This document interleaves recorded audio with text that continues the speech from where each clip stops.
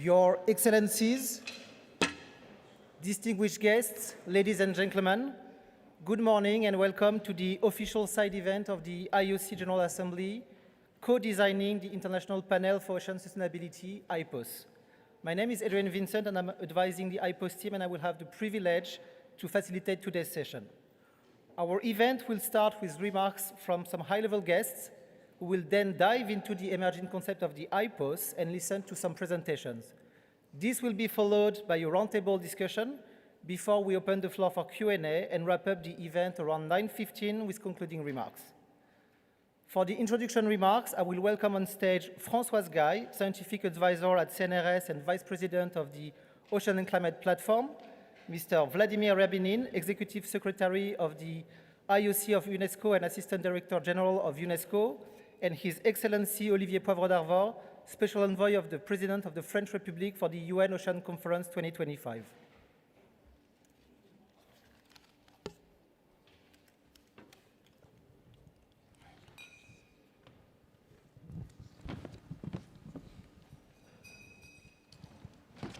Okay.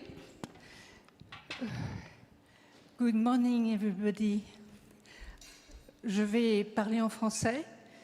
Je voulais surtout remercier d'abord la représentation permanente de la France de nous avoir permis d'organiser cet événement, l'équipe de l'IOC qui a été très positive pour cet événement également, et puis l'ambassadeur et l'ensemble des orateurs qui vont nous parler aujourd'hui. Nous attendons beaucoup de cette réunion qui va vous permettre de comprendre ce que va être l'IPOS avec vous, puisque finalement cette réunion est faite pour que nous puissions co-construire ensemble l'IPOS pour le prochain événement de l'UNOC 2025. Merci.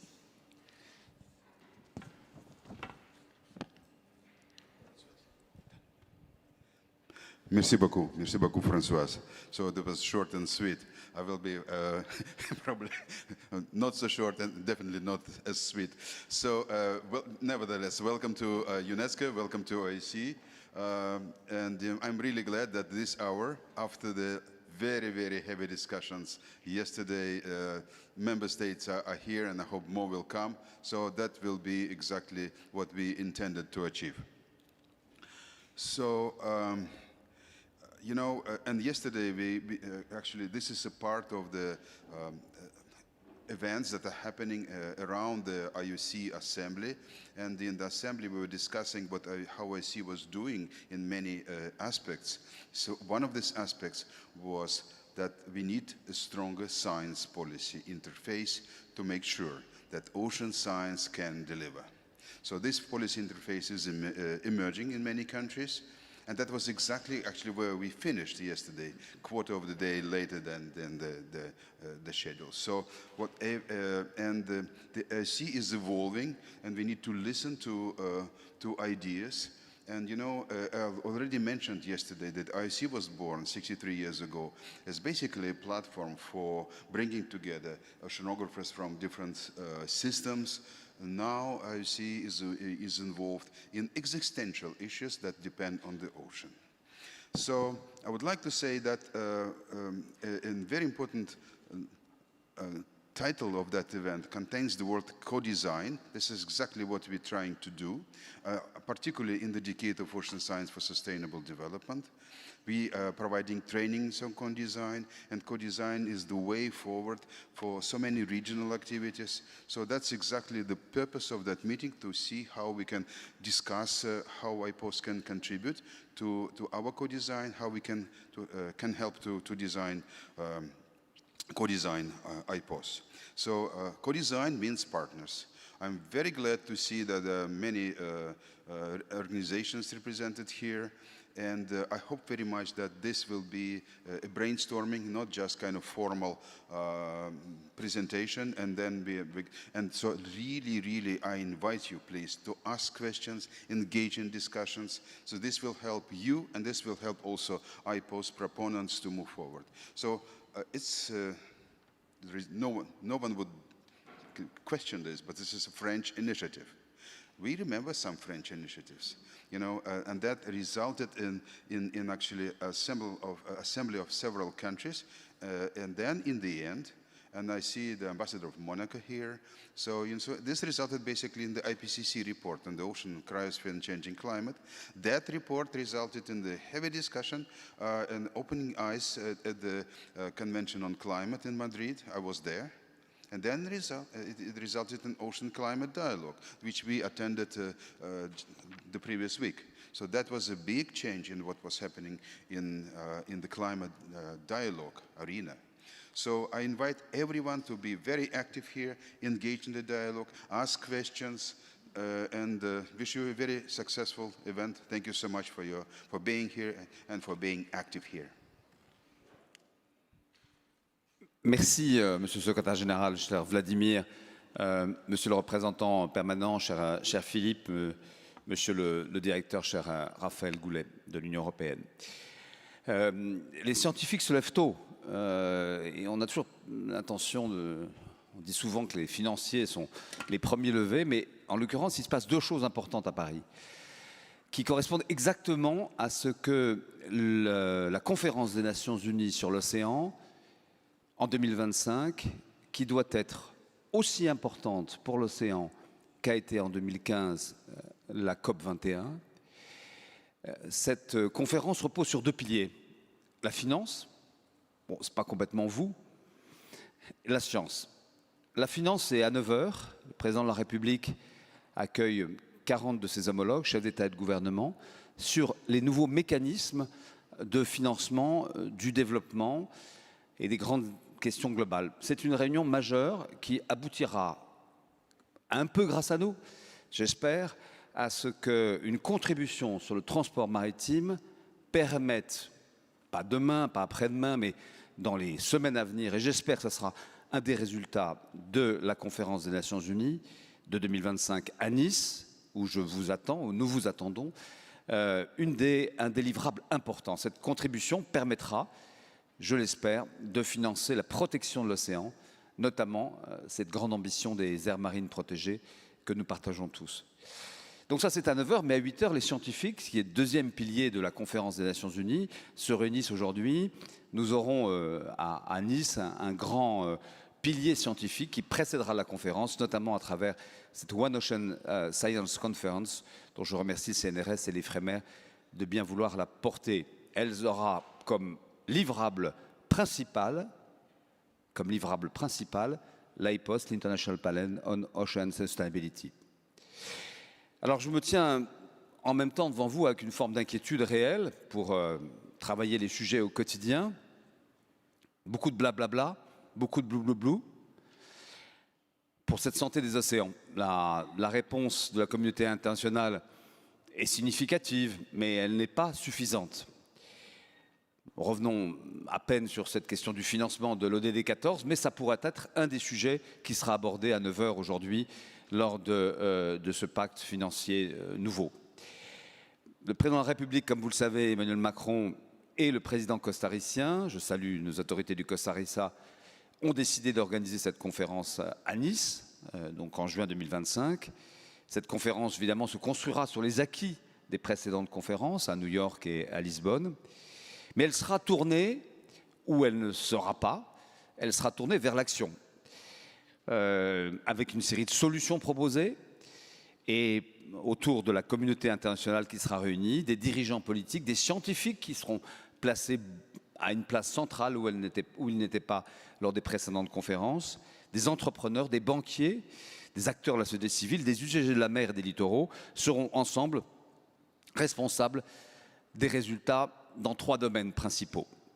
D'abord, plaider ensemble, tous ensemble, et vous le faites beaucoup ici à la COI, je veux rendre hommage à cette organisation formidable qui est née du génie de la science, qui a trouvé à l'UNESCO un havre d'accueil remarquable, l'aboutissement des processus multilatéraux que vous connaissez, qui sont en cours et que nous poussons, nous Français, mais nous Européens, mais nous, membres des Nations Unies, depuis le One Ocean Summit de Brest, les processus BBNJ. Nous aurons 60 ratifications qui permettront la mise en œuvre de ce traité. Le traité plastique, dont vous pouvez espérer qu'en 2024, il donne lieu à une signature, et si ce n'est pas le cas, nous ferons en sorte qu'elle ait lieu en 2025. La lutte contre les subventions illégales à la mauvaise pêche. Et puis enfin, un sujet qui nous est cher, l'exploitation des fonds marins, qui me paraît être une hérésie, à l'heure même où la communauté internationale, à la COP 15 et lors de la négociation BNJ, ont décidé à la fois de proposer les zones économiques exclusives et en même temps la haute mer. Le deuxième objectif, c'est évidemment de développer ces nouveaux mécanismes financiers dont je vous parlais pour la réalisation de l'ODD 14 et le soutien de l'économie bleue. Le troisième, c'est nous, c'est vous. C'est mieux diffuser les connaissances liées aux sciences océaniques pour, non pas pour la science, vous le faites déjà depuis si longtemps, mais pour une prise de décision. Alors chacun de ces objectifs fera l'objet de différentes réunions pendant cette conférence. Mais je voudrais insister sur l'importance que représente pour nous tous, non pas français, mais amis de l'océan, l'IPOS, qui devra être prêt, Françoise, à fonctionner avec la communauté internationale et qui jouera un rôle crucial en tant que mécanisme de coordination et de facilitation pour mettre en relation toutes les parties prenantes. Je remercie particulièrement l'Union européenne qui très tôt s'est engagée. Nous avons eu l'occasion à Bruxelles de pouvoir travailler avec vous et je suis très sensible à votre présence. L'IPOS, pour de nombreux chefs d'État et de gouvernement dont j'ai pu approcher les représentants, est aujourd'hui un livrable majeur de ce rendez-vous universel 2025. Et à travers cet instrument, l'inclusion de sciences autres que les sciences dites dures permettra aussi, je pense, de toucher véritablement cette relation, d'approcher cette relation entre l'humain et le littoral. J'ajoute parmi les bonnes nouvelles, et je remercie aussi la naissance d'une nouvelle organisation intergouvernementale, Mercator Océan, autour du travail de Pierre Baillerel. Alors vous disiez, Vladimir, l'IPOS est français. Non, non, non, non, non, non. Moi, c'est mon tour là, après vous. Non, non, il se trouve que j'ai adopté une petite fille qui est togolaise. Elle est devenue française depuis, mais je l'ai adoptée et je l'ai autant aimée, bien que ne l'ayant pas fabriquée, que celle ou celui qui aurait la nationalité que je lui aurais donnée. Donc l'IPOS, non, non, nous l'adoptons, vous l'adoptez, et aujourd'hui, c'est un acte d'adoption par la COI, et je pense que la COI ne pourra que se flatter, pardon de parler en votre nom, mais quel meilleur résultat pour la décade des Nations Unies que de produire un instrument qui aura une influence considérable auprès des chefs d'État et de gouvernement. Et donc, je sais que vous ferez ce travail de co-construction avec toutes vos équipes, et je vous en remercie, c'est très important.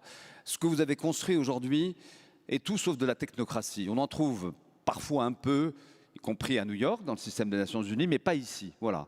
Et donc, merci d'adopter l'IPOS, et je laisse à Françoise Gay le soin d'aller plus loin dans le développement de cette matinée. Many thanks, Olivier. You know, please read me as not a initiative France, but was born in France. And I was meaning that it's a very important initiative that was born in France, that with support of many countries led to that development in climate. So good things have to be born somewhere. Exactly. Merci. Françoise, Vladimir, Your Excellency, a warm thank you for these inspiring speeches. I think now you all want to hear more about this IPOS concept, starting with an I like international. Where does the concept come from? Where is it going? What is the current thinking? So this is exactly the objective of our next session, setting the stage for the IPOS movement. So I will call on stage Françoise Gay, who is going to stay with us, Tanya Brody-Rudolph, research fellow at the Center for Sustainable Transition in South Africa, Raphaël Goulet, Head of Unit for International Ocean Governance, Law of the Sea and the Arctic, Directorate General for Maritime Affairs and Fisheries at the European Commission, Leopoldo Cavalleri Gerardinger, Postdoctoral Research Fellow with ERC Tradition at the Environmental Science and Technology Institute, Universitat Autónoma de Barcelona, member of the Steering Committee of the Ocean CAN, and finally, Joachim Claudet, CNRS Senior Scientific Researcher and Ocean Advisor to the Deputy CEO for Science. So we'll first leave the floor to Tanya Brody-Rudolph, who will tell us more about why do we need the IPOS for the ocean we want.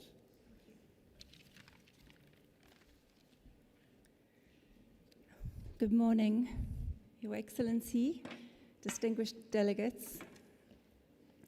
In 2009,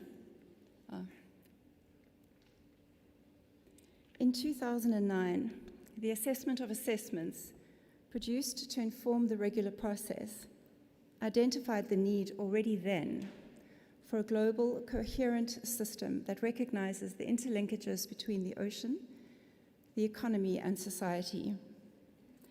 The seascape assessment that we have just conducted at the request of the EU DG Mare gave us an opportunity to assess whether collectively global environmental assessments are achieving those objectives. And the results were very interesting. We interviewed 21 high-level policymakers and scientists. We conducted an assessment of 35 environmental assessments against a compendium of best practices. And the results showed some very important outcomes. The seascape assessment showed that there is not yet a coherent and complete evidence base to inform ocean sustainability decisions. Instead, there are pieces of the ocean puzzle distributed across multiple assessments without a clear compass for policymakers to base their decisions on and to face the challenges that we are now dealing with. The current matrix of global environmental assessments is heavily weighted to terrestrial. Only 1/3 of assessments focus on ocean content, and the majority of the assessments have limited ocean content. All reports were published after Agenda 2030, but only 6 considered SDG 14 with any level of detail. I found that very surprising. None of the ocean-focused reports took a systems approach, and only 20 of the global assessments mention the interconnectedness between SDG 14 and the remaining SDGs. The limited financial resources and finite pool of ocean expertise that is applied to these assessments for the ocean has generated pockets of information, but they're fragmented and often similar, and collectively do not provide a holistic picture in one place.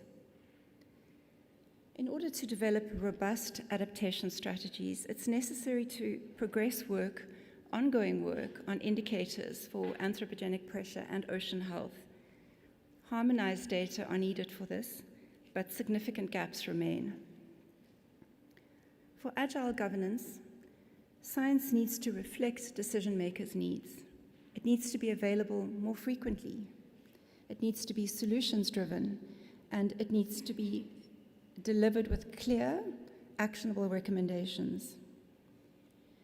To generate the kind of transition that this moment in history requires of us means that global efforts should be both salient and accessible to all ocean actors and users. For this, we need greater inclusivity in the production of knowledge. More coherence is needed in our collective endeavors. We have many of the pieces, and for the remaining challenges, we have expertise, tools, and imagination. But what is needed most is to recognize that we cannot continue to do this in silos. We need to work together for our one ocean. Thank you.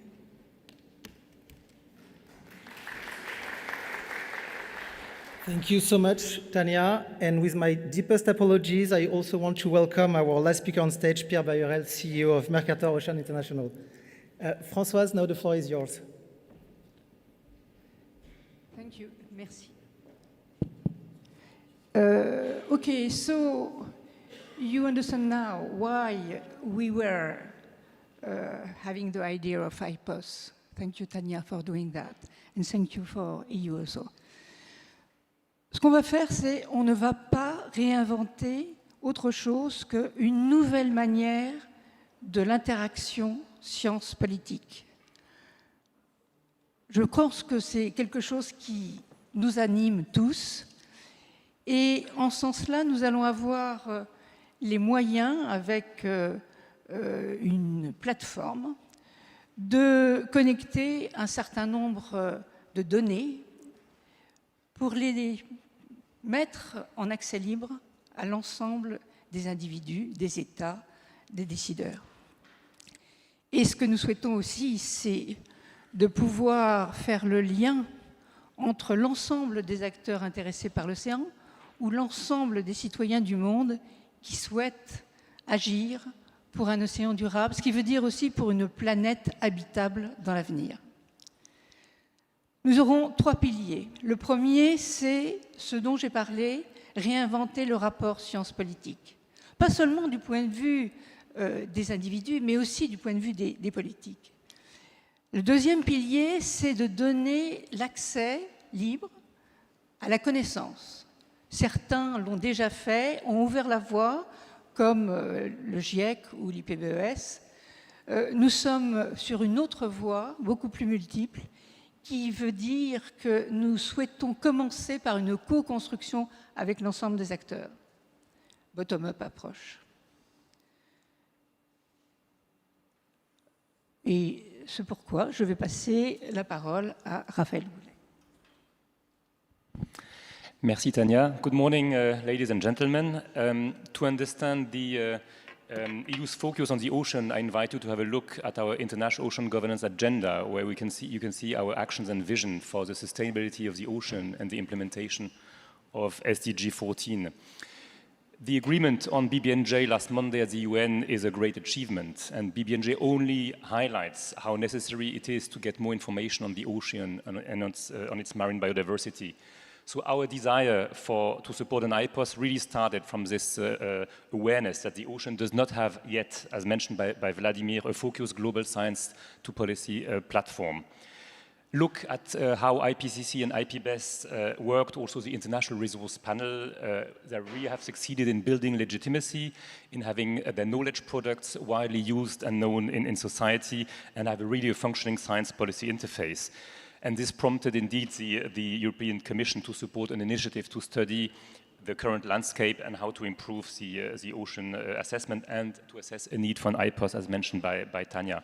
And this is, by the way, not only supported by the European Commission, but by all EU institutions. That's very important. We know that the science community understands the severity of the ocean state. Scientists want to inform the policy of their findings and get their messages through. We thank them to support evidence-based policy. So scientific community is willing to advise, and consideration has been put into how and what to communicate and to assess, but there has been less thinking into the needs of policymakers. And here to rebound on what Tanya already sketched in her intervention, it's important to say that policymakers are not just commissioners, high-level ministers, and so on. It really starts with communities, with regions, to civil servants, advisors working in policy making, and they all should be able to easily access relevant ocean information. For the policy-making community, certain features of information are necessary, which we are considering in the seascape assessment mentioned by Tanya. And you can see them indeed on the slide. So first, policymakers need well-communicated and easily understandable information. Most of them work under pressure, have little time, have no time to look into scientific articles or numerous reports. Second, policymakers want to have reliable information and understand the level of uncertainty of the information they are dealing with. Third, policymakers want to have legitimate information. They work under public opinion, and the more aware the public is about ocean issues, the easier, hopefully, it would be to justify decisions. And fourth, policymakers need targeted and timely information. The advice needs often to be relevant for certain process or decision, and it needs to be timed correctly to respond to that need. So a science policy interface is important, but policy builds obviously on the needs of the society and all citizens, entrepreneurs, teachers, fishers, and so on need all to have an accessible, reliable, and legitimate source of information. So IPOS can increase public ocean literacy. As ingredients for next steps, we could consider having a detailed look at best practices of science policy interface, particularly on how the policy community is involved and how the work is coordinated. Second, we could bring representatives of policy-making community and critical ocean assessment actors to a round-table discussion on IPOS, and we can start building momentum and a coalition for IPOS. To support this movement towards an IPOS, the European Commission will launch a call for tender later this year.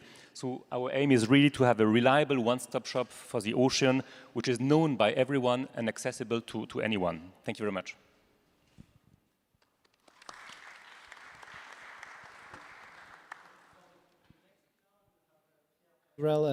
Sharing his reflections. My firm belief is that if we want fair decisions to be made on the ocean sustainability, and I think this is all what IPOS is about, we need to be in the room. We need to be there.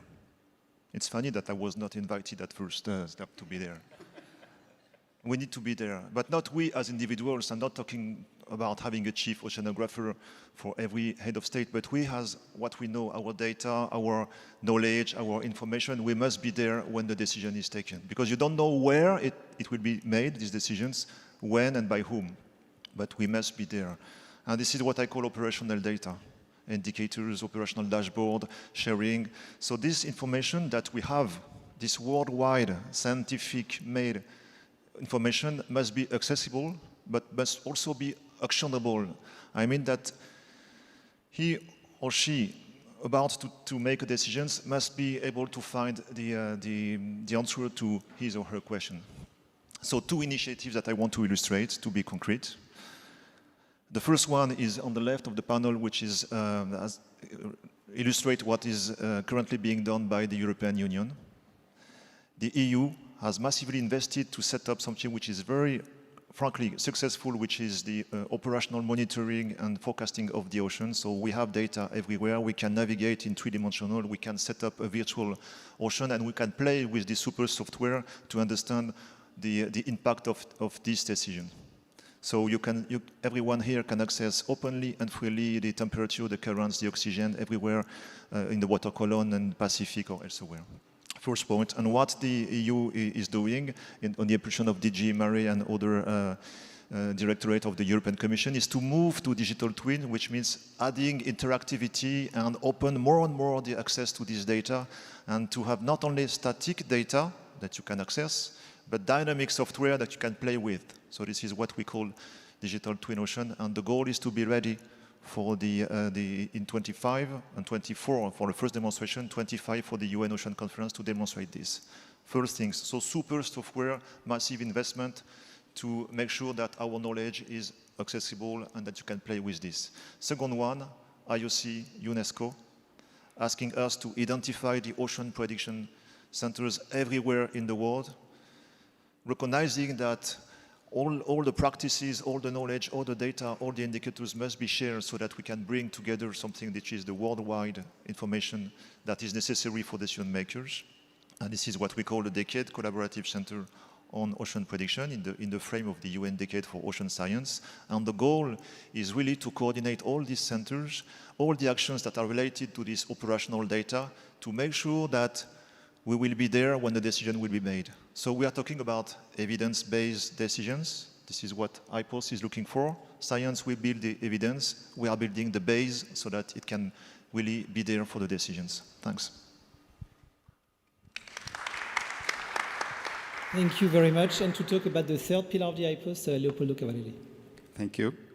Ocean sustainability challenges demand extraordinary levels of cross-sectoral cooperation. The Ocean Decade provides us with a platform to transmute commitments into tangible actions, addressing wide-ranging socio-ecological divides, urging us to align ecological, social, cultural, and economic interests. In March 2023, the Bridging Shades of Blue workshop by IPOS in Barcelona brought together marine scientists, marine social science, fishers, small-scale fishers, and policy practitioners from different parts of the world. It prepared the grounds for subsequent consultations with the Ocean Knowledge Network, colleagues in Asia and USA.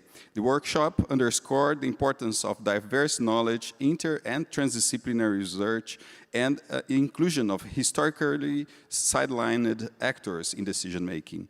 So to address these challenges, an IPOS task force focusing on knowledge co-construction is being created currently. Recognizing the intricate nature of the ocean system and the multitude of stakeholders, we have come to understand that a single roadmap for global ocean sustainability is insufficient. Our navigational charts must be multifaceted, representing various scenarios and pathways and different stakeholders' views of the futures and pathways. So addressing immediate concerns is important, but also long-term strategies is also vital. Yeah, next, please. Yeah. The IPOS core team, together with an increasing body of ocean sustainability scholars and practitioners, envisage a solution in the form of ocean sustainability labs, or real-world labs. These labs, being dynamic and flexible, provide a consistent sustainability research approach that values epistemological diversity. They align with the Ocean Decade's call for a vibrant global stakeholder forum, sharing potential synergies with UNESCO's media and information literacy, as well as critical ocean literacy programs and principles. So as we initiate the co-design phase of the IPOS lab, we draw inspiration from UNESCO's decades, laboratories, and recent study cases in ocean sustainability labs. For instance, labs have been proven instrumental for empowering early career ocean professionals in Brazil to unveil opportunities to transition from the blue economy to a more environmental sustainably and socially equitable pathways. They have also guided, for instance, the development of new coastal protection sites in North Sea coastline of Germany. And these labs leverage social learning and produce diverse strategic knowledge resources in various media formats, helping build new platforms, prototypes, policies, services, business models, individual or collective mind shifts, new capabilities, resources, legal frameworks, and so on. So the lab serves as a crucial bridge between ocean knowledge and decision-making. And within the UN Ocean Decade, these labs are invaluable, blending scientific research, policymaking, and societal engagement in co-design, co-production, and co-evaluation cycles. So by fostering shared responsibility amongst those involved, collective action, these labs are critical in achieving UN Ocean Decade challenges.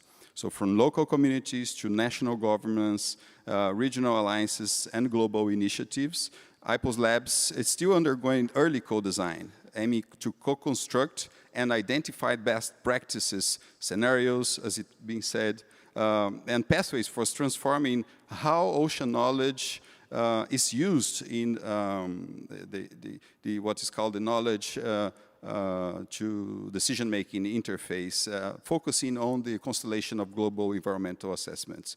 So in conclusion, dear colleagues, as we balance formidable challenges with remarkable potential in IPOS, and let us channel our collective knowledge into sustainable actions for ocean's health, and let's empower the IPOS and other sustainability labs to leverage the UN Ocean Decade challenges, also as a springboard for enduring transformative change. Thank you.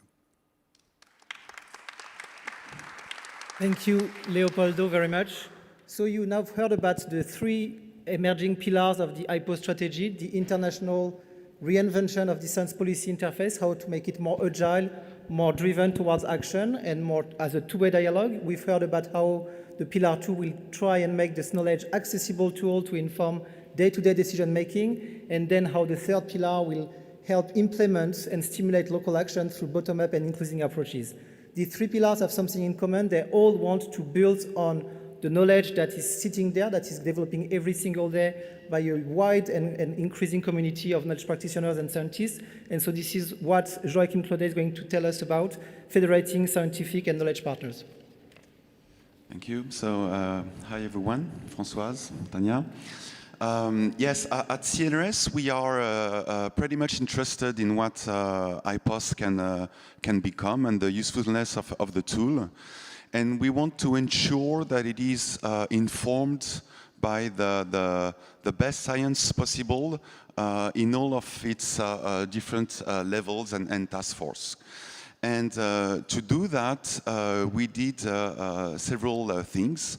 The first one is that we partner with other research institutions in building the Ocean Pavilion at the last COP in the Climate COP in Sharm el-Sheikh. And we decided altogether to start building a coalition of research institutions in support of the IPOS.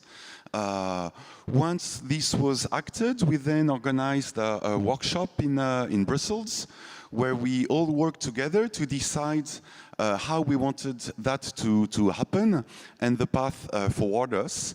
And we drafted this Brussels statement, which specify how we want science to be present and influence IPOS. And some of the things we decided to work on, next slide please, is two main things. First, we want to be part and the building block of science in the theory of change and in the process of the science policy interface.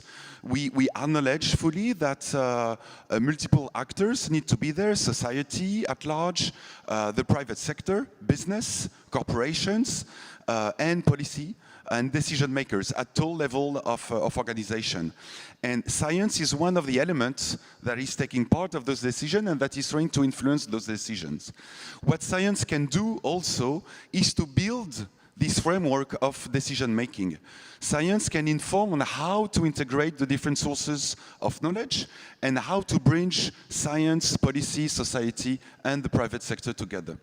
Another thing that science can do and contribute to within IPOS is to identify the domains of ocean sustainability where more knowledge is needed to take informed decisions.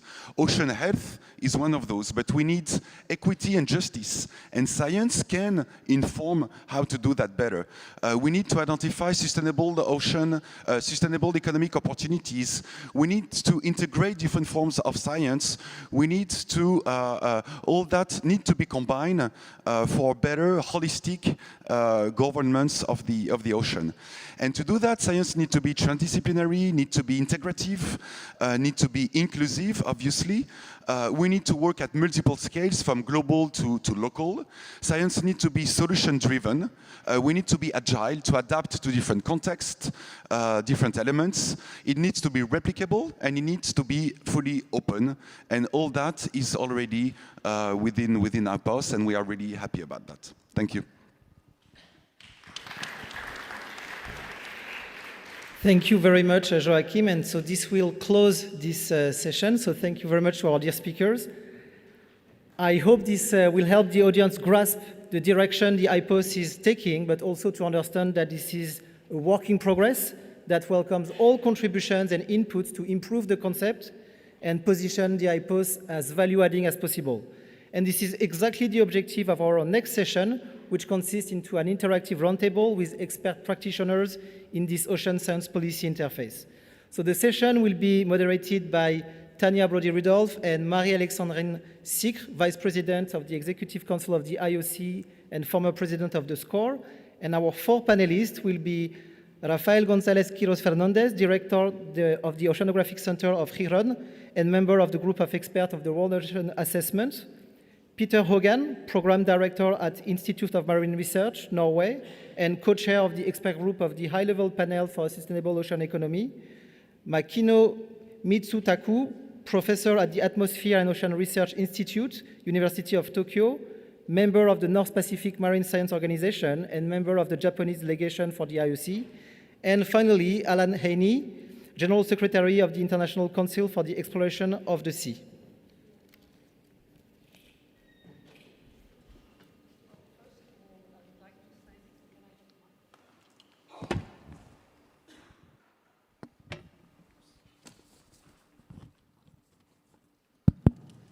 I would like to express our delight and honor to have this group of estimated speakers so that we can have some discussion and share insights from global and regional processes, because indeed it is crucial for IPOS to learn from best practices and your experience, so that we, in order to assist existing processes and bridge some of the gaps in the global ocean system.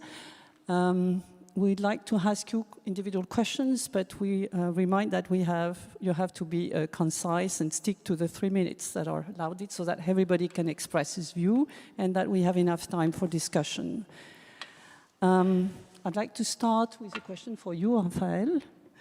As a former or still member of the World Ocean Assessment Group of Experts, based on your experience, how do you see IPOS contributing to the WOA World Ocean Assessment to augment outcomes and bridge gap between ocean science and implementation of policy? Yeah, thank you. Well, the first way I think IPOS can contribute as a coalition of research institutions is to try to engage their scientists in the process of the World Ocean Assessment. As you know, there's a pool of experts where we select scientists in order to write the chapters of the World Ocean Assessment. The group of experts just coordinates that. So we need the best scientists involved in that. So I take advantage of this to ask member states to engage in the process, and of course any research institution or coalition of institutions. The second thing which I think it will be very valuable from IPOS is the idea that you brought here about scenarios, future scenarios of sustainability, of ocean sustainability. This is a very complex issue, because it's not just, we cannot model the future in such a complex thing, including ecosystem and social networks and so on. So really, it's something that we need to improve. We already talk about digital twins, but digital twins have sort of a limited, so far limited scope. I mean, you cannot go much further beyond a few biological variables at the moment. Of course, this will be developed, but we need much more complex, and we need social scientists involved, and so this idea, I think, is helpful. And of course, a critical assessment of the World Ocean Assessment. I mean, this is an evolving process. We want to improve it every time, so any critical assessment of that will be very welcome. And I think that the best way to channel this will be through IOC, which is the science organization of the UN system. So any initiative, and actually right now IOC and DOALOS are collaborating quite a lot in order to improve the World Ocean Assessment, and so the IOC contributes to the World Ocean Assessment more. So IPOS can help in this process, but aligned with the existing organizations such as IOC and DOALOS and so on. Thank you. Thank you, Raphael. Then I will pass the microphone to Tanya for the next question. Thank you. We're very conveniently sitting right next to each other. Peter, could you please share some lessons with us from the Ocean Panel, lessons and messages that can help guide the future towards ocean sustainability? Thank you very much. Happy to be here, and I just want to start by thanking France for taking the initiative to putting the ocean high on the global agenda, and hosting the UNOC, and also supporting the IOC by coming here, actually, and the European Union for not only ocean science and marine spatial planning and so on, but also with the Copernicus Marine Service that we just heard about as well. So I come from Norway, and we strongly support this data and information sharing.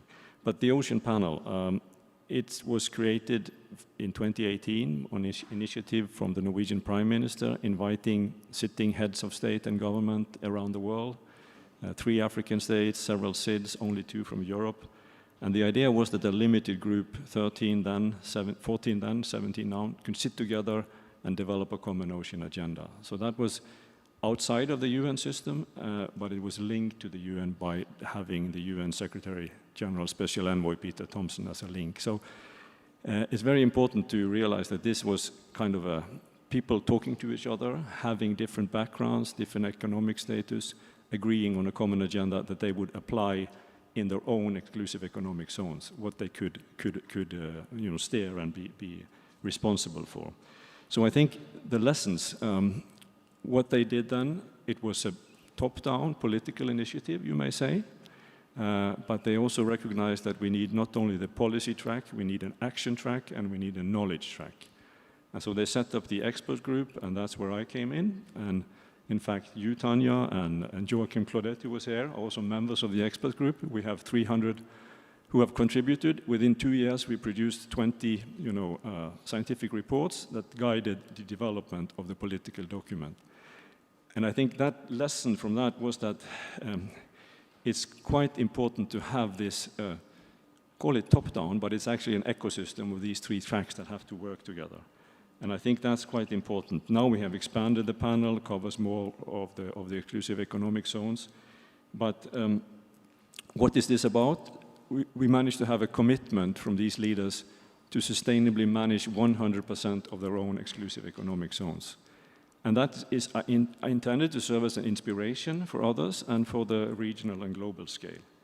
So I think this is what it's about. That's the lesson we've had. That has been quite inspiring for me and for many of the scientists, I think, to have this demand, to respond to it, and that we then not advocate for one solution. That's the second, we were asked to identify opportunities for action. Some of them can be used by some political conditions, some by others. Knowledge-informed decisions, there are always dilemmas. We should not point to one solution. And then what can be done now into the future? It took quite a while to establish IPCC and World Ocean Assessment in its 3rd round. I'm a little bit nervous that what we are starting out is taking too long. I think there is a sense of urgency for the ocean. So I really hope that we can also contribute during the next 2 years, creating a common agenda, creating maybe more indicators that we can use that are not only proposed by the science community, but also accepted in the policy level. I think that would be very useful going forward. Thank you. I think I've used my time. Thank you.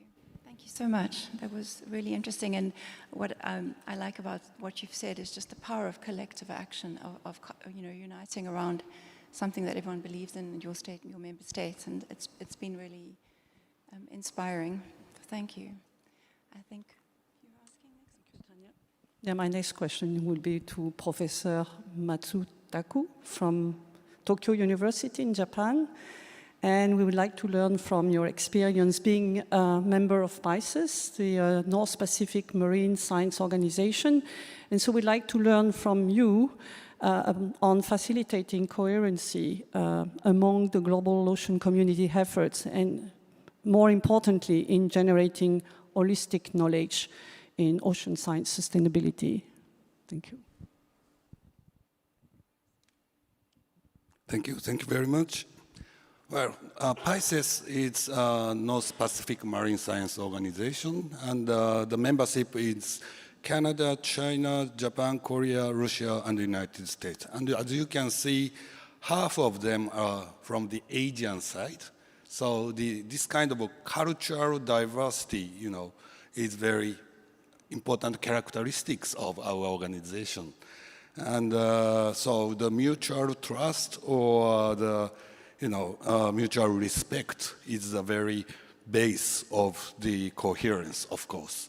And having said that, I would like to talk about how we are generating the holistic knowledge for the ocean sustainability. We have some successful experiences.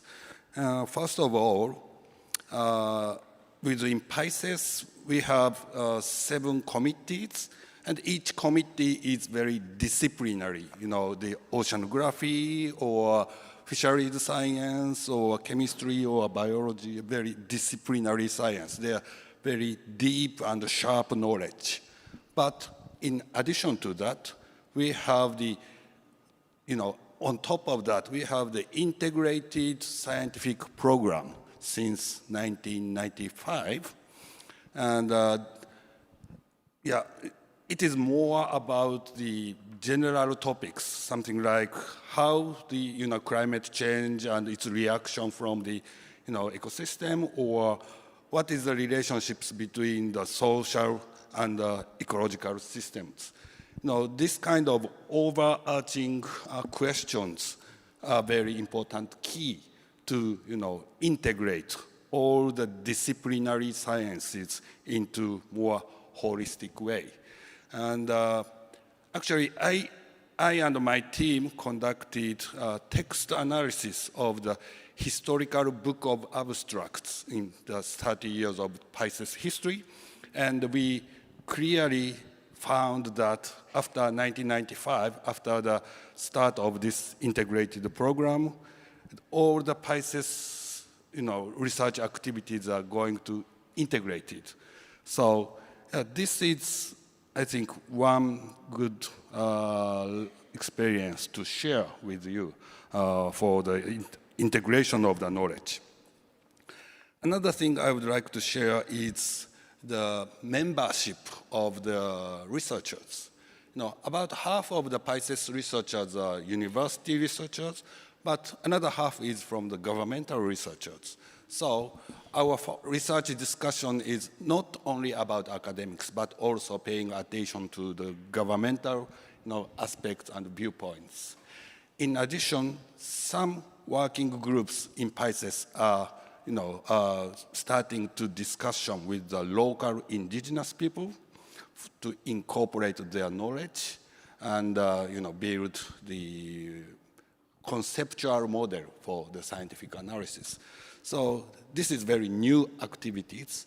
So this is how we are now trying to generate more multi-sectoral knowledge under the PICES framework. Yes, thank you. Thank you so much. And for the last question, Alain, thank you so much for joining us today.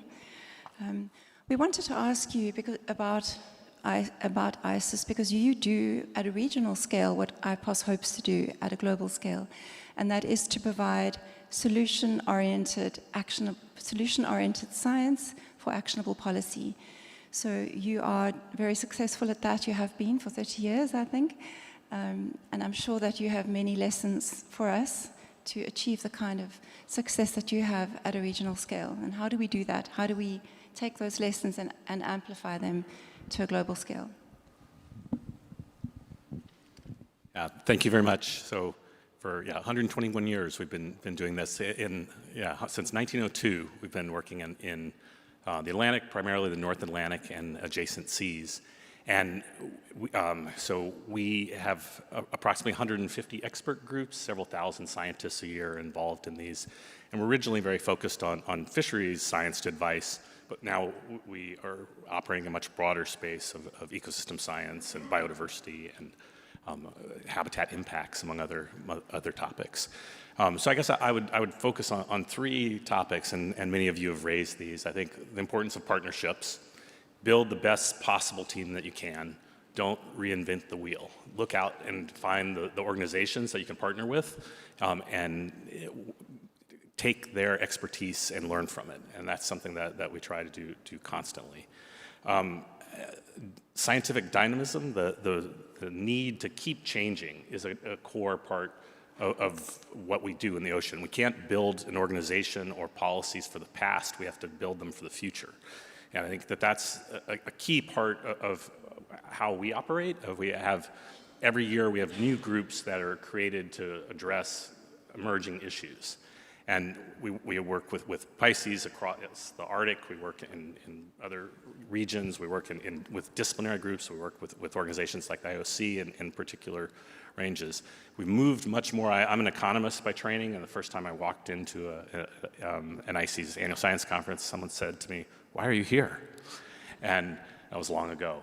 And we're in a very different space now where we really are very focused on interdisciplinary and transdisciplinary science and recognize that it's a constant conversation between scientists and policymakers as you all recognize in this effort for sure. And another great source of dynamism for us right now is early career scientists. We've coming out of COVID especially, strongly embracing them and providing the structure to have them invigorate our organization. And I guess the final point that I would make is in the translation of science to advice is really to understand the constant need for procedural rigor. That it's a very challenging process, and it's something that I think is one of the challenges of doing this at large scales. There are many players, so we have 20 member countries, and so when we go to make advice to get consensus across that group, there has to be a huge amount of trust and structure to do that. And we continuously innovate. We've developed more formal principles. We have a stakeholder engagement strategy, a gender equity plan, lots of elements to this. And so I think I think that's a key message, that you have to recognize how much attention has to be given to that. And there's a saying in the science side that I've said as an economist involved in interdisciplinary work is don't wait to integrate. But it's really focus a lot on that process of, okay, how do you take all of this information and put it into an advice process and keep recognizing that you're never going to be done. You're always going to have to keep focusing on improving that. Thanks. Thank you so much for that. We had a very similar finding during our interview process for the Seascape assessment. Policymakers were asking for a translation of the science, literally in those words. So, and the rigor, I hear you, that's critical. Thank you so much. So, hand back to you to wrap up. Are we done? Yeah, thank you so much. With that, we are done with the panel, so I invite you to give a warm thank you to our panelists. Thank you very much for these great insights and inspiring advice that will directly feed into the IPOS thinking. And thank you also for signaling your willingness to contribute already over the next 2 years. I think all your insights and knowledge is more than welcome. Now moving to the last part of this event with some concluding remarks and some wrap-up elements. So I will invite Tanya Brody-Rudolph to share with us some synthesis and key messages about this event, as well as share some next steps for the IPOS team before we open the floor for a Q&A.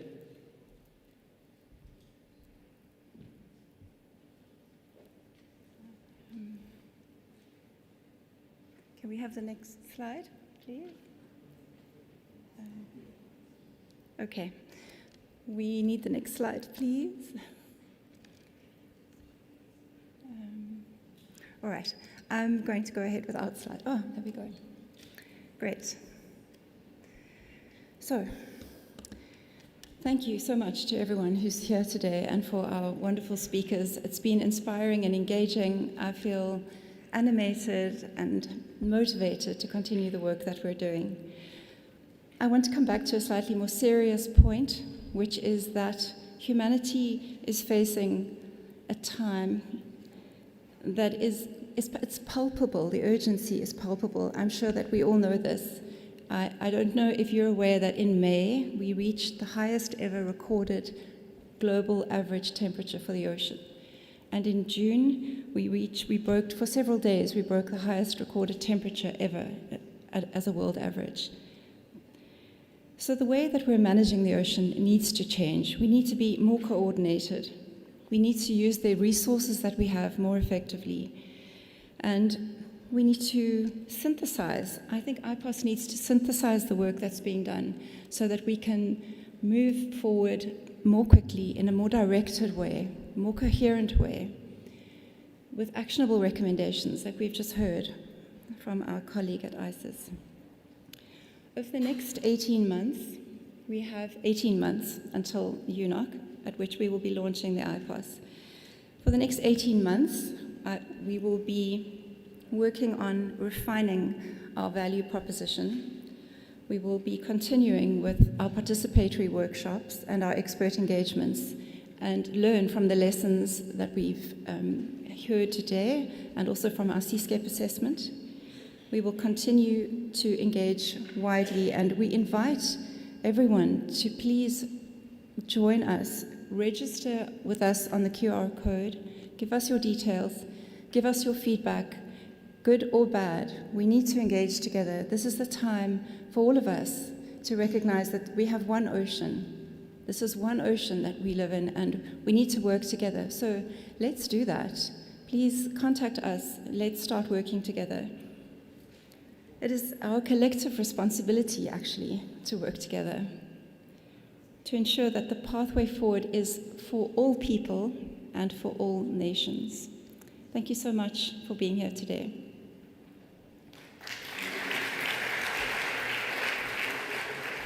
Thank you, Tania, and I'll invite you to take a seat on the stage, Tania. And Françoise, if you can join us for the Q&A.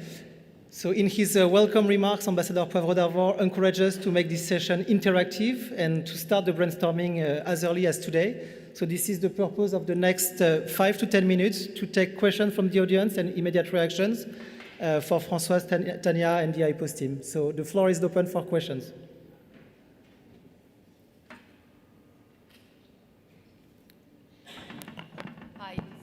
Can you guys hear me? Yeah. So, hold on. I'm Sheila Heymans from the European Marine Board, and my question, I think, goes to both of you and all the other speakers. A little bit, I'm worried that we're creating another process that I think Peter Hogan said, you know, we need to have action now, and I worry that if we put all of our efforts into creating another process, we won't put effort into making sure that, say, the IPCC, the World Ocean Assessment, and IPBES is actually working properly. And how do we make sure that if we create another thing, IPOS, that the people in IPCC and IPBES just doesn't completely ignore the ocean? So how do we make sure that that doesn't happen?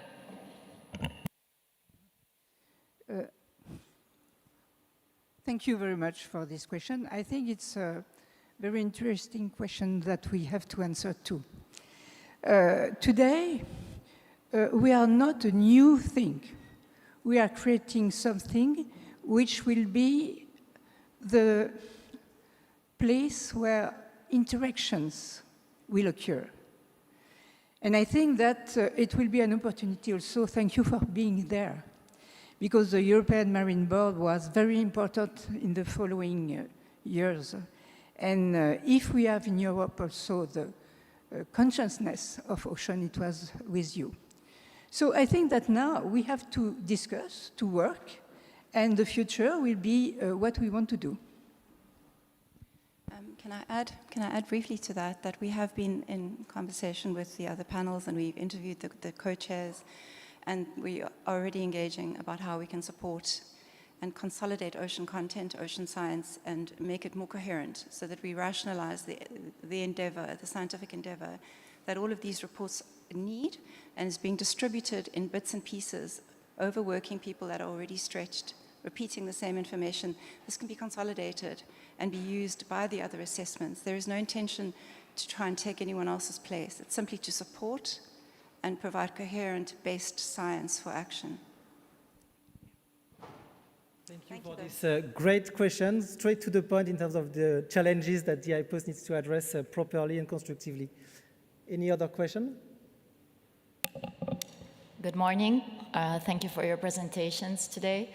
My name is Barbara Ciaramella from CNRS. Today we have spoken about the power of collective action.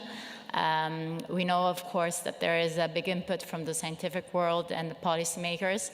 I was wondering, what do you think should be also the input of the private sector, corporations, businesses, and also normal citizens for the success of this initiative?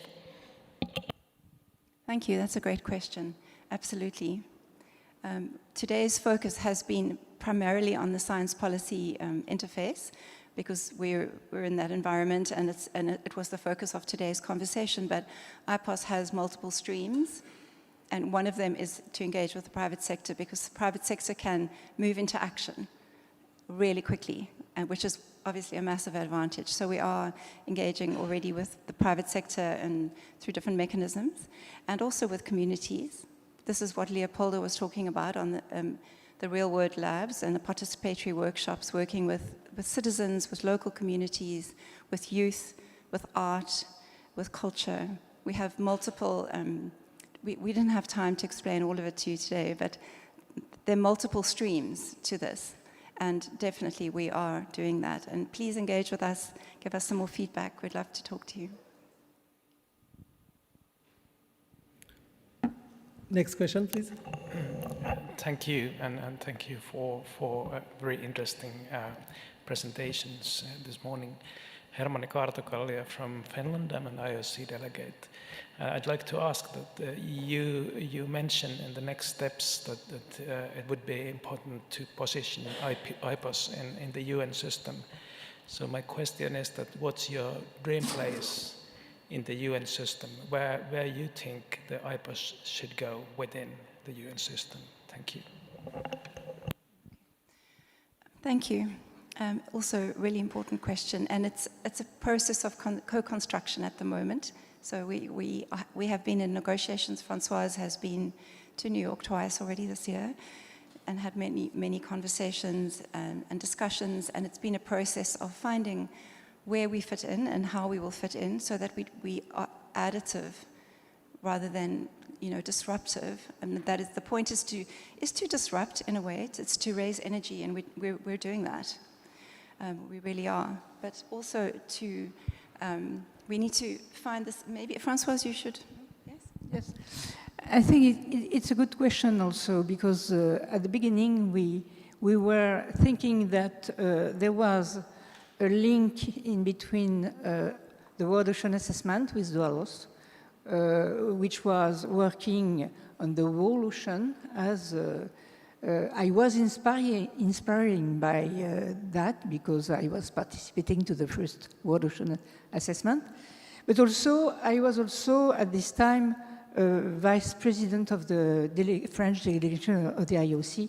So I think that there is two links which are very important, Doualos and IOC. But the evolution of the discussion we have and the work we did was inspiring in the fact that many new way of looking at the things are coming from local areas, regional parts, and that there is something to think about in between the importance of the states and the importance of the other actors which are local. So in this way, we are just arriving with this idea, and for us, as the science is at the base of IPOS, we think that we have to keep those links.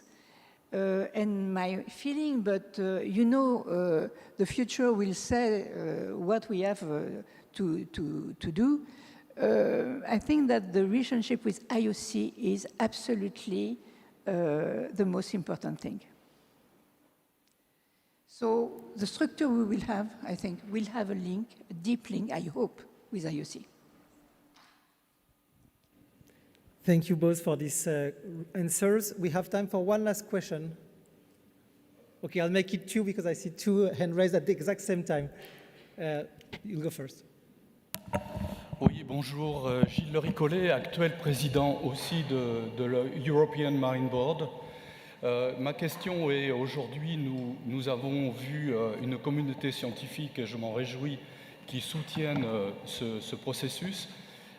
Comme vous pouvez le savoir, si on prend l'exemple du GIEC, il a fallu un certain moment pour que le monde politique se rende compte de l'intérêt de ce que les scientifiques ont apporté justement dans leurs études sur le climat.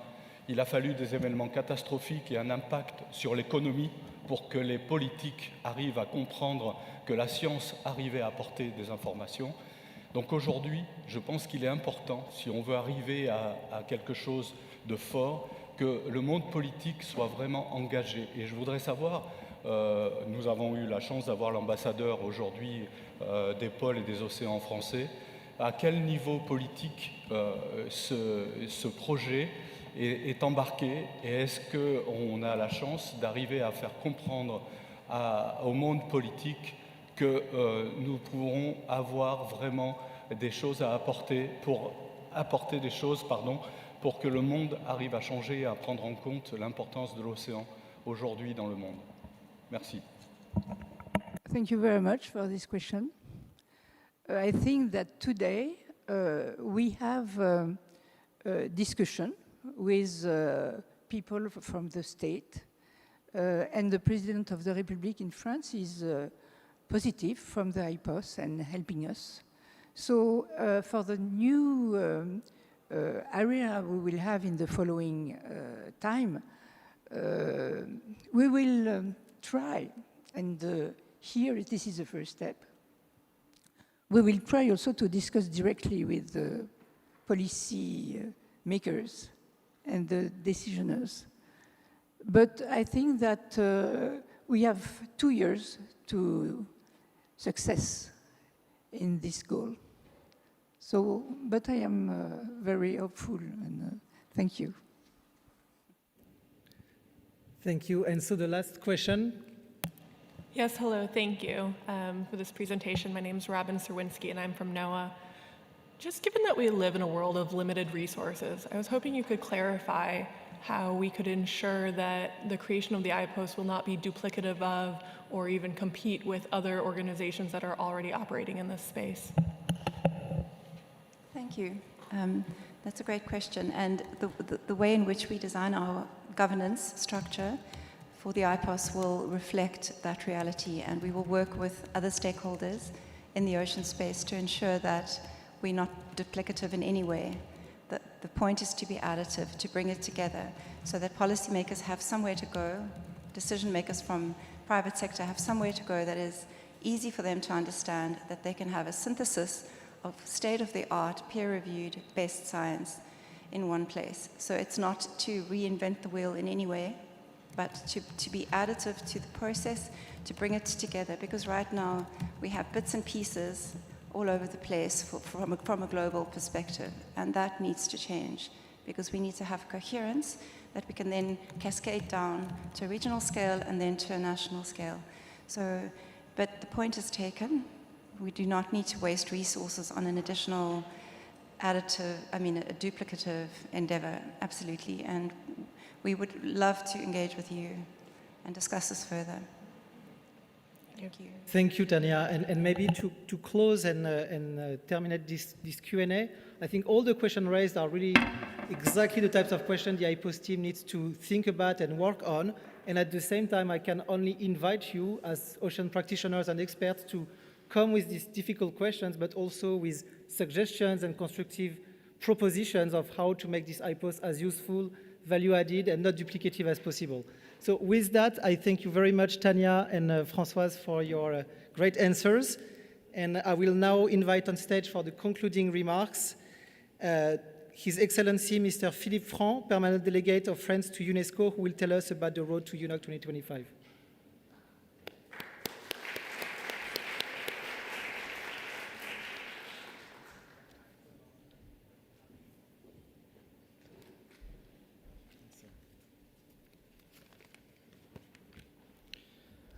Chers amis, je crois que je suis ici pour répondre à une des questions pour représenter les politiques. Je voudrais remercier au nom de la France tous les intervenants, les experts et les participants à cet événement sur les activités, sur le rôle de l'IPOS, notamment dans la perspective, on l'a tous rappelé, de la 3e conférence des Nations Unies sur les océans à Nice en 2025, qui est une priorité bien sûr, et dans le cadre aussi de la décennie pour les sciences océaniques. Je salue la présence du Costa Rica. Un saludo y abrazo fuerte a Costa Rica, qui coprésidera ce sommet, comme vous le savez, avec la France, et qui copréside également avec nous la coalition de la haute ambition pour la nature et les peuples. Je pense que les échanges, vous serez d'accord avec moi, ont été productifs et que cette réunion facilitera les synergies, la coordination entre tous les acteurs mobilisés pour la préservation des océans. La France, vous le savez, ça a été rappelé, s'est fortement engagée en faveur de la cause des océans, bien avant le One Planet Summit de Brest en février 2022. Mais ce qui est important, je crois, c'est que un an après, les océans sont désormais installés au cœur de l'agenda politique et diplomatique international, en particulier ici, à l'UNESCO, au sein de la Commission océanique intergouvernementale. Les grands rendez-vous de 2025, qui devraient être l'année de la mer, se préparent aujourd'hui, et c'est aujourd'hui avec IPOS, avec vous tous, avec l'UNESCO, avec la Commission sur les océans, que nous définissons les grandes lignes d'UNOC 3.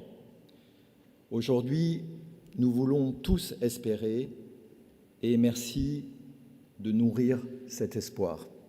Je vous remercie.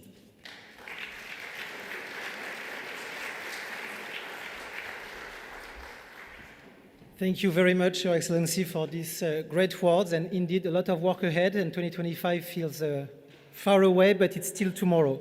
With that, I want to thank the IOC for allowing this event to happen, and the French delegation to the IOC, CNRS Foundation, Ocean Sustainability Foundation, and the IPOS team for the preparation of the event. Thank you, and I wish you all a very productive General Assembly. Thank you.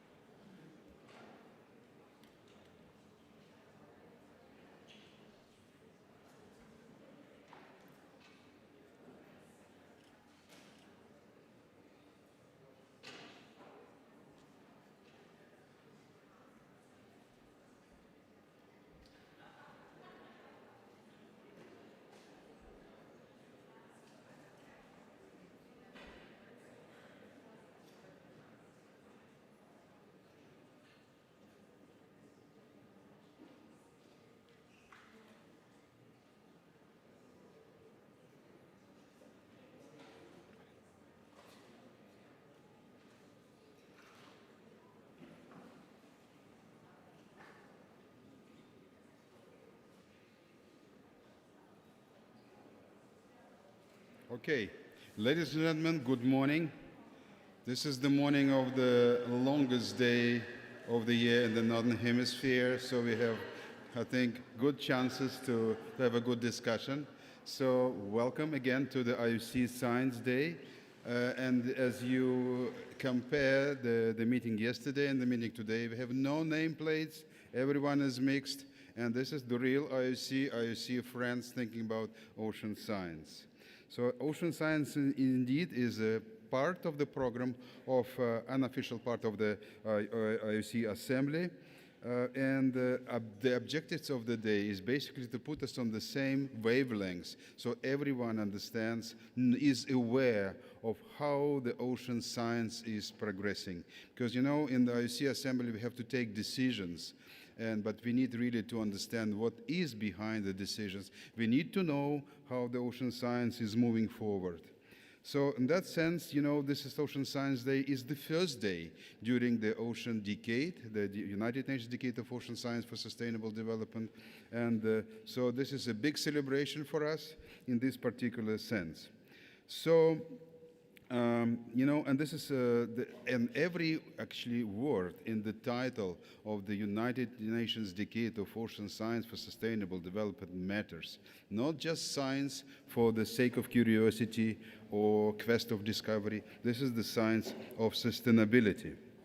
So, and this is the science that requires co-design, that is the science that requires not only scientists developing it, moving forward, but also many stakeholders.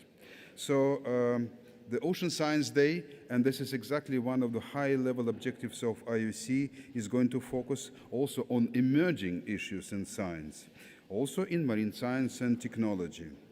So with that, I would like to say that we have a very interesting, packed program in this decade. It was designed together with the IOC officers, and it is going to be organized around 2 themes and memorial lectures. Apart from the memorial lecture of Panikar that is going to be given today, so let me just announce the program. First of all, it is starting with the session on IOC in the United Nations Decade of Ocean Science. Then we're going to have for the first time Mario Riva Memorial Lecture 2023 edition, which is the first one. Then we're going to have a panel on key challenges for ocean climate science. And then the day will culminate and conclude with Anton Brun Memorial Lecture to be given by Alexander Bauman on nutrient modeling and an indicator in the science. So with that, I wish you a very interesting day, much less heavy, but probably very, very interesting and also exciting. I'm completely always excited by the ocean science, despite I'm a United Nations bureaucrat. Good luck. And now I would like to invite to the floor the moderator, Julian Barbier, the coordinator of the Ocean Decade and also head of IOC section for regional coordination and marine policy. Julian.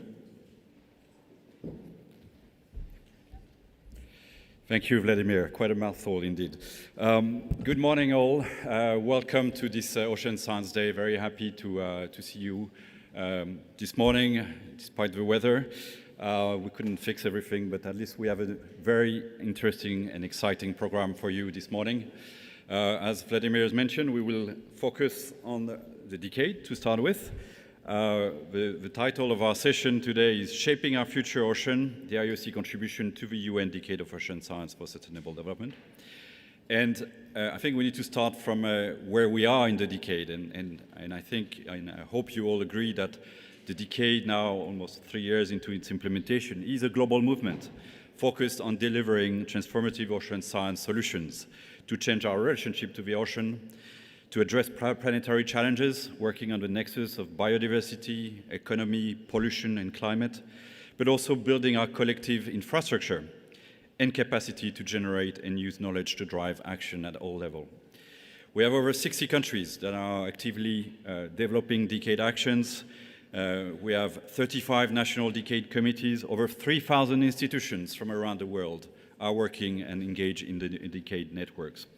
We have generated over 20,000 knowledge products as of today, and we will have many more to come in the future. And whilst at the same time, we are continuing to build this very important infrastructure that will deliver the design science that it is needed.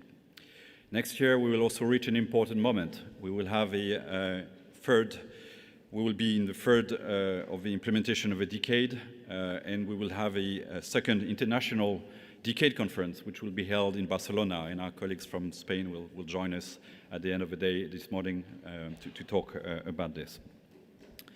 So we want to start this session on the decade, and we have two panels to really address some of those aspects that we started to hear in the national reports yesterday and your statements. Really how we showcase already some of the results that are emerging from some very important flagship programs. How IOC is also leveraging and using the decade to transform its program, both in terms of the scope, the reach, the collaborations that we are creating, and the societal values that those programs are generating. We're also seeing the scientific community, which through the decade is creating new types of partnerships, working in collaboration with the private sector. How the decade is also developing innovations and new technologies that allow us to collect data at a scale that we have never seen before. We will talk about how the decade is not only generating solutions, but also informing over UN processes, from the FAO to the World Ocean Assessment, for example. And we'll talk also about the role of specific important actors in the decade, such as the early career ocean professionals, and we will culminate the morning with the Mario Luevo lecture to celebrate this aspect. So, without further ado, we have basically two panels this morning, and we have 6 experts for each of those panels. The first one I will have a pleasure to moderate, and it's focusing on generating and using science and knowledge for sustainable development. And the second one will be moderated by my colleague Alison Clausen, Deputy Coordinator, who will focus on the infrastructure and the enabling environment that the Ocean Decade is promoting. So I would like now to invite the first panel and my delegates, my dear colleagues, to join me on the stage. And whilst I do that, I also want to remind you that those panels will also have chance for questions, and we have the Slido mechanisms to do that, and maybe we can put the Slido slide on the screen. Slido it will take you 10 seconds through your mobile phone. You just go on the slido.com website, and you type event code Ocean Science, and through there you will be able to ask questions, and we'll have a little bit of time at the end of each panel to address those questions. So let me invite Steve, Joseph, Elisa, Professor Kawati should be here, Nadia. Please join me and take your seats at on stage. Thank you. No.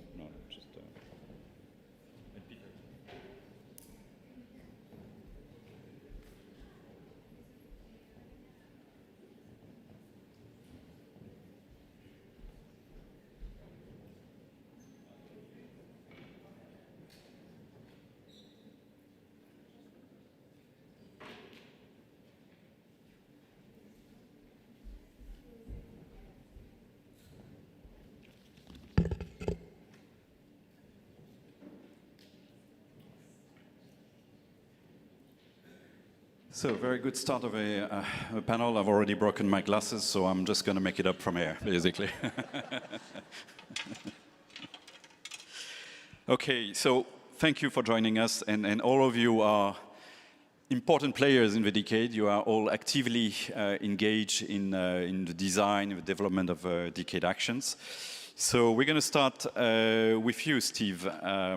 Steve Widdicombe, the Director of Science and Deputy Chief Executive at the Plymouth Marine Laboratory.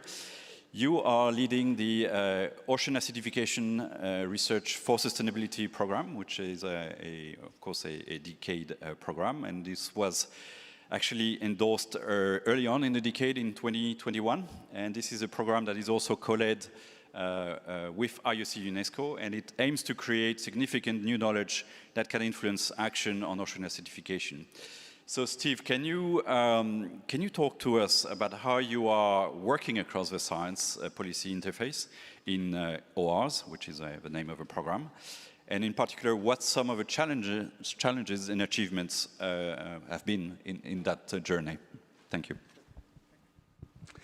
Okay, good morning, everyone. Thank you very much, Julian, for the opportunity to come and talk to you.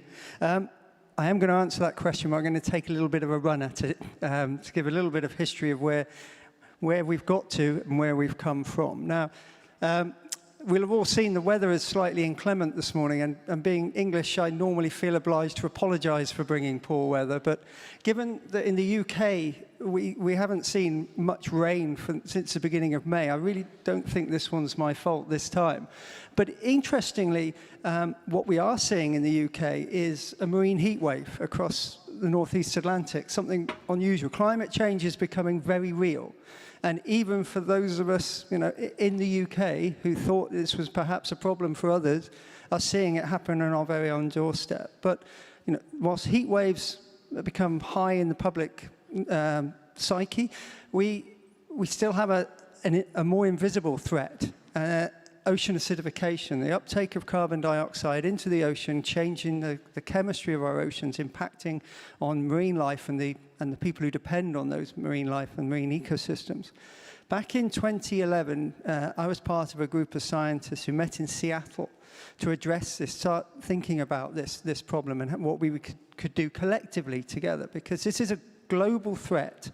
Even though the impacts are felt locally, it's a global effect. So it's really important to collaborate and come together and share our knowledge and expertise. From that meeting, we formed the Global Ocean Acidification Observing Network, and I'd like to thank the IOC for their continuous support of that network for the past 15 years or so. And over that time, we've managed to grow the network to around 1,000 scientists from over 100 countries, all shared around 3 goals: to understand the rate of ocean acidification, measure and observe how ocean acidification was changing the chemistry; to understand the impacts on biology, what's the consequence, and also to be able to make projections of what it looks like in the future. But then when the ocean decade came along, it was clear that just doing the science was not enough. There's no point doing science unless you are able to affect real change, which prompted the GOAN network on behalf of the ocean community to create the OARS program. And the OARS program is intended to act like a roadmap towards the science we need to support effective change into the future. To do that, we developed 7 key outcomes that we would like to have achieved by the end of the ocean decade. And I hope you will find on your desks in front of you some postcards which actually spell out the outcomes that we want to achieve. And I can talk more about those either through questions or offline. You can come and talk to me about those. But what are the challenges? Well, what is clear is this is not a problem that is going to be solved by scientists alone. We need to expand the ocean acidification community to include everyone, to include stakeholders, the public, policymakers, decision makers, so that we can ensure that the science that's being done is actually embedded into those actions that create real change. And I think that's the key challenge. It's about ensuring that we create enough ocean acidification literacy with those people that need to use science to allow them to make it in a way that changes the decisions they make for the better. Just maybe a follow-up question. So, of course, in everything we do in the decade, we create co-design and we create interface with end users. Can you tell us a little bit how you are addressing that dimension? Yeah, so in terms of where we go from now, in terms of OARS, we are now entering a phase where we are looking to implement the actions required to deliver those outcomes. So we've had it seems like a fairly long period, 2 or 3 years, to get to a place where we now know what it is we need to do. But I think that time was essential because it allowed us to have conversations with those key people who needed the information, so we could focus our efforts on delivering in the places where they most need to be, because 10 years seems like a long time, but it isn't. So we need to really focus on the priorities. So I had some of the key areas where I think co-design and better communication is going to be necessary. And I think I've got 5 of them written down. The first one is about observing.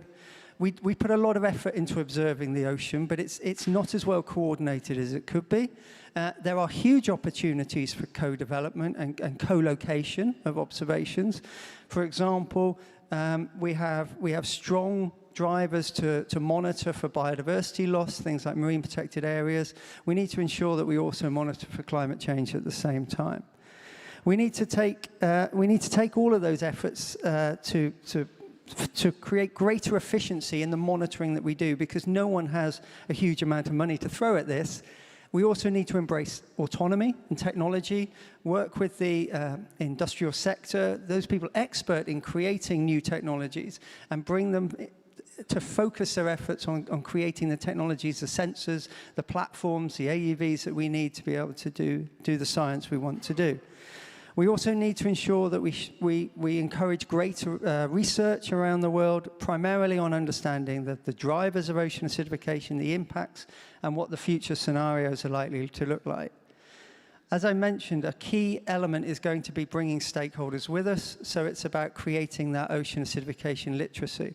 It's about embedding elements of ocean acidification into educational programs, into outreach programs, but also, and it's not about making everyone an expert on ocean acidification, but it's about empowering people with enough understanding so they can make credible and effective decisions about how it might affect them. And finally, it's not much point having all this knowledge and information if the vehicles by which marine evidence can get into policy are not there. So we are having conversations with policymakers and decision makers to understand how the science that we produce can feed into the decision-making processes that they have. The existing processes, but also perhaps adapting processes to be more accommodating and welcoming to some of the evidence. So those are kind of the main areas where we're looking to move forward. Great, thank you very much, Steve. Wonderful. Now let's go to ocean observation prediction, and I'd like to introduce Professor Nadia Pinardi, who of course is well known to the IOC community. Nadia is Professor for Oceanography at the University of Bologna, and she is also the Director of the Decade Collaborative Center for Coastal Resilience. So Nadia, you have been involved in the Decade. You have also, the Decade Collaborative Centers. You are also co-chairing one of the Vision 2030 working groups, which is, setting up strategic ambition for the next 7 years of the Decade. And you are leading the Coast Predict program in close partnership with the Global Ocean Observing program of IOC. Can you talk to us about the transformative nature of the Coast Predict program, including its link to GOOS, and why working through the Decade framework is essential to making the program a success? Thank you, Julian. Thank you all for listening to this transformative step that IOC is taking in such a forceful and important way for us, for all of us. We started to think 4 years ago at OceanObs 19 in Hawaii, what was the gap? And the gap was, we found that we had to concentrate not only thematically, like we just heard, very important developments that we need to, but also geographically. And geographically meant that we wanted to look at the global coastal ocean. We didn't want to have any more fragmented knowledge, unused and unverifiable. So we also know that by 2050, 1 billion people will live in low elevation coastal areas. So we have to prepare for that. We know our coasts are important for trades and resources, are enormous sources of wealth for our communities, and we need to manage risks and hazards. Coastal resilience is that capacity of the socioeconomic and natural systems to cope with coastal risks and hazards by adapting while maintaining their function and the essential function of the coastal system. And this is the aim at the end, to have our communities dealing with resilience aspects of adaptation and mitigation to climate change. So we built Coast Predict, looking at the coast. We call it the last mile. You all know GOOS, the Global Ocean Observing System, has made enormous advancement in operational oceanography, in real-time forecasting, for the blue, green, and white ocean. But we need the last mile. We need to arrive to the coast. So our Coast Predict wants to arrive there, facing the challenge of unlocking ocean-based solutions to climate change, Challenge 5. Challenge 6, increase community resilience to ocean hazards. And Challenge 7, expand the global ocean observing system to that area. Many existing programs are at IOC that have prepared the scene in the past 40 years, I would say, to have this UN decade undertake this last mile. Further develop the knowledge of climate change impacts at the coast, early warning systems against ocean hazards, and increase the co-design with coastal stakeholders. Now, let me tell you also that from a wealth of networking and meetings, we also concentrate on one gap, which we find essential. And the gap is the integration between observing and modeling, going from inland to offshore and vice versa, being relocatable, multi and smart sensors, multimodal ensemble, artificial intelligence. And so the integration is the word of Coast Predict, which we hope to bring to the benefit of IOC member states for their everyday management of their coastal areas. Now, last thing I'd like to tell you is that to start implementing some of these ideas, we are launching in July a global coast experiment, where new science and technology will be tested in several areas with different coastal features, climate impacts, and different societal needs. And out of this, we will extract, at the end of the decade, hopefully, the best practices and the standards. This experiment will consider about 20 pilot test areas across the world ocean, selected for a diversity in coastal features, needs, infrastructures existing and potentially existing. And finally, the Decade Collaborative Center for Coastal Resilience that follows closely not only Coast Predict, but other UN Decade actions, which are very important to bring together, will help to improve the engagement with different stakeholders, mapping that also through the Global Coast Experiment, where we will have hands-on on the real problems in different coastal areas. Thank you. Thank you very much, Nadia, and indeed, thank you for also emphasizing the important role that those decade collaborative centers play in really supporting the existing actions, but also generating new actions based on where the gaps are identified and really helping the co-design of science. And by the way, we do have an open call, call number 5 under the Ocean Decade, which is running until the end of August, which is focusing on marine pollution and ecosystem resilience, but also calling for institutions to come forward to take on some of the gaps we still have in the decade infrastructure in terms of a thematic and regional coverage of those DCCs.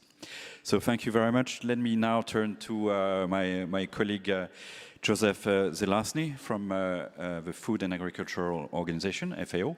Very happy to see Joe here. We spent many times and hours on the UN Oceans bench, chatting amongst UN agencies, including in the area of the Ocean Decade. We have a dedicated task group within UN Oceans on the decade, and we are also developing a new strategy for engaging UN agencies in the work of a decade.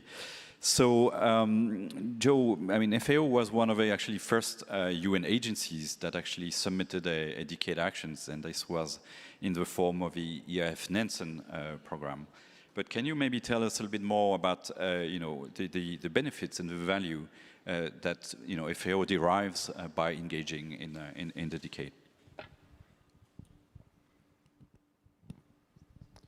Hello. Julian, thank you for the question and also for the invitation to participate in this day, this year's Ocean Science Day. Good morning, everyone. I think one aspect is that as a UN agency, we feel both a duty and a responsibility to engage in the Ocean Decade and to support its ultimate success. As IOC often reminds us, the decade belongs to all of us, and they're simply here to help coordinate. And I think they're being a bit modest, but I also must say that IOC has done an absolutely remarkable job in breathing life into the decade. And so go ahead and let's give IOC a little round of applause here this morning. Make sure everybody's out there. Okay. Thank you, IOC. Thank you, IOC. Really, really tremendous work. I mean, we have a long way to go, obviously. We're only 3 years in, but we're off to a great start. I think perhaps, though, even more important than our sense of duty is that we view the decade as an opportunity. It provides a pathway for us to pursue our mandate as an organization. It provides an opportunity for us to share expertise and to learn from the expertise of others. It provides opportunities to seek out partnerships and collaboration, and for would-be partners and collaborators to get into touch with us. And it provides an opportunity to advocate for the ocean and for those who depend on the ocean for their livelihoods. FAO's mandate is to help eliminate hunger, food insecurity, and malnutrition, to reduce rural poverty, and to help ensure the sustainable utilization of natural resources. One of the primary ways that FAO is working to advance this mandate is through the Blue Transformation Agenda. The Blue Transformation Agenda is well aligned to Decade Challenge 3, Sustainably Feed the Global Population, and prioritizes policy reform, knowledge generation, and innovation as tools towards enhancing the contribution of aquatic blue foods to the global diet. And engaging in the Ocean Decade is a way to support achieving the 2030 Agenda for Sustainable Development, and particularly SDG 14, Life Below Water. The Ocean Decade, as I said, provides a platform for sharing expertise. A key way that FAO works to transform aquatic food systems to be more efficient, inclusive, resilient, and sustainable is through the sharing of technical and scientific knowledge. But of course, we don't know everything as much as we sometimes like to think that we do. And so we don't operate in a vacuum, which brings me to my next point, which is that the Decade is a collaborative initiative that brings together stakeholders from different sectors and regions to work towards common goals. FAO's participation in the Ocean Decade is an opportunity for us to build stronger relationships with UN agencies, scientific research organizations, governments, civil society, and others. And lastly, the Ocean Decade offers a platform to advocate for the value of ocean science generally and its contributions to sustainable development. It provides opportunities for FAO to showcase some of the best practices and success stories that we've been involved in sustainable fisheries and aquaculture, and to promote their wider adoption around the world. And finally, it's an opportunity to make the case for that fisheries and aquaculture, when sustainably managed, are not a threat to the ocean, but that the ocean can and must play a part in the solution of addressing global food insecurity and malnutrition. And so for all of these reasons, FAO sees great value in engaging in the UN Decade of Ocean Science for Sustainable Development. Thank you, Julian. Thank you very much, Joe, and thank you also for also putting forward that those initiatives like EF and NSN, which really allows us to connect with the fisheries community and de facto also entering this whole question of economic dimension of the ocean, and we'll come back to that with Peter Hogan on some of those issues. Let me now move to Professor Karnawati. Thank you for joining us, Professor. Who is the director of the Indonesian Agency for Meteorology and Climatology and Geophysics, BMKG. And we're going to talk about the tsunamis. And of course, tsunamis is a core area of work of the IOC for many decades. And it's very interesting to see how a well-established historical program of the IOC is also leveraging the decade to transform and to address new areas of work. So the tsunami program was actually, the tsunami decade program, let me clarify, is one of the newer programs that was endorsed in 2022, and which is also being led by IOC UNESCO. So how do you hope that the program will lead to a transformation in the way tsunami work is being done in the IOC? Thank you very much for the invitation and the questions. Please allow me to start with our past lesson learned back to 2004, where our nation, our country, suddenly struck by a deadly, devastated earthquake and tsunami. And in that time, we do have instruments, we do have observation and measurement. However, it was standalone and was not in the connected networks with the global. And the numbers of the instruments was limited. So we learned from that problem, almost 230,000 people dead, and almost maybe more than 10 million US dollar economic losses. So that's why under the guidance of IOC UNESCO, we learned and we developed our existing early warning system in 2008. And we received quite a lot of supports. We received the instruments, small instruments up to seismograph, up to 176 seismograph connected in the quite dense network connected to the global.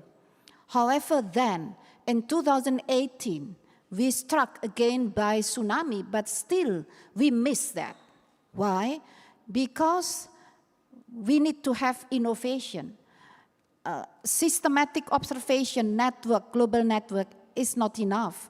When the tsunami was not because of the same problem like in 2004. 2018 was because of the submarine landslides. All the system was prepared based on the earthquake inducement. So we learned that we must have innovation, and again IOC, UNESCO support us, and more we have another problem. 2 months later, after the first strike of tsunami, we have another tsunami again. But now it's different. It was because of the volcanic eruption, which create a submarine landslide again. So we learn there are several other things we need to keep continuing to develop, to innovate. We learn that we need the data. We don't have data volcanic observation. So we need to have the data exchange nationally and globally. So we do expect UN Decade is acceleration of the mechanism for the data exchange, nationally and internationally. Without that, perhaps that will be very difficult to save our ocean. So there are several important points that we learn. First is the systematical observation connected globally. Second is the continuous science development and innovation, because more and more complex inducement of tsunami. And the third is the data policy, data exchange. However, still not enough, because actually when our community struck by tsunami, actually they have been prepared. There should be resilience. The tsunami came in 2018. We start the community empowerment, community resilience program in 2009 up to 2014. Within that period, everyone ready for the tsunami. However, no tsunami occurred when everyone ready. What happened? When the local government was changed by the next political government, the new government forget all of that we have prepared. So it is the issue of sustainability. All of that, what I have mentioned, will be useless without any ensurement for the sustainability of either the local people or the local government. So when we struck by the tsunami 2018, start from zero. All we prepare is gone. And finally, we also learn, hopefully from UNDCADE, we can have more acceleration, is more involvement from the private sectors. Because somehow private sectors is outside of our business. So that's why under the support of IOC UNESCO as well, under the consultation of IOC UNESCO, Indonesia managed to propose international standard, ISO, for the community-based tsunami early warning. The target groups is for the private sectors, not directly for the community. This will make private sectors to be pushed to care to the surrounding community, to help the community to sustain the local early warning system. And it is also involved the critical infrastructure, like the airport, harbor, also have to implement that ISO. So we need, under the UNDCADE, we need to enhance our instrument, our tools, that such as the tools to engage more for the private and the critical infrastructures. Thank you very much. Thank you so much. So indeed, how the decade can actually open some of those doors and create collaborations with the private sector. You also mentioned the area of data, and that's also very important. I just want to highlight that we just published about not even a month ago the new data strategy for the Ocean Decade, which is really trying to address these collaborations and creating interoperable system under the decade. Thank you. Now let me move to Elisa Berdale, who is the chair of a Global Hub program, which is a joint IOC SCORE working group. She's based at the Institute of Marine Sciences in Spain, in Barcelona, who will be hosting the conference next year. So Elisa, now we have a program which is also building on a very important area of work for the IOC, the Harmful Algal Bloom program. And you are in the process actually of preparing a new program proposal. So can you tell us what's cooking, what is in the development, and how it aims to strengthen international partnership in collaboration under the framework of the decade? Over to you. Thank you very much, Julian. Well, this is a program that it is led by the FAO and IOC Intergovernmental Panel on Harmful Algal Blooms. So it's a joint collaboration. Then it is based on science done for several years, but let me first have an image of what is a harmful algal bloom. When shellfish cannot be commercialized because they contain toxins produced by algae, it's because we have a harmful algal bloom impact. when we cannot drink water from a freshwater reservoir, we have this image of green reservoirs with a proliferation of algae that produce toxins. We cannot drink this water. If we want to solve the problem of freshwater availability with desalination plants, but they are not operative because at the intake from the sea, we have a bloom of algae that block their functioning. We have an impact of harmful algal blooms. We also want to enjoy the beaches and having fun, having leisure. There are tourism interests, but sometimes the beaches have not good quality and the environment quality is also deteriorated by a high biomass of harmful algal blooms. Those are impacts of harmful algal blooms, and the program wants to find solutions. This is why we call harmful algal bloom solutions. This is the program that we are trying to define and then to get the engagement of the society, the industry, different stakeholders, and science, of course.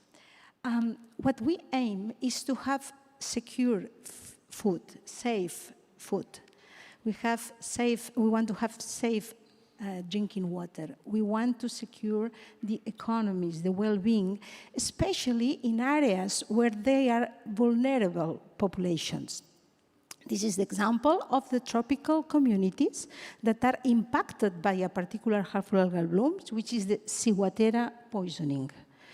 And also in the native communities in the Arctic that depend on collecting shellfish from the coast, they are threatened by blooms that poison the shellfish. So we are addressing those problems, and the program that we suggest, that we are driving, consisting 4 elements. One is preventing, controlling, and mitigating the impacts of HABs. To do this, we will co-develop early warning systems. For those early warning systems, we need observations with the new tools that we have now available, new tools combined with deployed instruments that also contribute to characterize the ecosystems. Then the data need to be shared, open, transferable, and used by the managers. Otherwise, it is difficult to manage those impacts, to prevent those impacts. And finally, we want to increase the literacy concerning harmful algal blooms. The society needs to know about the harmful algal blooms, but scientists should transfer and should learn, because the local populations have a historical knowledge. HABs have been a natural process that our anthropic pressures are increasing. So we have data that suggests that we have increasing trends on the occurrence of harmful algal bloom overlapped with the climate change, the global warming. So we need to put all those things together for a safe ocean and safety conditions for healthy people. Thank you very much, Elisa. So interesting that, like many over decade programs, we have this whole value chain that is really being addressed, from research to data, to observation, early warning systems, and development of products, engagement with communities, and education. All of these are essential elements of everything we do. Thank you. Now let's go to Peter, and we're going to talk about a topic that, in a way, brings everything back together. This is sustainable ocean planning, and we've been working with Peter, and in particularly with Norway through the Ministry of Foreign Affairs on the development of a new decade program on sustainable ocean planning. And the sustainable ocean planning is one of the key recommendations from the high-level panel, and Peter will, I'm sure, expand on that. But so the question is really, how do you see the program contributing to building IOC's position and visibility as a leader in integrated ocean management? Over to you. Yes, thank you for this, Julian, and thank you for bringing it on here. Indeed, the Ocean Panel, which was created in 2018, already in December 2020, delivered its kind of main political document called Transformations, which was about how these countries would go about their transformation to sustainable ocean economy. And the decade was starting in January 21, and one of the first things that actually was decided was that we wanted to approach the IOC and the decade to see how some of the political objectives, but also the mechanism of working that we would employ within the decade, within the panel countries in these years, could be, of interest to spread to other countries and indeed beyond national jurisdiction, which the national jurisdiction is actually the topic of the panel countries. So that was very clear, and on behalf of the panel, also linking the IOC into actions, technical support that could be provided to countries who need that to progress their ocean planning and management. And indeed, I think this way of addressing transformation to sustainable ocean economy and even a sustainable ocean, because this is about economy sectors interacting with protection and with what we need to make an equitable future. The fact that we need more planning. Planning is a tool for management. It's really about bringing all the parties to the table, taking an inclusive approach. The planning itself, the planning process is maybe more important than the planning document, which is kind of there for a while, and it has to be repeated. And I think, why is this now something that we should bring to the forefront and which sort of integrates very much of what the IOC and indeed what the decade is about? Well, many years ago, it started with high pressure on the coast. We hear about the coast. That's where most of the human activities occur, within a few miles of the coast. But we're seeing now an increasing use of the wider ocean space. Projections to 2050 say that there will be a tremendous competition for ocean space even farther out. Offshore wind is demanding areas, maybe offshore aquaculture, although the marine transport is coming up.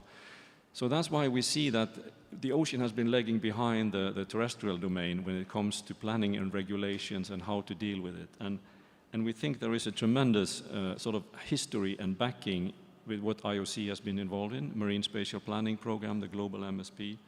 And that is what we need to build on. It becomes more complicated the more competition there is for space. It becomes more complicated the more dimensions of sustainability that we need to include, because it's not only about environmental protection. It is that. It is to make the ocean healthy and make it productive. But it's also about providing access. It's about providing the food that we need, and which should probably be perhaps more from the ocean, perhaps a different type of food. At least we should have it in a sustainable way. And we need to make sure that the nutritional aspects are covered, not only the proteins, not only the amounts, and all of these things. So this is very cross-cutting, and it interacts with other economy sectors, definitely. Ocean tourism also is important for many countries. It does also depend on a clean environment, otherwise you wouldn't have tourists coming. And so we believe that the IOC is key with its mandate. If you look at what the IOC is about, coordinating science and then providing providing background for the member states for sustainable management, that's kind of in the key of what IOC is about. So strengthening and reinforcing that by working through the IOC as the key proponent of this, and working with member states, working with regional organizations. I think this is something that is going to be just more and more useful, demand for in the future. And it's also a very practical way of dealing with the science policy interface. We bring it down to the real questions of the local areas, who are there, who needs to be at the table, what are the science gaps, what are the needs to make environmental impact assessments. All of these things, and therefore is kind of an all-encompassing in many ways of much of what's happening in the decade, and we need to bring it together in a good way for policymakers. That's the essence. Thank you. Thank you very much, Peter. And apologies, I forgot to introduce you. I take the assumption that everybody knows you, but Peter Hogan from the Institute of Marine Research in Norway. Indeed, so stay tuned, of course, for these developments. We've just started the process. We will do this not alone because IOC does not have all the expertise that is required under this kind of ocean planning process. We need socioeconomic aspects, we need governance, law, social sciences.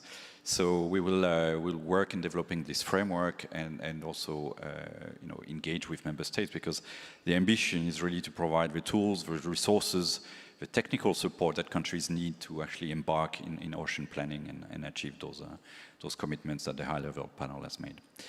Right. We have probably very little time, but I would still like to see if we have any questions on the Slido that maybe we can put forward to our colleagues here.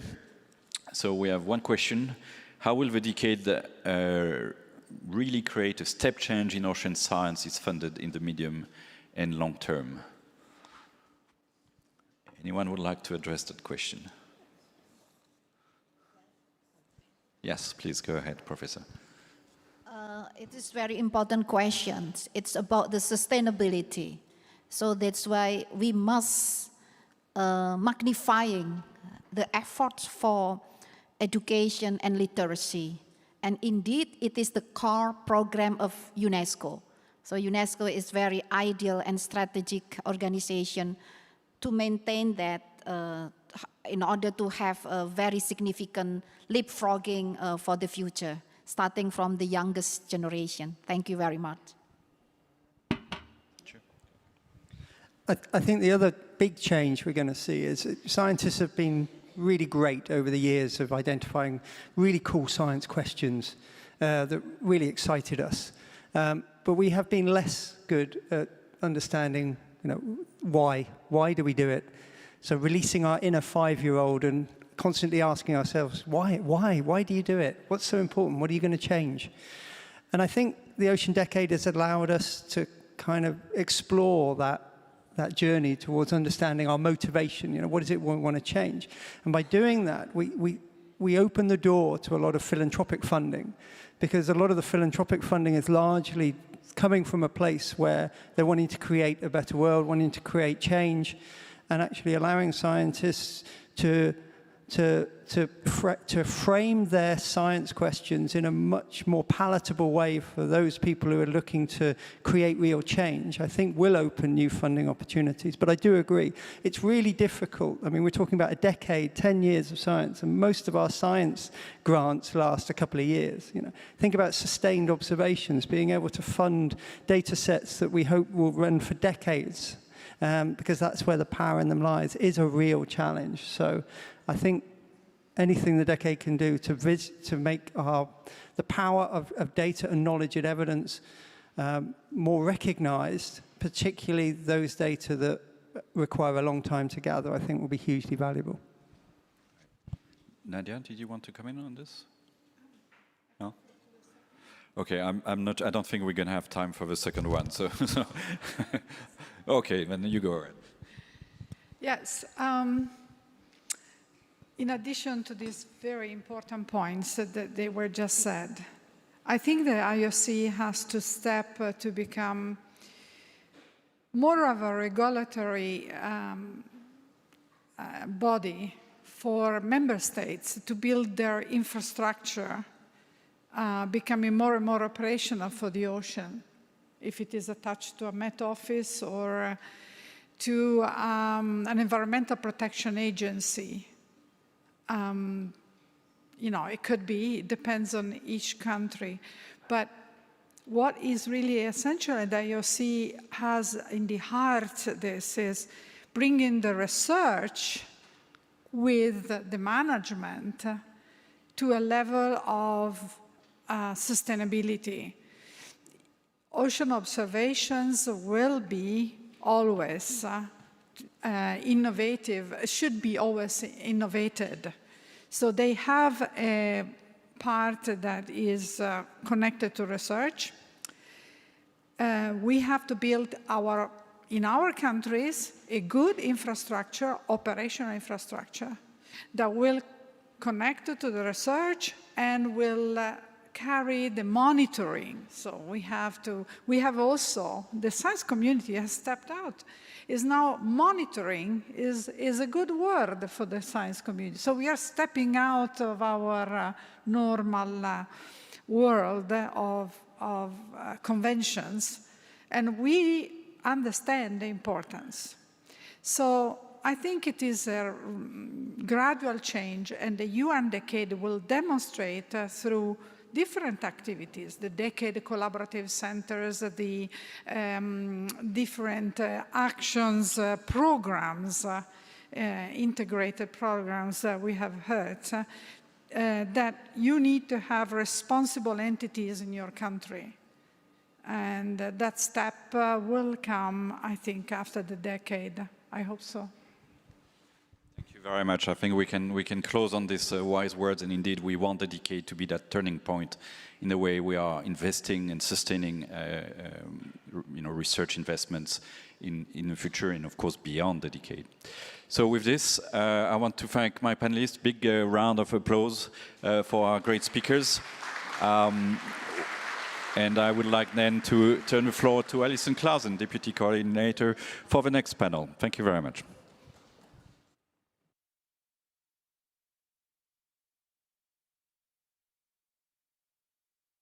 Okay, thank you very much, Julian. Thank you to our wonderful panelists. I would like to invite the next set of panelists to join me up on the stage if we can. So Paula, Craig, Jaco, Alfredo, Juan, and Roberto. If you'd like to come up and take a seat with me in the armchairs here, and we'll get the second panel underway.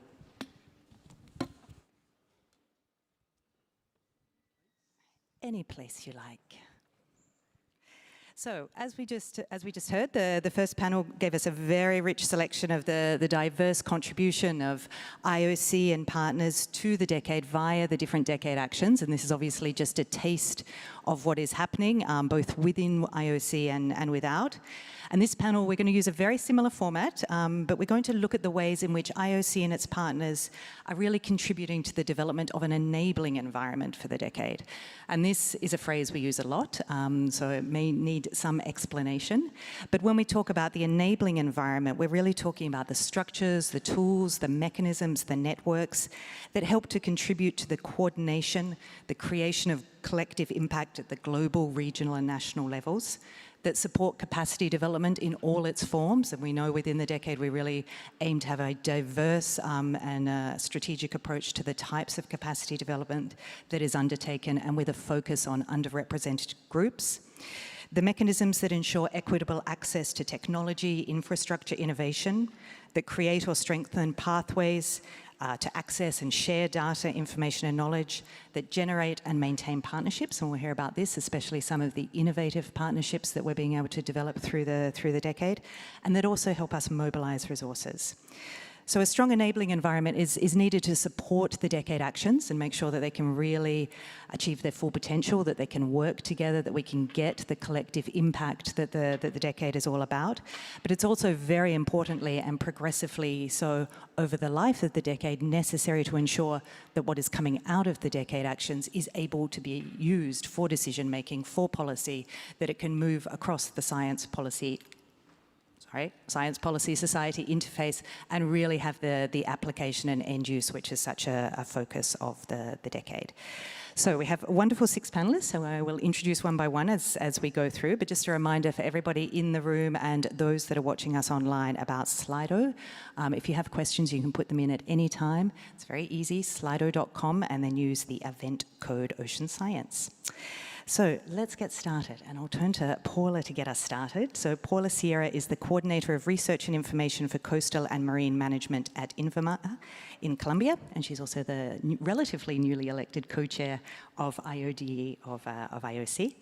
So Paula, the decade, one of the key aims of the decade is really to foster and nurture an interoperable digital ecosystem, which is quite a mouthful, that will increase, but this ecosystem really aims to build on existing data infrastructure infrastructure to fill some of the critical gaps, but increase accessibility and the use of ocean data, information and knowledge by all actors. Now, Julian made mention of the recently released Ocean Decade Data and Information Strategy, which is a key step in reaching this goal of an interoperable digital ecosystem. But as co-chair of the International Oceanographic Data and Information Exchange, the IODE, can you talk to us about how the decade is leveraging the decades of work of IODE to achieve its ambitions in relation to ocean data?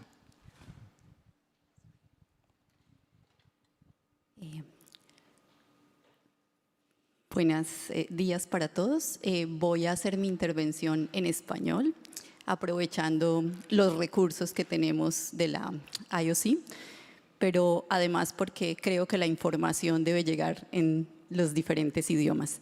Así que aquí tienen traducción mis compañeros si lo necesitan y creo que todos tenemos acceso a la traducción.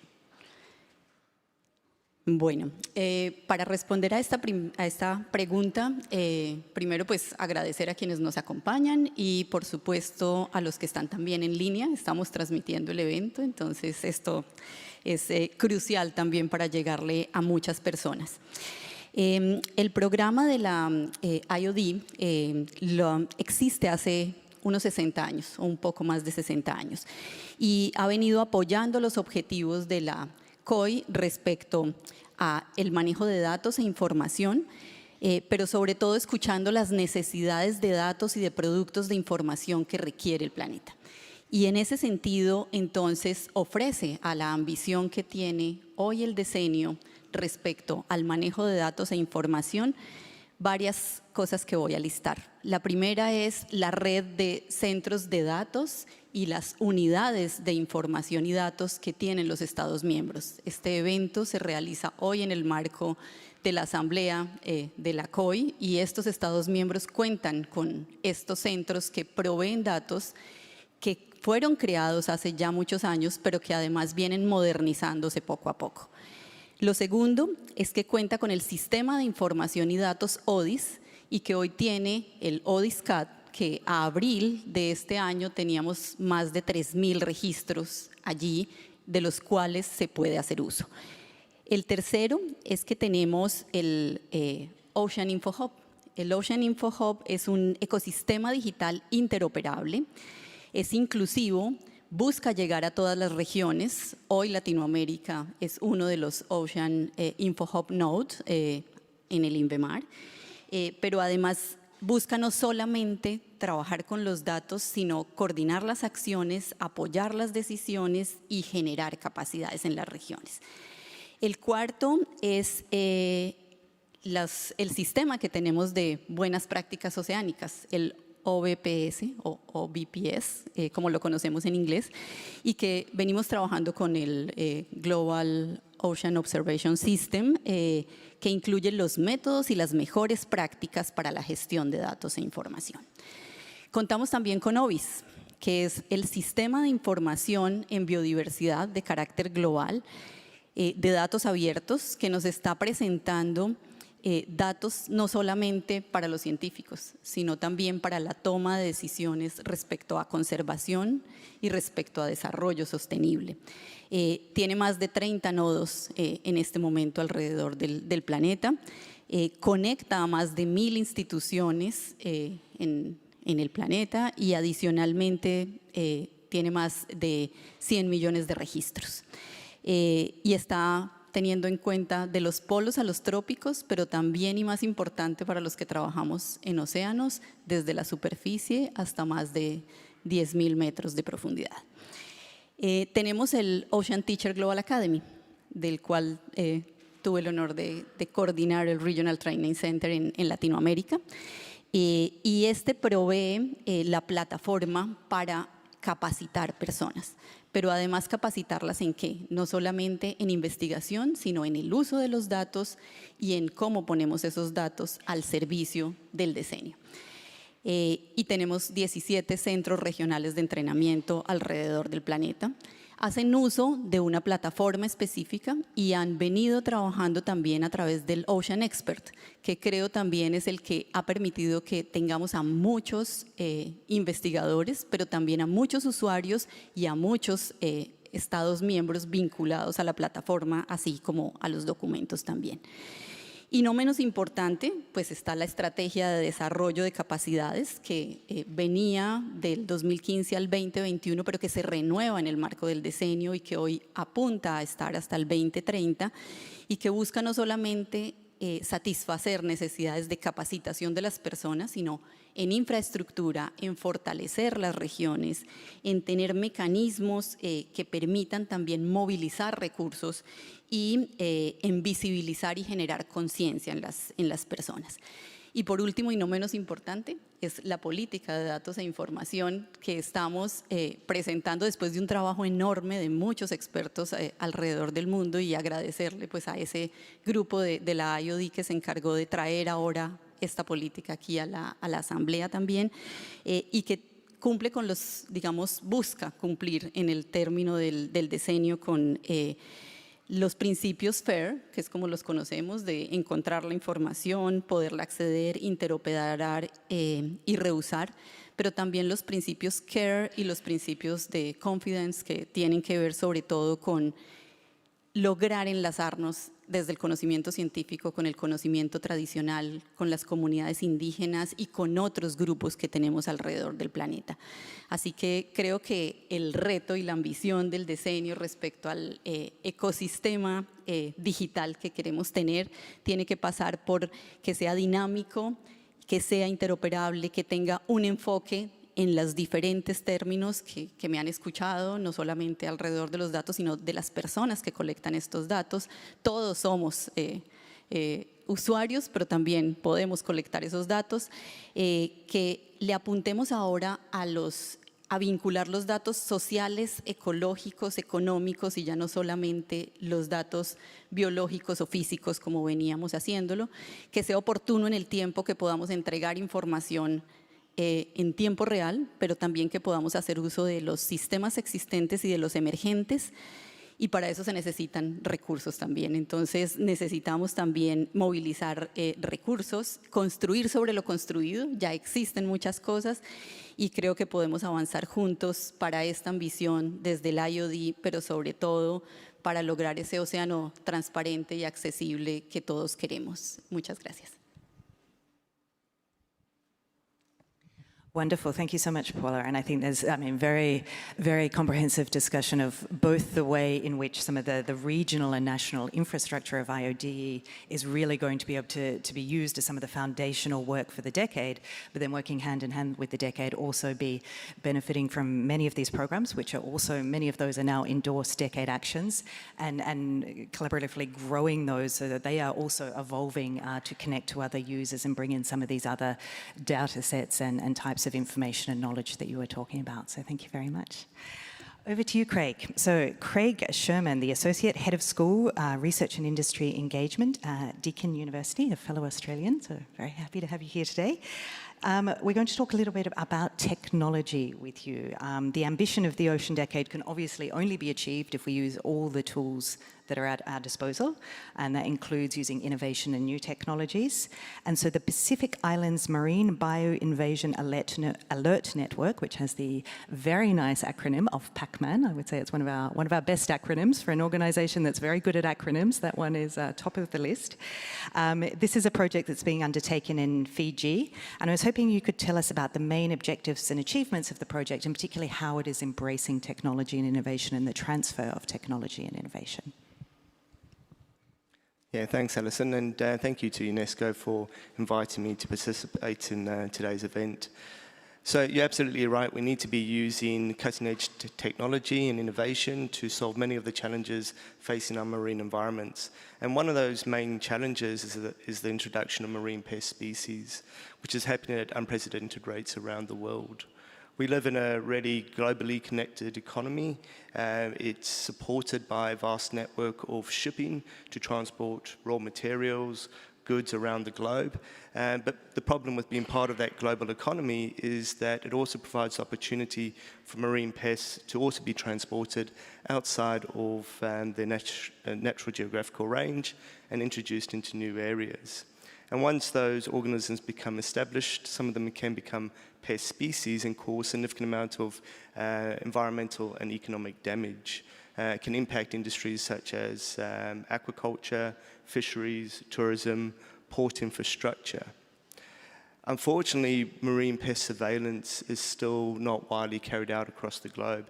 And if you compare it to the terrestrial realm, there's a significant amount of resources that are actually put into biosecurity, preventing the introduction of pests and diseases through the airports and ports that may affect agriculture industries.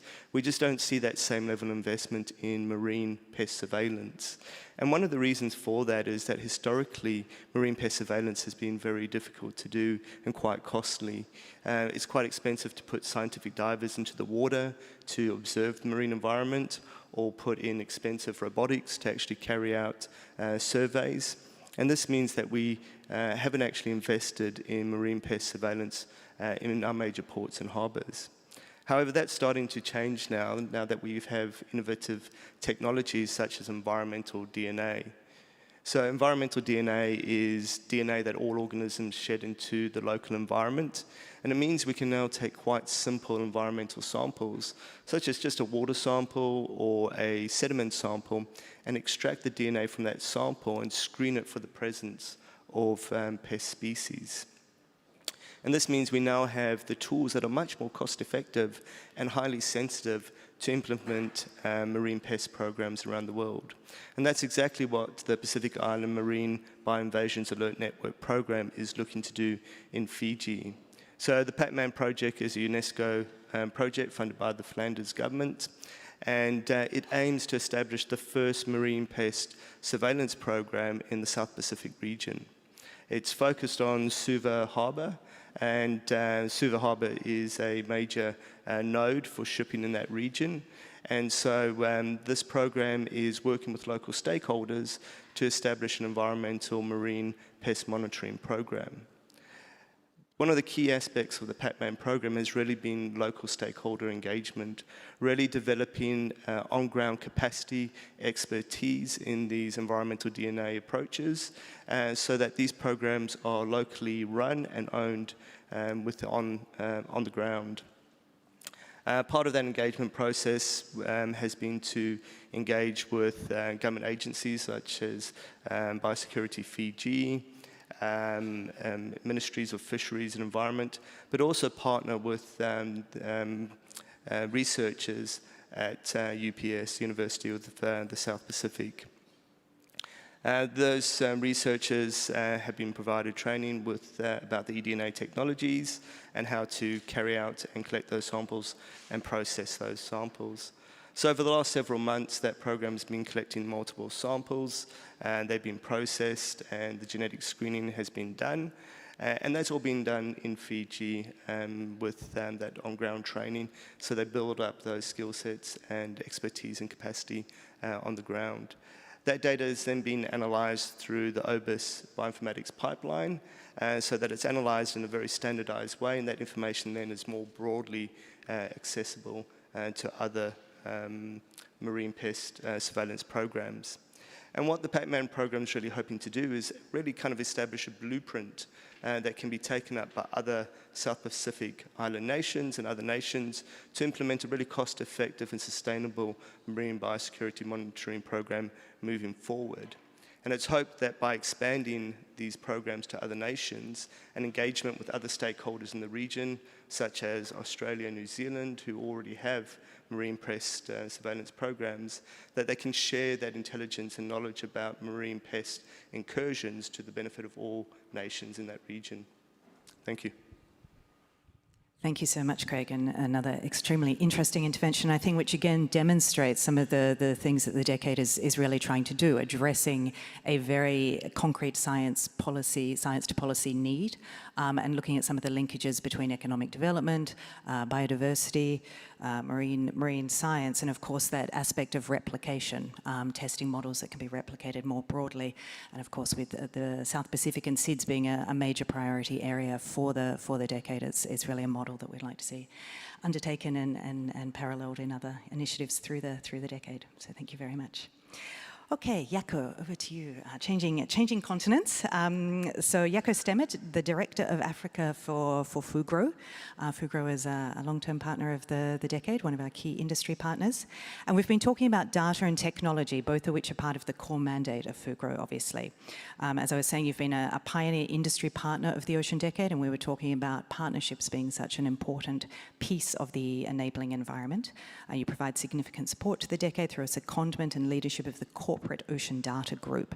So could you talk a little bit about why Fugro decided to engage in the decade and what you would say to other private sector companies about the benefits that you've seen from your engagement?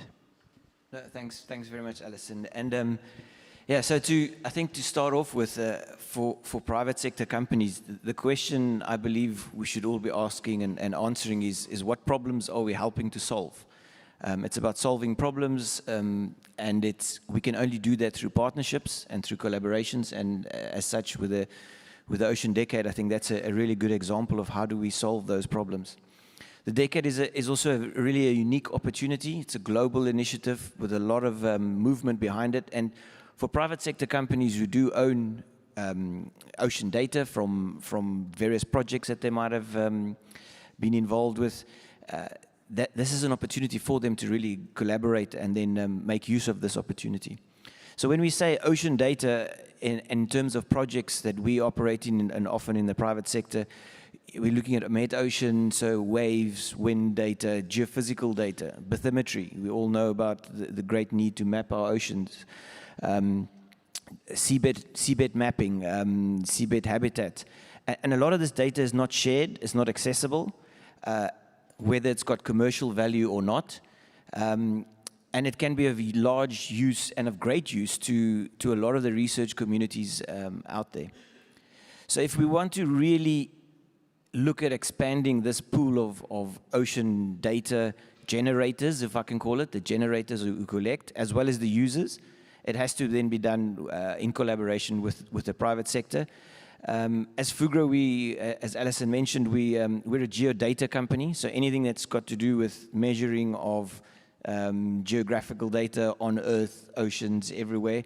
And it made really perfect sense for us to collaborate on this part in terms of the corporate data group, where we really bring on board other member companies who are in the private sector, who have the sort of the profile, if I can call it, of being a global private sector company who collects or contributes ocean science data, as well as a company who has a commitment to the SDG goals, net zero goals, energy transition, so people who really want to contribute in that space.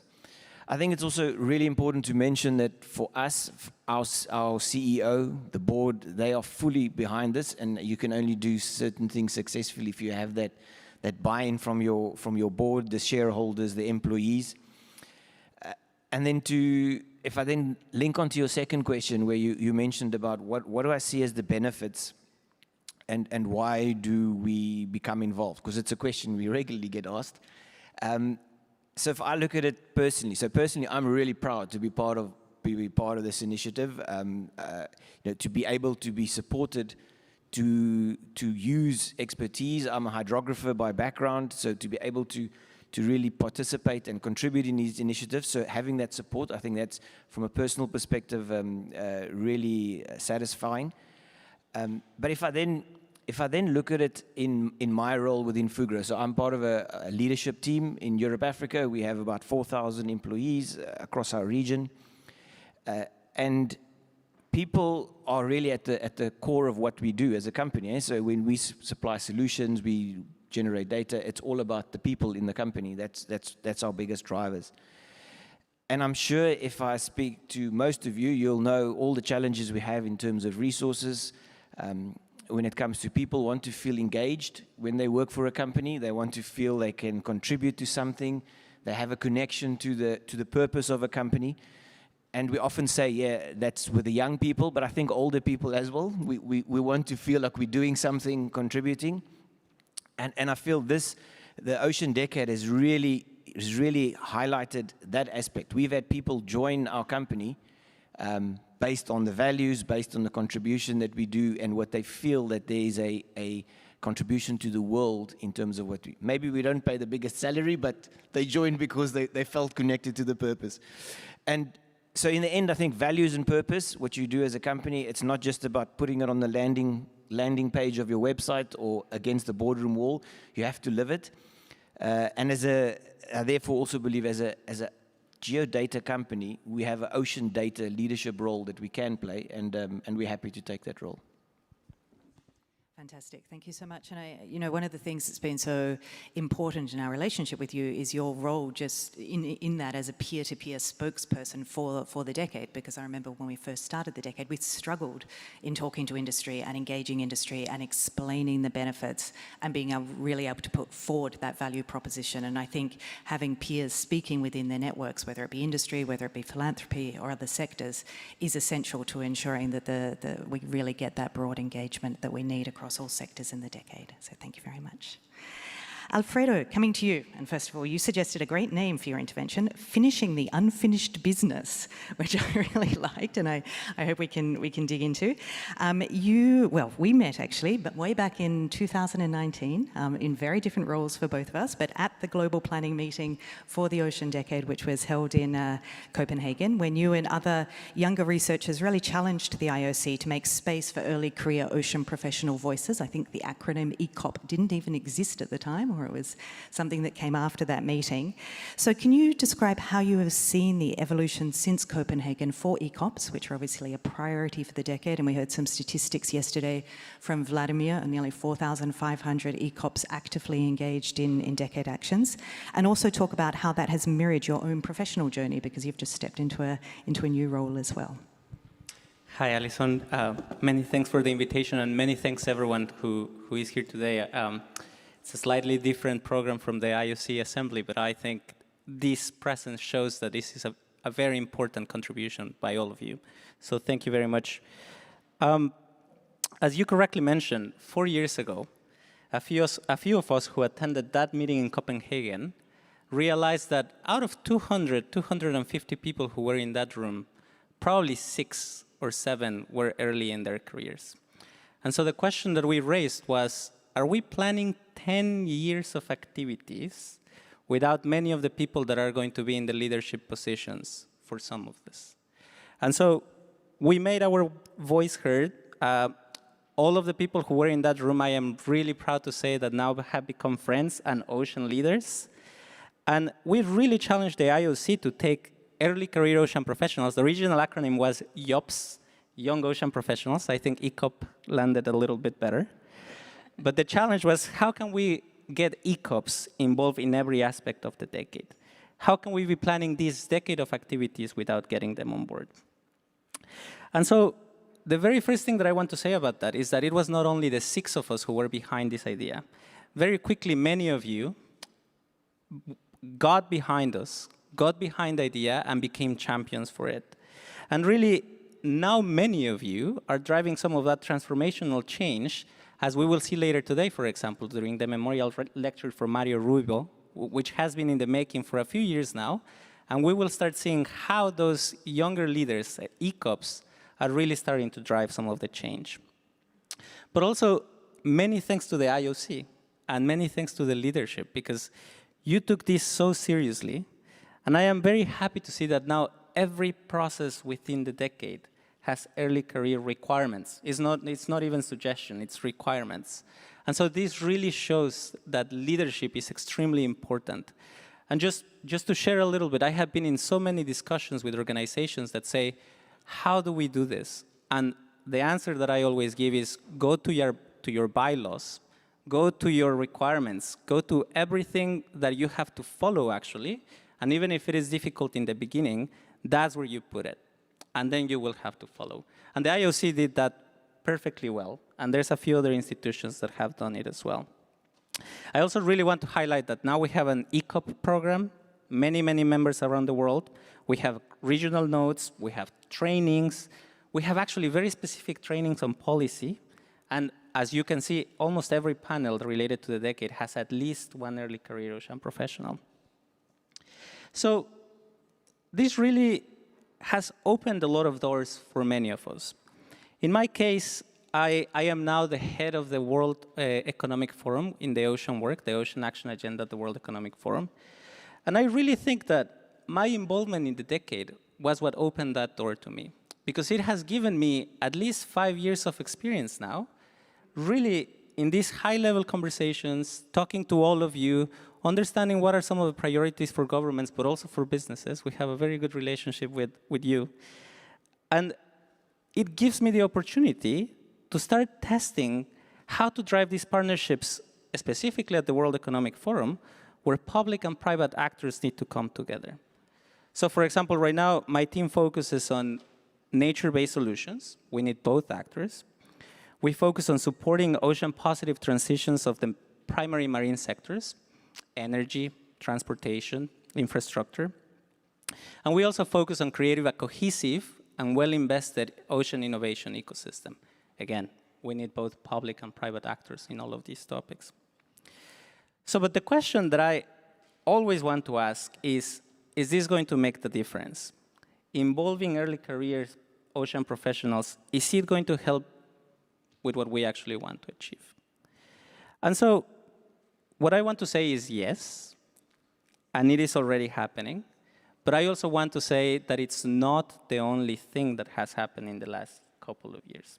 It's one of those things that needed to happen. The world was already moving in this direction. And with doing this, we are boosting that. We are giving people opportunities earlier in their careers to start thinking holistically about these problems, so we have more time to experiment.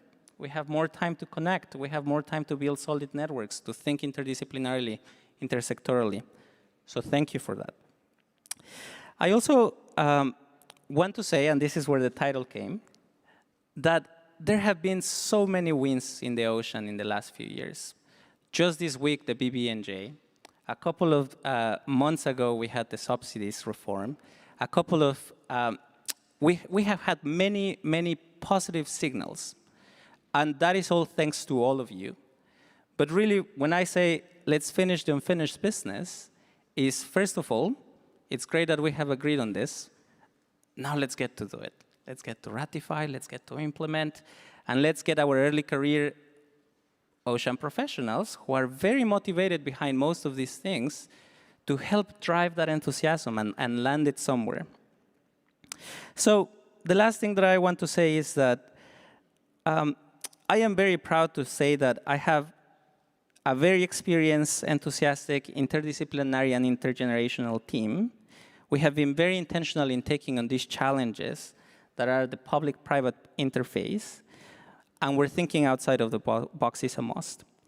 But continuing that can only be achieved by attracting talent from across generations, professional backgrounds, cultural backgrounds, and basically all sorts of backgrounds from the ocean community. And so if the IOC took this seriously and has given so many of us so many opportunities, I invite all of you to also take it very seriously and see where this takes us. Thank you very much. Wonderful. Thank you so much. I'm still struggling to believe it was only, that it was 4 years ago in Copenhagen, but there you go.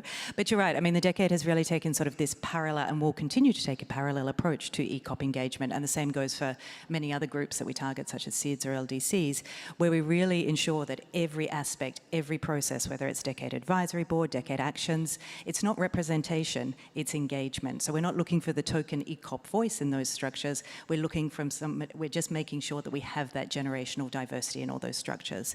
And then, of course, to complement that, we have specific initiatives, whether they be scholarship programs that we're developing or that are being developed through our Decade Actions, or targeted capacity development. And we'll have a new capacity development facility starting up in the second half of this year that will be certainly targeting ECOP. So lots more exciting opportunities to continue that engagement with ECOPs through the decade. So Juan, coming to you now, and we're going to talk about national decade committees, which is a very topical issue, and just to say that there will actually be a side event on national decade committees on the 28th of June for those of you who are still here next week, where we'll be able to dig into this in a bit more depth. But we did want to introduce it today because national decade committees are really key platforms for translating the global ambition of the decade to national and local action. And we all know that's where the impact is really going to be felt. The Colombian NDC was one of the first that was created and has really been a model for many others that have followed. So could you describe how you created the Colombian National Decade Committee and then some of the key challenges and achievements of the committee since its creation? Thank you, Alison. I will speak in Spanish as well as Paula did. Muchísimas gracias a la Comisión Oceanográfica Intergubernamental por traer y por recordar la relevancia de un tema tan importante como el decenio. Colombia tuvo la oportunidad de estar presente en el decenio desde el momento mismo de la planificación. Y aquí tenemos a Francisco Arias, que participó en ese grupo de planificación y que de alguna manera nos generó casi que una obligación de tener que empezar a asumir, no digamos liderazgos, sino tratar de avanzar en un camino supremamente importante, y eso hizo que el tema se hiciera cada vez más relevante. Colombia cuenta con un sistema de políticas nacionales que de alguna manera ven el océano desde diferentes perspectivas. Tenemos una política nacional ambiental que se promulga en el Ministerio de Ambiente, pero también tiene una política nacional de océano y de espacios costeros que se promulgó de una manera un poco más integral al interior de la Comisión Colombiana del Océano. Ese deseo y esa necesidad también de armonizar esas políticas dieron la posibilidad de llevar estas iniciativas a un nivel, a un nivel mayor, y el decenio estuvo presente justamente en este escenario como uno de estos factores relevantes y que orientaban el esfuerzo interinstitucional para implementarlo, por supuesto, y beneficiar no solo a la comunidad nacional, sino también a la región con este concepto tan importante de ese deseo de tener ese océano que el mundo se merece realmente. El comité identificó una serie de oportunidades, y cuando digo yo el comité, previo a su creación, hablo de ese sueño, ese embrión de organización que se fundamentó en la experiencia que tenía la Comisión Colombiana del Océano en otros comités técnicos, pero con temas demasiado específicos: pesca, educación, cultura, turismo, puertos, una diversidad de temas que se convirtieron y se identificaron en insumos justamente para la creación de este comité, un comité que nació en pandemia.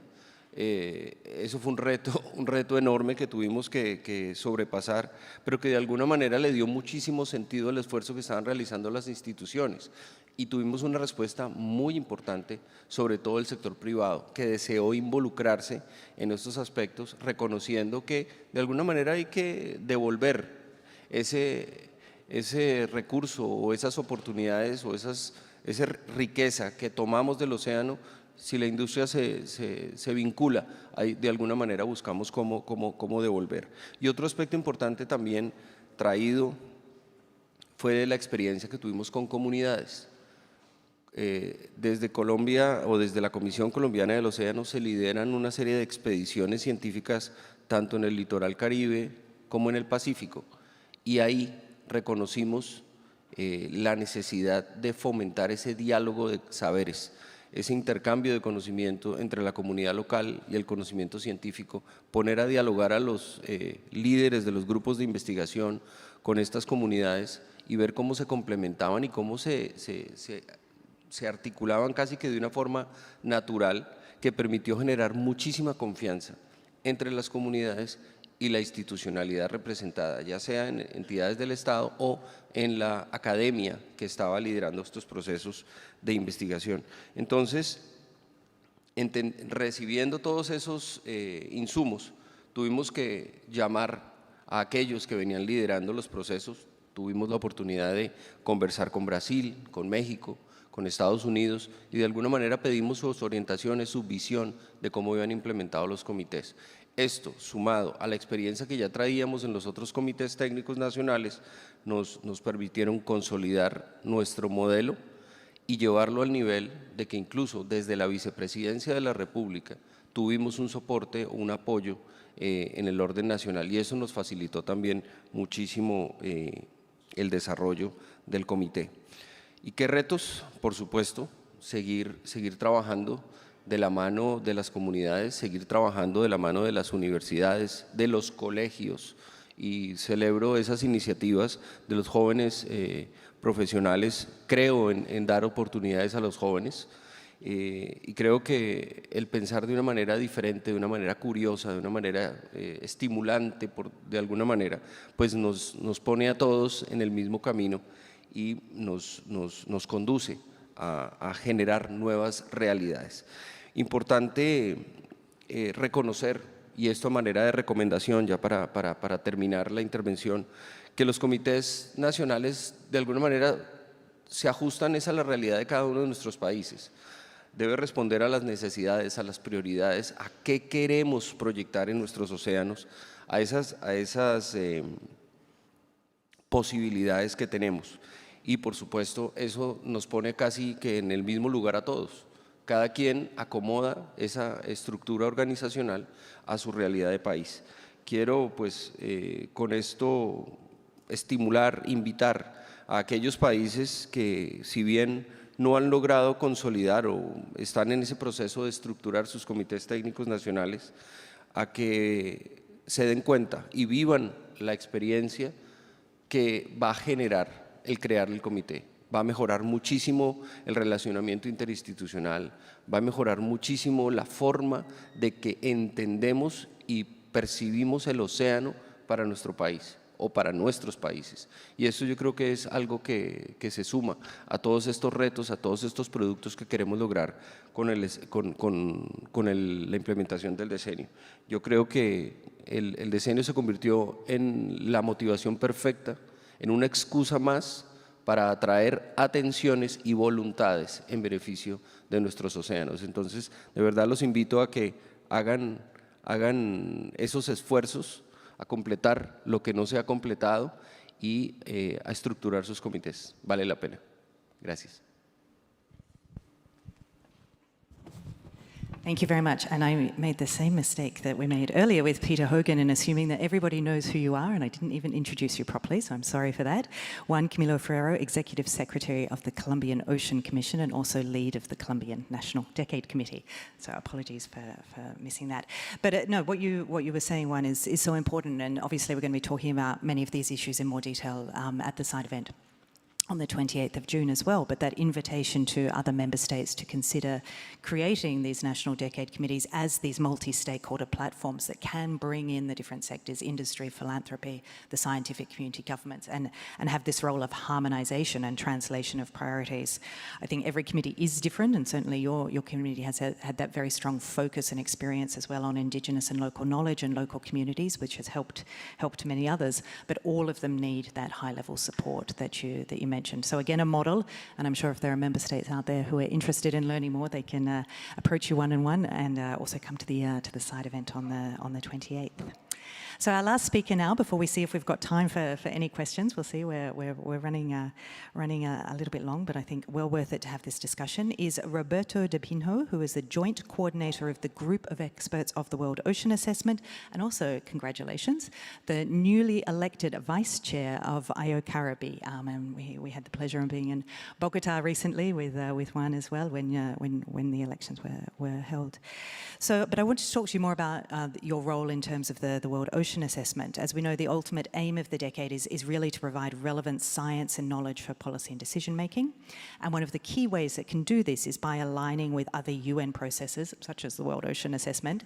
So as joint coordinator of the group, can you give us your perspective on how IOC, both through its programmatic work and then bringing on the added sort of facet of the decade, can best complement and contribute to the regular process?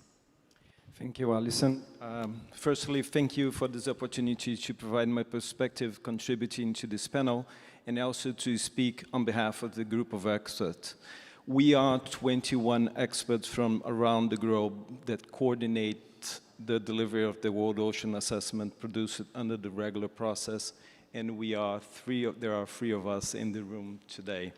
The regular process for global reporting and assessment of the state of marine environment, including socioeconomic aspects, or more simply, the World Ocean Assessment, is the only global mechanism accountable to the United Nations General Assembly that regularly reviews the environmental, economic, and social aspects of the world ocean, and thereby provides a comprehensive view of the current state of the marine environment in its near-term future. Its purpose, as you mentioned, is to enhance the scientific basis for policymaking in all aspects of ocean globally. The work currently being undertaken as part of the third cycle of the regular process includes building sustained and mutually beneficial collaborations between the regular process, the IOC, UNESCO, and the broader ocean community, including those involved in the ocean decade. These are essential to ensuring that the World Ocean Assessment is based on the best expertise, robust understanding of the ocean, and reflects the many outputs produced on the ocean during each cycle. There are many synergies in the objectives and goals of the IOC, UNESCO, and the regular process, and in association, a great opportunity to connect the work of the IOC, UNESCO, its members, and the outputs from the ocean decade to the third ocean assessment. Already, the IOC UNESCO has provided valuable input into the development of the annotated outline of the third World Ocean Assessment. Major findings for the first two World Ocean Assessments detail that almost all components of the ocean are impacted by climate change and human use. As a result, many of the benefits that humans derive from the ocean continue to be at risk. These assessments recognize that while progress has been made, without widespread recognition of the role of the ocean in supporting human well-being and livelihood, and the need for informed and scientifically grounded decision-making in association, equitable sharing of knowledge and technologies, future that supports a healthy and productive ocean will continue to be a challenge. This is a view that is shared with IOC UNESCO. Through its coordination of the Ocean Decade, the various actions under the Ocean Decade are working toward addressing these challenges in innovative, inclusive, and collaborative ways. To achieve full delivery of the third World Ocean Assessment, participation is crucial, as we have strived to include a balanced understanding across the geographic regions, disciplines, and perspectives. Therefore, widespread engagement by IOC UNESCO and by its member states is important, including by qualified female and early career candidates and as experts from least developing countries and the small island development states. I encourage you all to take part in the regional workshops currently being held throughout 2023 in support of the assessment. I note that Professor Steve Wickham and the previous panelists participated in the workshop we had in the Netherlands last year and provided very valuable input during that event. Thank you for that, Steve. The mobilization energy of the decade is key for supporting this process, and we have already noted broader participation in the workshops that we have conducted so far as the one that I mentioned. Also, I encourage and invite you to nominate into the pool of experts for the regular process and contribute relevant outputs and information to the development of the third World Ocean Assessment. We have introduced new elements into this outline that's been developed. And now the third Ocean Assessment will, for the first time, and listening from what the community and the hundreds of scientists and stakeholders that participated in their workshops last year, will set out pathways to sustainability across many sectors of the ocean. It will also provide a more integrative approach than previous assessments in assessing all of those aspects. There will be an increased focus on social aspects, including equity and gender, recognition of the links between human health and the ocean, and acknowledgement of the important understanding of the ocean provided by indigenous peoples. Thank you very much. Thank you very much, Roberto, and some very important invitations there for engagement, and we certainly look forward to continuing the collaboration with the group of experts, UN Duelos and others in the regular process. I think there's very strong potential for decade actions to be informing the process, but also in the future being informed by the results of the next World Ocean Assessment, identifying gaps that we may be able to target through tailored calls for decade actions in the future. So lots of potential there as well.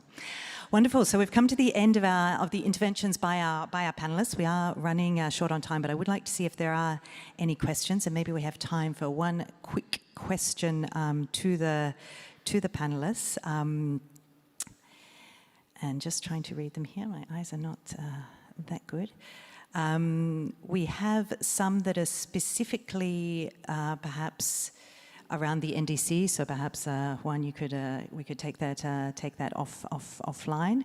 But maybe we can talk about making data available for scientists and decision makers. And yes, this has been directed to Paula, but perhaps it's something that just in a very quick sort of 30-second response, any of those of you who would like to could reply, could talk about some of the ways in which the decade can really, or some of the challenges and opportunities, but the way that the decade can help in terms of making data available for scientists and decision makers, and whether there are differences perhaps in the processes. So a very quick response, perhaps starting with you, Paula, and then anybody else who would like to reply as well. Gracias y gracias por la pregunta. Básicamente es que tenemos datos en este momento que han sido colectados y que pueden ser usados por la ciencia, pero cuando hablamos de los tomadores de decisiones, estamos hablando no solamente de científicos que también toman decisiones, sino de todos aquellos que están utilizando los datos para el desarrollo sostenible, para movilizar en torno a los diferentes sectores, transporte, industria, minería, lo que escuchábamos hace un momento también de tener a esos jóvenes que también toman decisiones, a las comunidades que también toman decisiones. Entonces, es hacer posible que los datos estén disponibles para toda la sociedad y para los diferentes usos, incluso para el uso de la inteligencia artificial. Wonderful, thank you. Anybody else like to add a quick comment to that? Paula said it all. Wonderful. Well, a huge round of applause for our panelists. Thank you very, very much. We hope you found the discussion interesting, and we'll move on to the next session. So I'll invite you to leave the stage. But thank you very much to all. And with that, we'll now move into the next segment, so you can retake your seats in the audience. I'm trying to juggle too many things here, but I would like to now invite Luis Valdez and Rafael González-Quiros and Julian to join me back on stage, and we're going to talk about towards the 2024 Ocean Decade Conference, which is being so generously hosted by Spain. So please take a seat. And we'll have a short presentation followed by a video which will hopefully whet your appetites to start signing up and pre-registering for the conference. So over to Rafael to start. Buenos días a todos. Bueno, el objetivo de esta sesión es invitaros y animaros a venir a Barcelona en abril de 2024 y asistir a la conferencia de la década.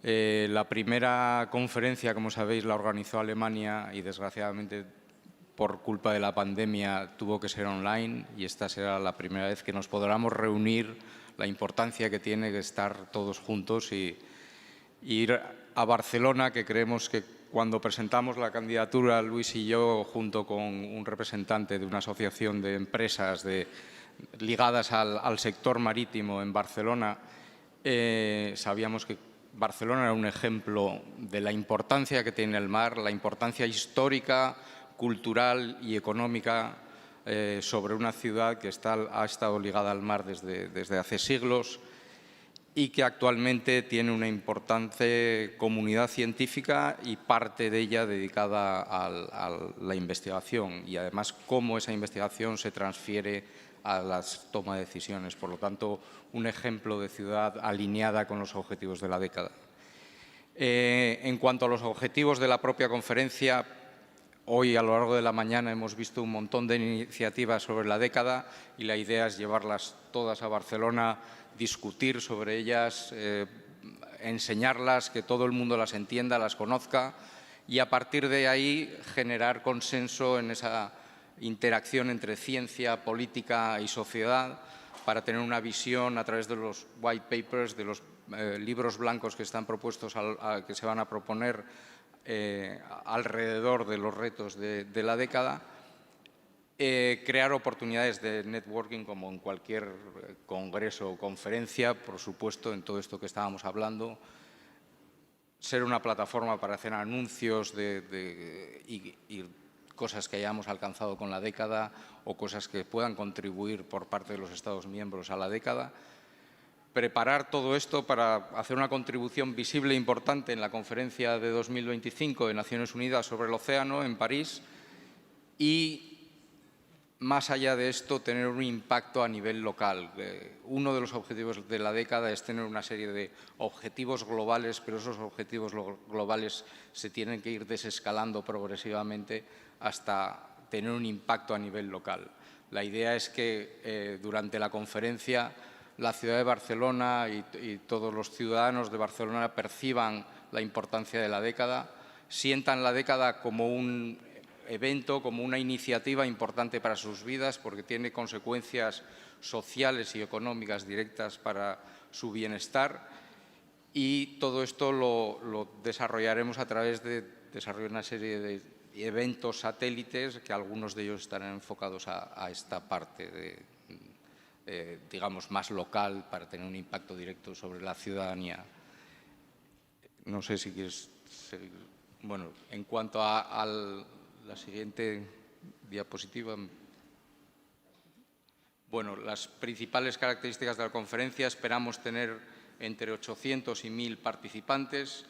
Como se haya puesto de manifiesto aquí, queremos que haya una involucración importante de profesionales jóvenes, pero también para alcanzar los objetivos de la década es necesario que estemos todos bien representados, países menos desarrollados o países isla, que tienen más dificultades para llegar hasta un sitio como Barcelona, tratar de establecer los mecanismos para que esa representación sea equitativa, ¿no?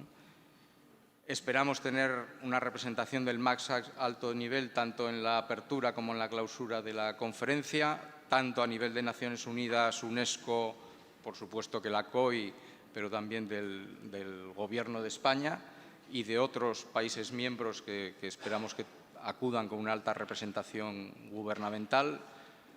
Como cualquier conferencia, una mezcla entre sesiones plenarias y sesiones más específicas, donde ir más a los detalles, por supuesto, siempre a lo largo de esa interacción entre ciencia, política y sociedad. Como decía, tenemos previstos desplegar un total de hasta 100 eventos satélites, tanto por toda la ciudad y también en los días 8 y 9 previos a la conferencia, en distintos puntos de la ciudad y también dentro del Centro de Convenciones de Barcelona, donde se desarrollará la conferencia. Y en cuanto a la posible contribución de los Estados miembros, siguiente diapositiva, por favor. Contribuir, por supuesto, con conferenciantes del más alto nivel, proponer conferenciantes del más alto nivel para participar en la década, hacer anuncios sobre cosas que se han alcanzado en términos de la década por parte de los Estados miembros, liderar, apoyar o participar en los eventos satélites.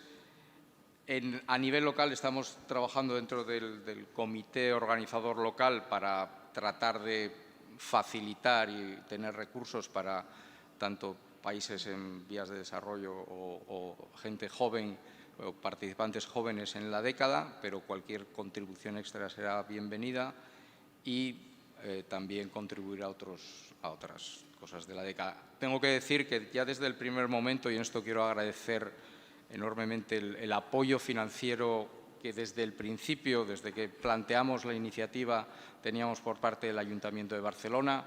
Luego esto se ha trasladado a través de una fundación, Capital Náutica de Barcelona, en la que también está integrada la Generalitat de Cataluña y el Gobierno español, que lo que va es establecer un marco financiero y administrativo para maximizar el impacto de esa ayuda financiera. Y nada más. Muchas gracias. Que está abierta la preinscripción en la década hasta septiembre, el 30 de septiembre de 2023, y la llamada a presentar eventos satélites que cierran el 30 de octubre de 2023. En 2024 ya habríamos terminado con todo. Y nada, ahora reiterar que Barcelona es realmente una ciudad maravillosa, con una arquitectura espectacular, una oferta cultural, gastronómica inigualable, y que creo que ahora con el vídeo me callo, porque como se dice, una imagen vale más que 1000 palabras. O sea que os dejo con el vídeo. Gracias. Bueno, antes del vídeo yo quería, además de animaros a todos a participar, esta conferencia está o sigue a la que tuvimos hace 10 años, de International Ocean Research Conference, que fue en el año 2014 y fue una conferencia muy importante, un hito. Toda la gente que participó en aquella conferencia de vez en cuando me recuerda lo bien organizada que estuvo, y en aquella conferencia se anunció que Vladimir iba a ser el Executive Secretary de la COI. Y eso fue pues hace eso, casi 9 años. Nada más, yo creo que estamos trabajando todo el comité organizador en España con mucha ilusión, que sabemos que tenemos un reto importante porque el tiempo que tenemos para preparar la conferencia desde que se aprobó la sede hasta ahora pues ha sido muy escaso, y hay que empezar ya no solamente con el registro de participantes, recibir las propuestas de side events, etcétera, y todo esto habrá que escrutinizarlo, identificar, seleccionar, etcétera, de tal manera que ya todo el mundo creo que puede darse cuenta de la imperiosa urgencia y todo el esfuerzo que tenemos que poner en esto. Animar a todo el mundo a que haga propuestas para eventos paralelos, porque yo creo que eso puede ser uno de los principales formas de comunicar la ciencia, de compartirla y de ver qué avances hemos tenido durante la década. En fin, nada más. Cuando quieran pueden poner el vídeo entonces.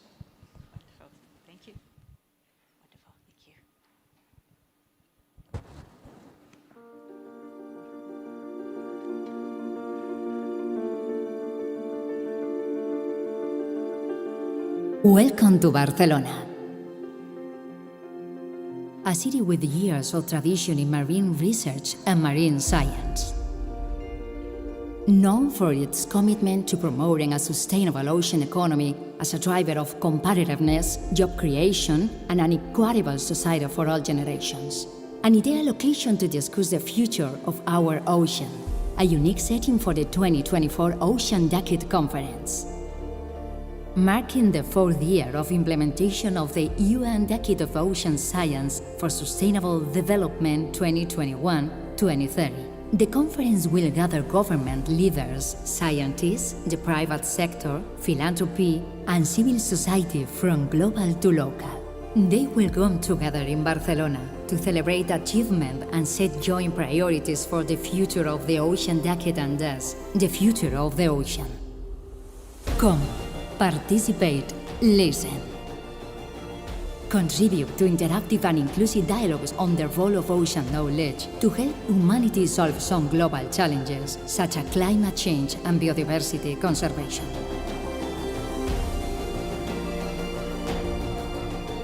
Engage with people from around the world. Take part in workshops, enjoy exhibitions, and share your innovative ideas to contribute to sustainable development.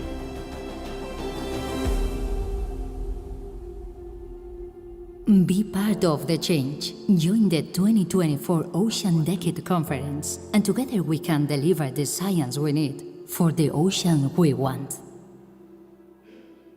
Here we go. Hope to see you there, April 2024. Thank you very much, Luis and Rafa, and we look forward to continue our preparations for Barcelona.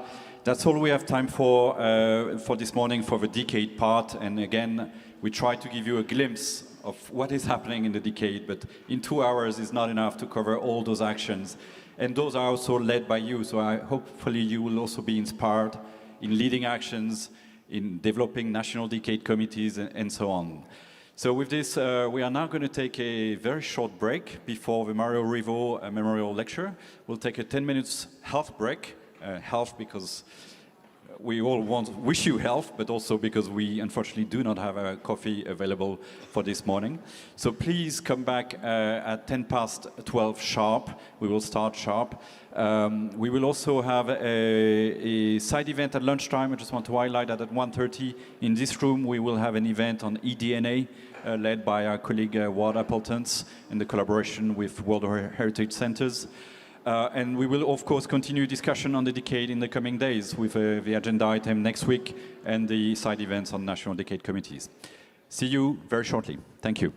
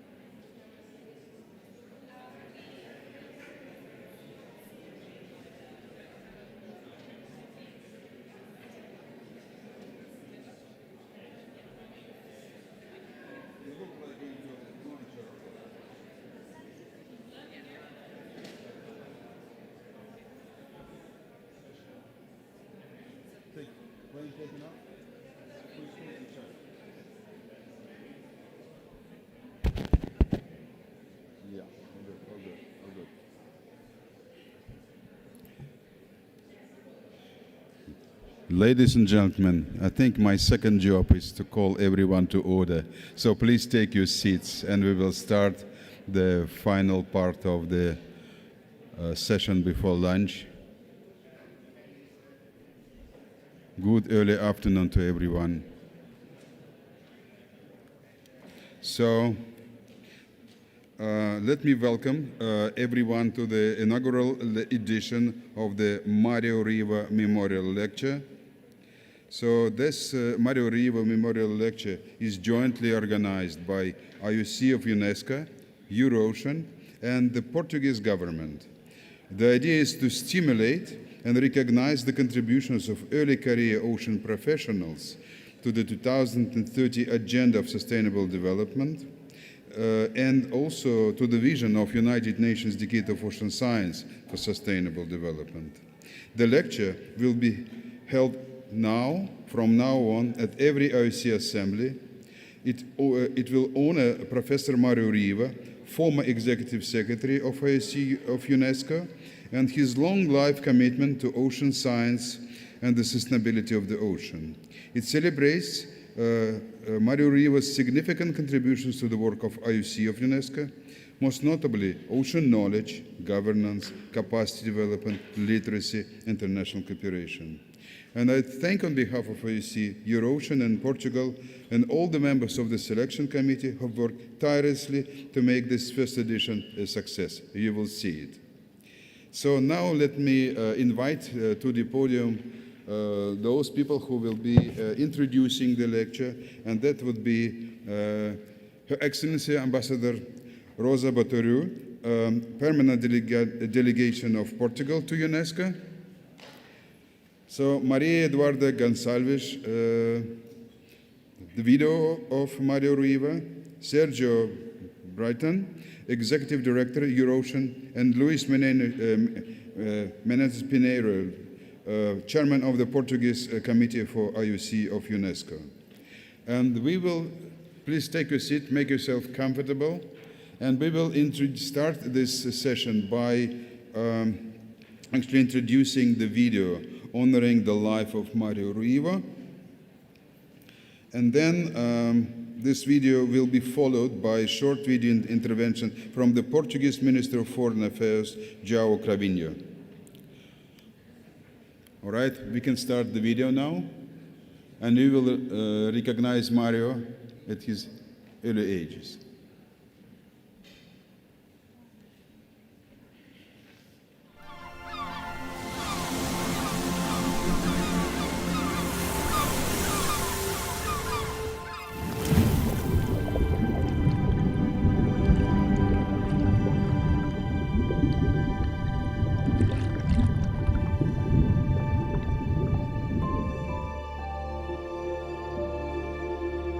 Mario Riva was a man who dedicated his life to understanding the ocean and its relationship with humanity.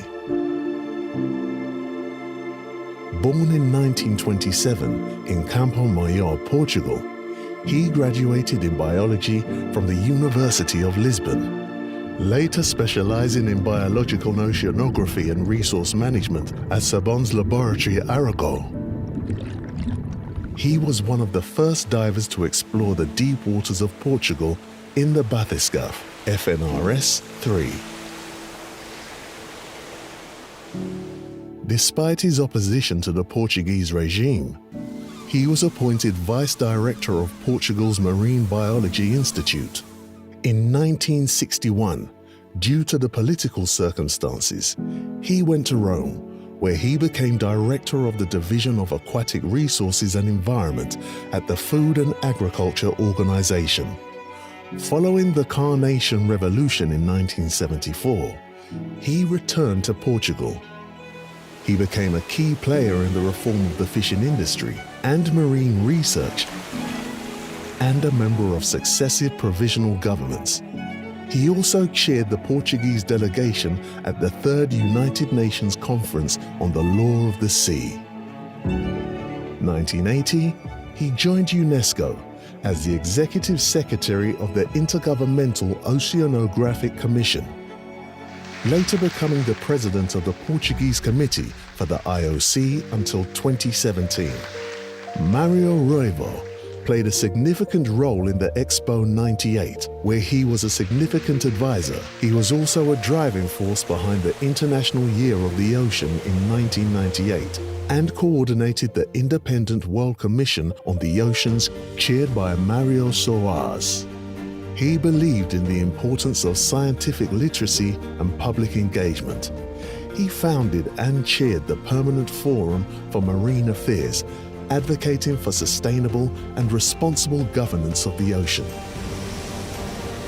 Mario Ruivo was a man who never stopped pushing boundaries, envisioning the future and building strong relationships. He believed in what he called useful utopias. Como biólogo, interessei-me fundamentalmente por perceber o bicho-homem. Essa é a quintessência daquilo que procuro. Mario Ruivo always persevered against all odds to keep the boat afloat.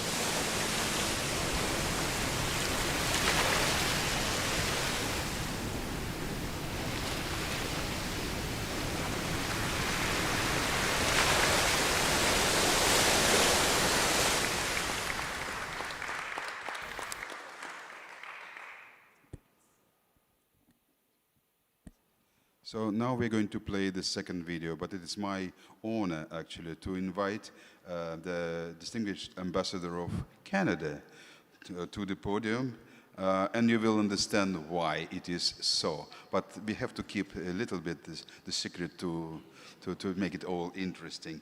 So Natasha Kayer, the ambassador, welcome to the podium. So let us now play the second video that will be by the Minister of Foreign Affairs of Portugal. Dr. Ariel Trosi, Chairman of the IOC, Dr. Vladimir Yabinin, Executive Secretary of the IOC, Dr. Sergio Brighton, Executive Director of Eurocian, Professor Maria Eduarda Gonçalves, distinguished ambassadors and delegates to the IOC Assembly, young early career ocean professionals. I'm very happy to address the IOC Assembly and also the early career ocean professionals as we gather to pay tribute to the memory and the work of Professor Mario Ruivo, a true pioneer in the protection, the understanding, the governance, and the sustainable use of our ocean. Throughout his career, namely as Executive Secretary of the IOC between 1980 and 1989, and as the Portuguese delegate to the IOC, Professor Mario Ruivo was clearly ahead of his time. His work had a major impact in promoting global awareness on the need to protect the marine environment and ecosystems, revert the ocean's state of degradation, and sustainably manage and use its resources. Professor Ruivo's foresight addressed numerous branches of the international critical thinking on ocean matters. Very early on, he understood that global challenges require global action and enhanced international cooperation. The Intergovernmental Oceanographic Commission, as well as Global Ocean Observation, was instrumental for Mario Ruivo to promote the need for sustainable ocean management and protection, and enhance the role of science and innovation in supporting informed policy and decision-making. Mario Ruivo was involved in numerous major initiatives held by Portugal. He coordinated the Independent World Commission on the Oceans and contributed to the organization of the Lisbon Universal Exposition, the Expo 98, that brought ocean concerns into the international agenda. His vision is found in the role of Portugal as a major player in global ocean issues, including being one of the first movers on the inclusion of an SDG specifically dedicated to the ocean in the 2030 agenda, being an active supporter of the creation and implementation of the UN Decade for Ocean Science for Sustainable Development, 2021-2030, being co-host of the second UN Ocean Conference in 2022, the largest international gathering dedicated to the oceans to date, being a forefront negotiator of the High Seas Treaty, and being a host later this year in October, the second Sustainable Blue Economy Investment Forum, to which it is my pleasure to invite you all. This memorial lecture, resulting from a fruitful association involving the Eurasian Foundation, the Portuguese Committee for the IOC, and the Intergovernmental Oceanographic Commission, holds great significance for the Portuguese government as it celebrates and internationally recognizes the efforts of a fellow national in a priority policy domain for Portugal. Moreover, this initiative addresses the new generations of ocean professionals, something which was so dear to Professor Mário Ruivo. It is hard to find a better place and a better audience to pay tribute to the memory of Mário Ruivo, and at the same time to promote the involvement of young and talented early career ocean professionals, such as this year's laureate, Dr. Aaron Eager. By awarding this memorial lecture to an early career ocean professional with a project that clearly contributes to the UN Ocean Decade objectives, we reward all of those that have the power to shape the future of our ocean and to make a difference in the protection and preservation of marine ecosystems. Building on Mário Ruivo's vision and determination, we trust this event, the first of many, will inspire the future generations of young transformative agents of change. Let us work together to ensure thriving oceans for generations to come. Thank you.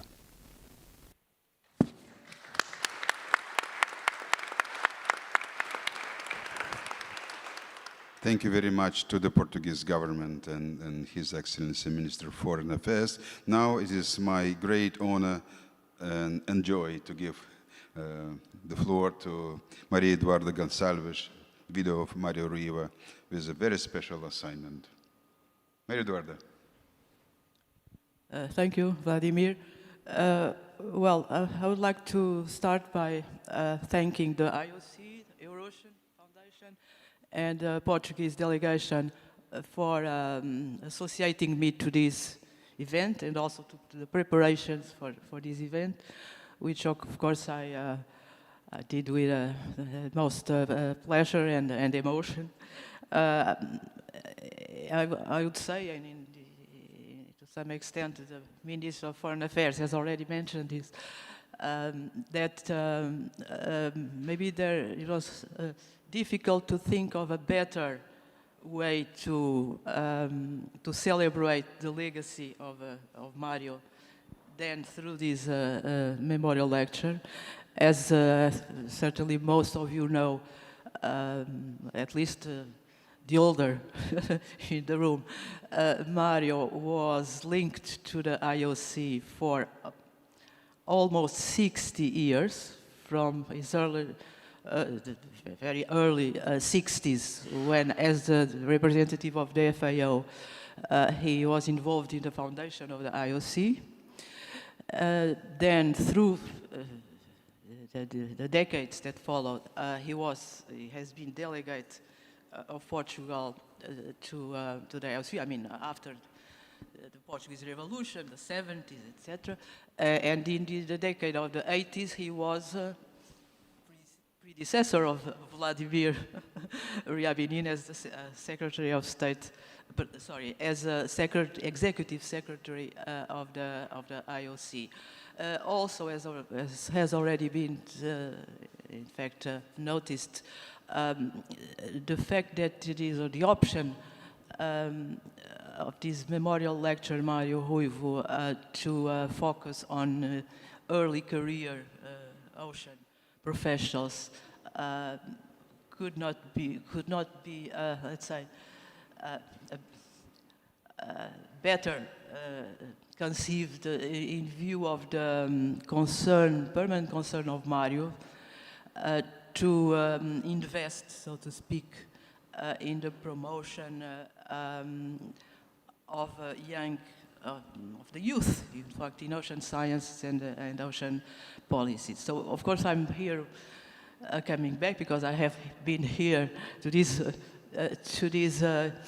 buildings a number of times through the ages. I would say at least since the 80s. It's for me with a enormous emotion that I share these moments with you, which for me, of course, will be unforgettable. I also know that there are a number of friends and colleagues who are following this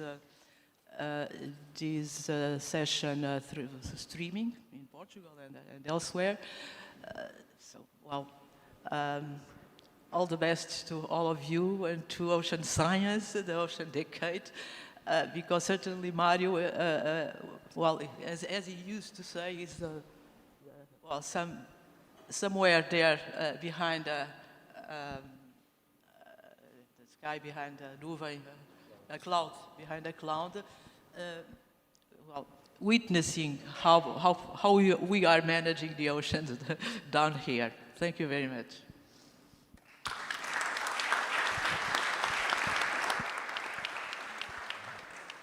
So, Maria Eduarda, now I think comes the most important moment. I will just tell, and the winner is, and then we will announce the winner. The winner is Aaron Igor. So we call Aaron to the stage.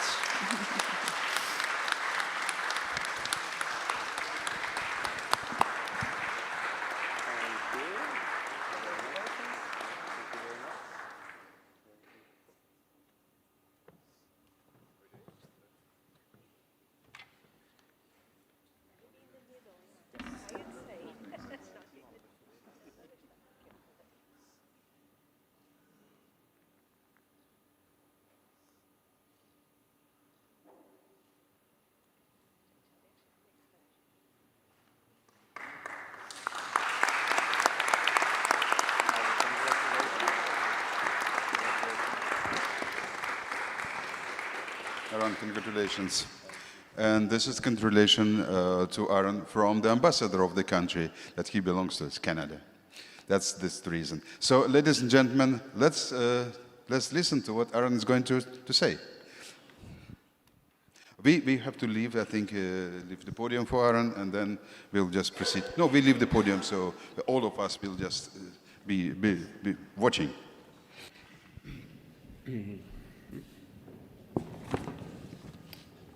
All right. Hello, everyone. So thank you very much for the very warm welcome to the event here in Paris. I have to say, growing up in a little town of about 3,000 people on the coast of Canada, it's pretty amazing to be here today giving the inaugural Mario Rubio Memorial Lecture. So really thank you for allowing us to come here to tell our story. And I'd also like to start by acknowledging the traditional owners of the land that I currently work and live in Sydney, Australia, the Gadigal people, and pay my respects to their elders past and present, and extend those respects to any First Nations or Aboriginal people in the room here today. Further, I'd like to thank the United Nations Decade for Ocean Science and Sustainable Development, the Intergovernmental Oceanographic Commission, and UNESCO, Eurocian, and the Republic of Portugal for putting this all together and allowing me to come here to talk to you all. Now, amongst all of these acronyms, because there are a lot of acronyms, there are two things that I really want us to think about for this talk. Heritage, and the second is, of course, the ocean. So what I want to get into is how we protect or even really restore our marine heritage, because that's what the ocean is for me, at least. It's our heritage, it's our connection to our past, and it's our essence of our future. And there are two sort of philosophies, I think, that you can start to get into for how we protect or manage our heritage. The first is somewhat like a museum where people are removed from the equation and then they're separate and it's protected and it's viewable, but perhaps only from a distance, but there's not that sort of interaction.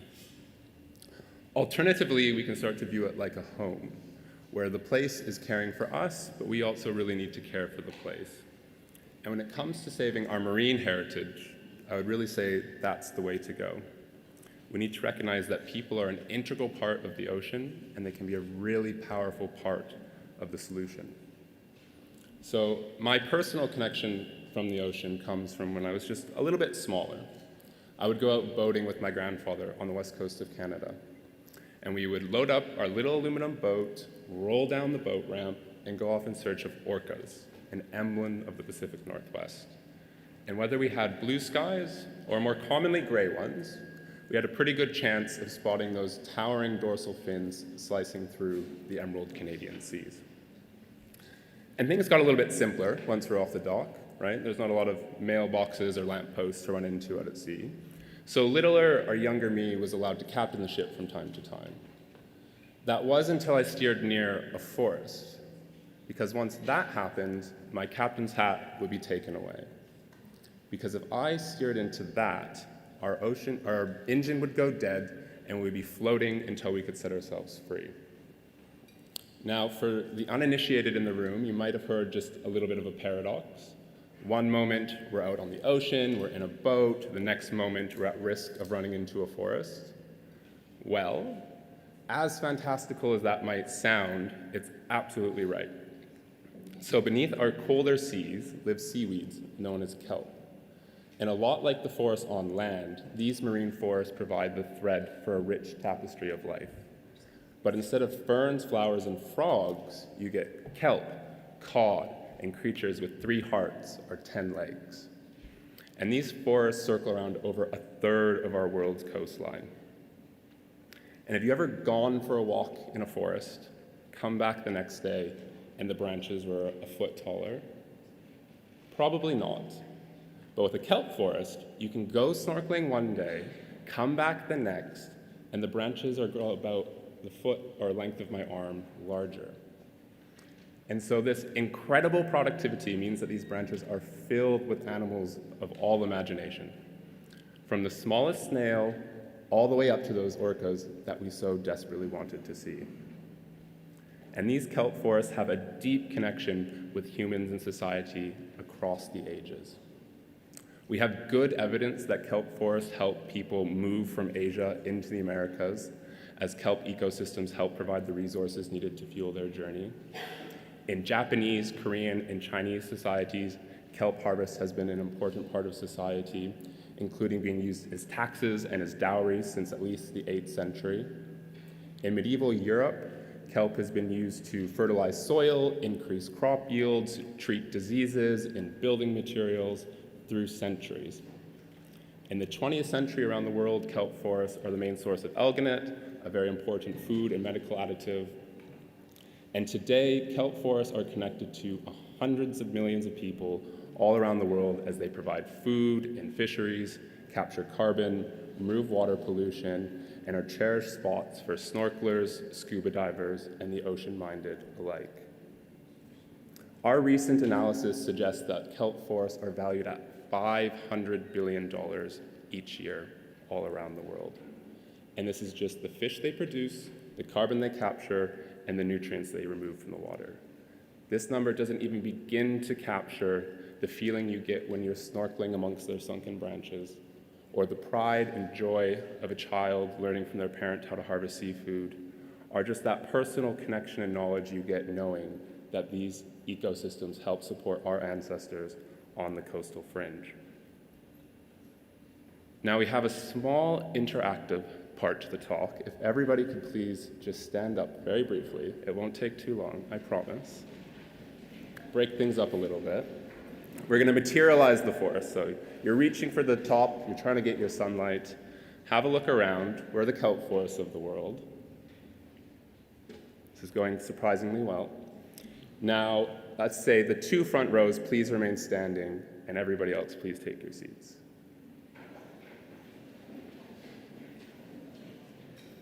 So just the 2 front rows stay standing, and again, get an impression. So these few people left standing are all that are left of the giant kelp forests of Tasmania, the bull kelp forest of Northern California, and the kelp forests of Puget Sound in the Pacific Northwest near where I grew up. These places and many others have lost 80 to 95% of their kelp forests in living memory. And all around the world, this is threatening those billions of dollars of value, our shared cultural heritage with the sea, and a piece of ourselves that, whether we knew it or not, was supported by these ecosystems. The 2 front rows can relieve from their duty. Thank you. And the threats to kelp forests are really pervasive. So unlike on land, very few people are actually cutting these forests down. Rather, we're seeing just how destructive human activity can be. Through a twisted dance of addition and removal, we're reshaping the very fabric of our oceans. So as we continue to add CO2 to the atmosphere, we're pushing that thermometer up, making the water too warm for kelp to survive. Our continued demand for seafood is removing top predators like sea otters, lobsters, and really big hungry fish, which would naturally eat sea urchins, which can devastate kelp forests when their populations get out of control. And across the seas, we continue to pump nutrients, sediment, and pollution into our coastlines. The results of all of this activity are truly devastating.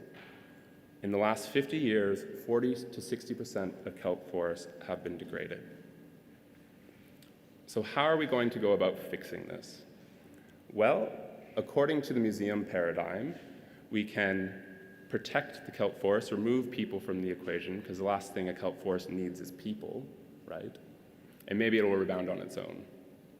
Well, we have tried doing this. In many cases, it just doesn't seem to be enough, and we're not seeing the return of these ecosystems once we've removed people from the equation. So perhaps we need to try a new approach to caring for our ocean. Perhaps we actually need people to be able to save our kelp forests. Well, fortunately, we have them. So we're building a community of purpose that tries to weave people into the ocean, acknowledging that while we take from the sea, we also need to take care of the sea. And the Kelp Forest Alliance was founded as a new way to look after our oceans, a shared home for anyone who lives near, works on, or is interested in a kelp forest. So whether you're a snorkeler or a CEO, if you speak English, Espanol, Norsk, Nihon, Portuguese, Francés, Hanguin, if you paint or do science, you have a home for the Kelp Forest Alliance. And this philosophy is in the recognition of the fact that there are just so many different solutions that are needed to solve this problem. It's a societal level issue, and we need to bring society along to arrive at the result. And so this is a relatively new initiative. We only formally incorporated as a not-for-profit in April 2022, but we've now grown to about 550 people all across the world, 200 organizations from 27 countries that are working on their kelp forest. So this is everywhere that has a kelp forest and then some. And as we think about the best ways that we can try to help our kelp, we have 4 pillars to our work. We started in research at the University of New South Wales, so we'll continue to have a strong science foundation, trying to provide the knowledge and expertise required to manage these ecosystems. We're also working to build partnerships in recognition of the collaborations and uptake that's needed to amplify this work, and continuing to elevate the education and awareness for kelp forests so people can understand and care for these ecosystems. And finally, advocacy, simply being that voice for an ecosystem that has so often been forgotten in the global conversation. Now, many of you might be wondering how we actually go about restoring an underwater forest. Well, planting a kelp is a lot like planting a tree, except your gardener cannot breathe and they're digging into rock instead of soil. But I assure you it's entirely possible. So let's just have a quick look at the ways in which we can restore our forests. In Korea, they have a term that roughly translates to marine gardening, and this analogy extends beautifully to kelp forests, because the ways that we can save our kelp really are a lot like the ways we work in our garden. We can work to sort of till the soil by making the seafloor more amenable for kelp to grow. We can distribute seeds into the ocean in the hopes that they take root and form the next generation. Or we can grow those plants in an aquaculture facility and transplant them into the sea to create that new forest. If the water is now too warm, we can think about finding new breeds or strains of kelp that are more tolerant to these stressful conditions. And underwater gardening also has its share of pests. So you might be familiar with those caterpillars that will chew on your tomatoes. Well, kelp has a very similar problem and is often overconsumed by sea urchins, those very hungry, spiky balls. So in the same way that you work to remove the caterpillars, you can work to remove the sea urchins. Or in the same way that you might have a chicken around to pick off caterpillars from your garden, we can work to protect or even restore lost elements of the ecosystem, such as those sea otters, lobsters, and really big hungry fish, and they'll naturally help the kelp forest system thrive. More generally than this, we can work to increase water quality, reduce pollution, reduce sedimentation, limit invasive species, and create a healthy ecosystem for our kelp forests, but also for our oceans. And this kelp restoration does have a rich history. It began in northern Japan in 1718 when a monk instructed villagers to cast stones into the ocean to try to help rebuild the kelp bed. Since then, the field has grown to 19 countries all around the world, and it's rapidly accelerating with many, many lessons to be learned. But those lessons are often lost, is so often the case. So through the Kelp Forest Alliance, we're trying to pull together that information, and we've done that to date in two ways. First, we partner with the Nature Conservancy to produce the first of its kind kelp restoration guidebook, which was in collaboration with 50 authors from all around the world. And this was an instruction manual about A to Z for how to restore your kelp forest. So how do you even know that you need to do restoration? How do you community consult? How do you get permission? How do you set your goals? How do you do the restoration itself? Monitor and track your results and think about the future. And we also included 11 case studies of really successful projects from around the world just to showcase that this really was possible and highlight those common threads of success. And then building off of this, we created an online data platform to host all of the information from those restoration projects. So people could now go find those projects, learn what they had done well, learn what their mistakes were, and they could actually even upload new information for new restoration projects, thus enhancing information sharing, standardizing data collection, and allowing all of these lessons learned to be spread much more efficiently and more openly than they have been done before.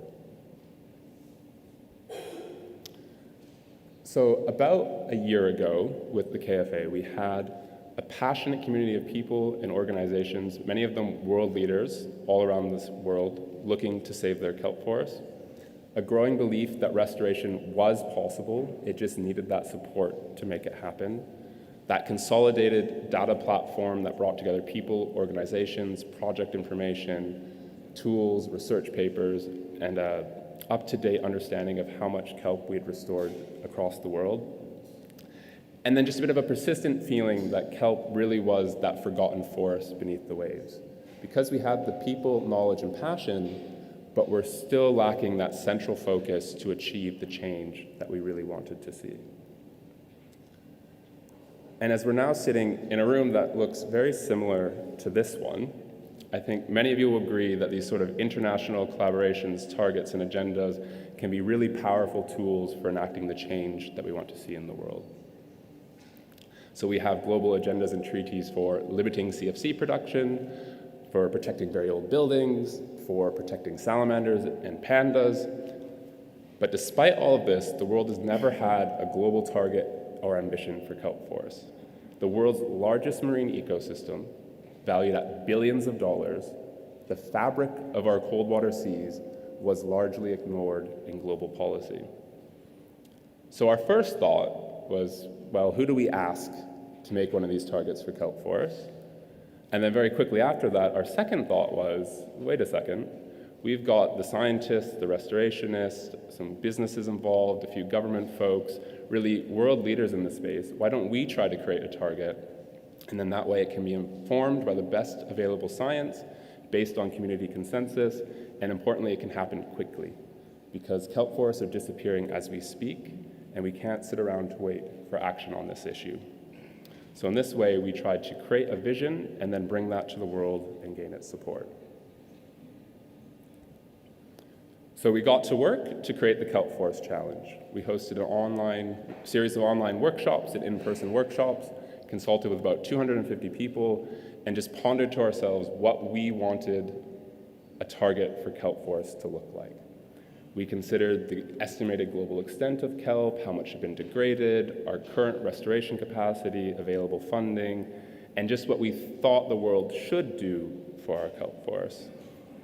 And then interestingly, in between our second and third meeting, the governments of the world did come together, and with the Kunming Montreal Global Biodiversity Framework, they set out the global agenda of protecting 30% of ecosystems and restoring 30% of degraded ecosystems by 2030. So we at least had a sense of what the world wanted in general for all ecosystems. We had to think about how we could apply that to kelp. And it would be fantastic if we get to our goals by 2030, but kelp is just a little bit behind in the amount of attention and resources that have been put into it. So achieving the goal for 2030 seemed a little less realistic, and we wanted to have more of a long-term vision to our work. So we've looked into 2040 as an alternative date. So our mission is now to protect 3 million hectares of kelp forest and restore an additional 1 million hectares of kelp forest by the year 2040. But this challenge isn't just about governments and scientists and hectares. It's about building a movement of people who want a new relationship with the ocean and are willing to support that. So we created a broader scope than has been done in the past with these sorts of initiatives.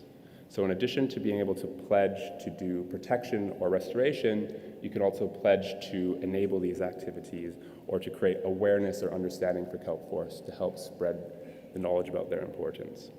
So this way, when businesses, professionals, artists, media teams, educators, citizens of the world ask how they can help the kelp, we can bring them together under the same umbrella and work together for the same goal. So we launched just back in February, and we had 22 pledges to begin with from 8 countries, totaling about 44,000 hectares for restoration at that date, 7,000 hectares for protection, and pledges from artists, tech companies, photographers, aquariums, and media groups all involved. 6 months later, we're now up to the 28 pledges that you see on the screen, 55,000 hectares for restoration, and we've expanded to include education campaigns from aquariums and social media impact campaigns. And we've been able to engage with all different levels of government. So our largest pledge comes from the Korean Fisheries Resource Agency, where they're working to restore 30,000 hectares of kelp forest by 2030. The Department of Natural Resources in Washington State, in the United States of America, has also pledged to restore 4,000 hectares of kelp, also by 2030. And the last one might make Mario particularly proud because the first municipal pledge comes from Portugal, where the city of Cascais is working with the for-purpose business Sea Forester to protect and restore their local kelp forest. So really there's room for any level of government to get involved in this initiative. But there are certainly many, many more municipal, regional, or federal level governments out there that have a kelp forest in their jurisdiction. So we're always interested in talking with how we can add new protected areas for kelp, new restoration sites, reduced water pollution, or looking to rebuild healthy marine food webs in these areas. But as I said, this work goes beyond government commitments. So let's look at some of the other ways that groups are getting involved.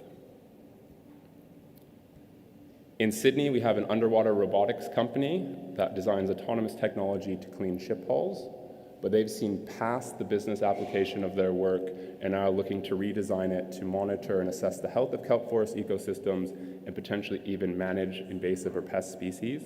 And they're pledging their time and research capacity for research into this operation. We have a harp artist who has composed and played and created a music video of a beautiful song called Golden Kelp to celebrate awareness for kelp forests all across Australia. And now she's just on a bit of a road trip with her 7-foot harp talking about why she loves kelp forests. And potentially, if there was sound, you would be hearing a harp song. Is there?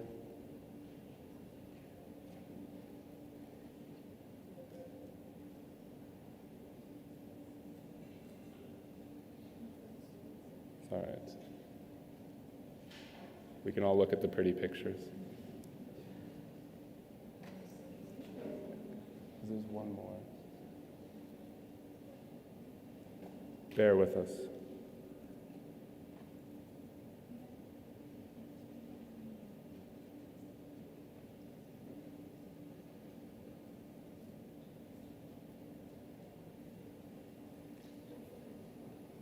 One more second.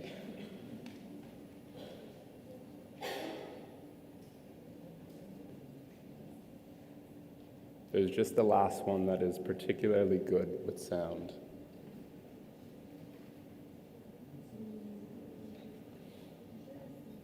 No, okay. So for the last one, how many people know the Beatles? I'm guessing it's everybody.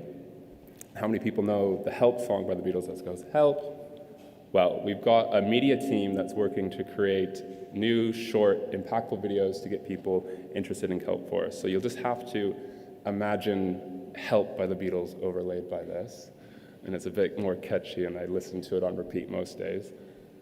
But again, it's just one of these examples of non-traditional ways of communicating and getting that impact to communicate the importance of kelp forests. So this pledge comes from the Regenerators, who are a media content team that likes to produce content for environmental causes and regenerative practices. And so they're producing a series of these short videos as part of the Kelp Challenge.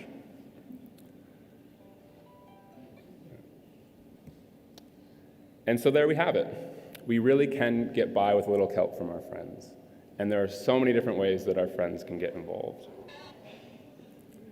We can work together, and then we are now 16 months into the 17-year mission to protect our kelp forests, to save our marine heritage and save our connection to the sea. So as we grow, we'll continue to invite new organizations, companies, researchers, professionals, and citizens to join the Alliance, conduct targeted research, champion kelp, make pledges, and protect and restore this shared heritage of our kelp forests around the world. And who knows, perhaps one day we'll have a UNESCO World Heritage Site with a kelp theme to it. But what we do know is that if we're going to get there, we're going to need everybody to come together and work towards securing this heritage into our future. So thank you all again so much for the opportunity to come here, and I invite any of you or anyone you know to please come talk to us or visit us at thekelpforestalliance.com to learn a bit more about how you could help the kelp. Merci beaucoup. Thank you very much.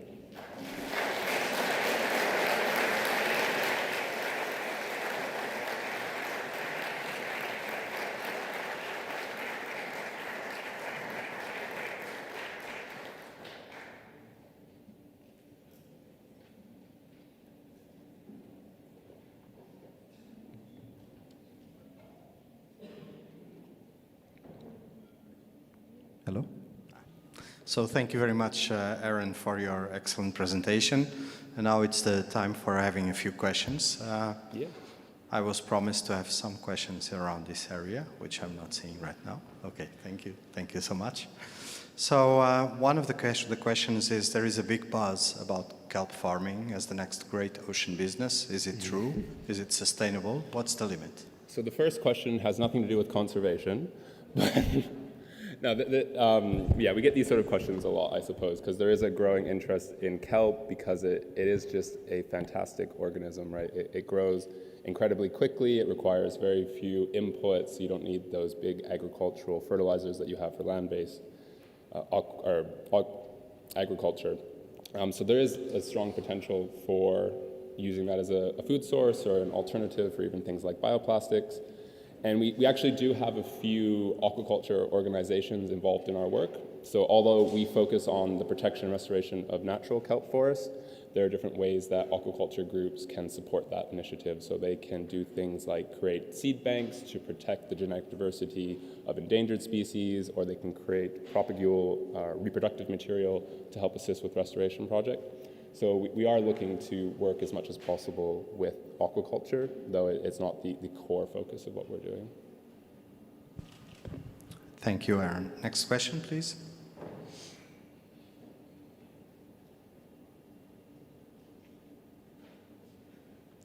Another question is, how will climate change affect kelp forests, and what actions can we take to ensure its continued benefits through these changes? Mm-hmm.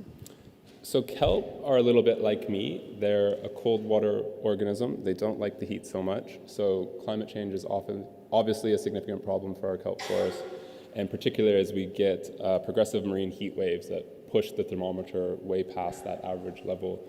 We've seen really dramatic declines of kelp forests. Notably in Western Australia, they've had a big contraction of kelp maybe about 10 years ago due to one of these heat waves. And so it's one of those sort of multi-pronged solutions. You know, if you don't fix the underlying cause of the problem, it becomes hard to do the restoration. But there are approaches that we can take to make the best of the situation. So we can look to find those heat-tolerant populations of kelp, and so there's active research in finding which populations are most adapted to warmer temperatures. And as susceptible as they are, they're actually quite resilient. So you take a species like a Clonia radiata in Australia, and that can survive in Queensland, with water temperature about 26 degrees, all the way down to southern Tasmania with a water temperature of maybe 7 to 8 degrees. So that's the same species, it's just locally adapted to different temperatures.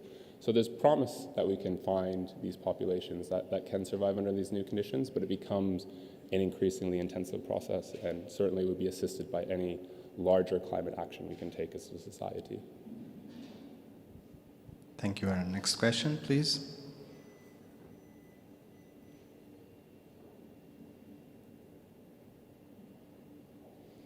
This question is there a specific area in the world where kelp is particularly more vulnerable? If so, what specific factors have led to its jeopardization? So if we think back to the moment where I made all of you stand very impolitely, the giant kelp forests of Tasmania really are the epitomization of that exercise. So they've been hit by a combination of water, increased water temperatures, decreased nutrients because of the shift in the currents that led to those increased temperatures, and the arrival of an invasive sea urchin facilitated by those increased water temperatures. So each of those issues alone has been the cause of decline for kelp forests all around the world, but in Tasmania they've been hit by the three together, and they've seen particularly damaging and really devastating declines in just the last few decades. Another question is, how can we engage non-coastal populations with kelp forests? How do you get someone from Saskatchewan to care about kelp? Well, shout out to Saskatoon. Thank you for the Saskatchewan question. I mean, I think it's perhaps to pat our own back a little bit by doing the things that we're trying to do, like creating those sort of music videos or art campaigns or education campaigns, or we're thinking about different ways to integrate kelp forests into video games and museum exhibits or photo competitions. So just using kelp sort of in the background. Or, you know, another really good example would be My Octopus Teacher. And that film, for those of you who haven't seen it, is about a man who just goes and visits the same octopus every day for 6 or 7 months. And kelp isn't the core to the story, but it's really in the background and it's sort of the foundation. And the more you can get people to kind of connect with that and identify with that, whether they're actually living in the ocean or not, then that just leads naturally to that passion and that action and that demand for change. So in addition to the science, we really are trying to build beyond just information and connecting more to people's emotional core about how kelp is touched to their identity. Thank you, Aaron. And the final question, is it more important to protect the kelp itself or rather the associated ecosystem, that is otters, oceans, etc.? My answer for almost everything these days is you have to do everything, and it's a bit unsatisfactory, but I would say you kind of need both again, right? You can't have one without the other in a lot of these situations, because the kelp forests support the food that the otters eat, and then the otters are able to control the sea urchin population. And so I think consistent through everything that we're trying to do is avoiding these sort of dichotomies or polarizations and trying to bring together that more holistic or whole picture thinking in how we approach the management of these systems. So I may have failed to answer the question specifically, but I prefer my answer. Thank you very much for your efforts, Aaron. And now I'd like to call to the floor Ariel Troisi, the President of the IOC Chair. Thank you. Thank you, Aaron. Thank you, Sergio. And, well, now it's my turn to make some closing remarks for this morning's session. It was shaping our ocean, our future ocean, the IOC contribution to the UN Decade of Ocean Science for Sustainable Development. And I would like to acknowledge and thank our panelists for their participation, for sharing with us their insights, their inspiring and thought-provoking views and propelling us to action. And once again, congratulations, Aaron, for your being the awardee of the first Mario Rebo Memorial Lecture. From a personal perspective, I'm particularly honored to be here for this first Mario Rebo Award. Mario was, as it was said earlier today, he was a passionate advocate for ocean science and sustainable development. He was a champion of IOC and a good friend to many of us. And I can say, Maria Eduarda, that there's not been one meeting at IOC where we have not quoted Mario. He's with us every day. Thanks to Portugal and Eurasian Foundation, because thanks to you, we were able to establish this Mario Rebo Memorial Lecture to celebrate his life. And there's no better tribute than providing this platform for emerging talents in ocean science and contributions to sustainable management of the ocean. In line with Mario's mission, we have the opportunity to recognize and stimulate early career ocean professionals who are making significant contributions to the UN 2030 agenda and beyond. I can say on behalf of the selection committee that it was a very tough competition. We had very good contributions, 24 projects. It took many meetings, a lot of work and discussions, so you're the awardee of a very competitive contest. And I would like to encourage and thank all competitors for their hard work and encourage them to continue with their contributions. As it was mentioned earlier today, ECOPS, you're the ones taking the lead. So you're leading now, so thank you very much. Having said that, now it's the last part of my closing remarks of this morning's session. We will be resuming our Ocean Science Day proceedings in this room at 3 p.m. With the panel on key challenges for ocean climate science. But during the lunchtime, we are going to have a side event. The side event is eDNA Solutions for Biodiversity Monitoring. If you were registered for the side event, you will get a lunch bag. If you were not registered, I'm afraid you will not get a lunch bag, but please, you're invited to be here for this side event on eDNA.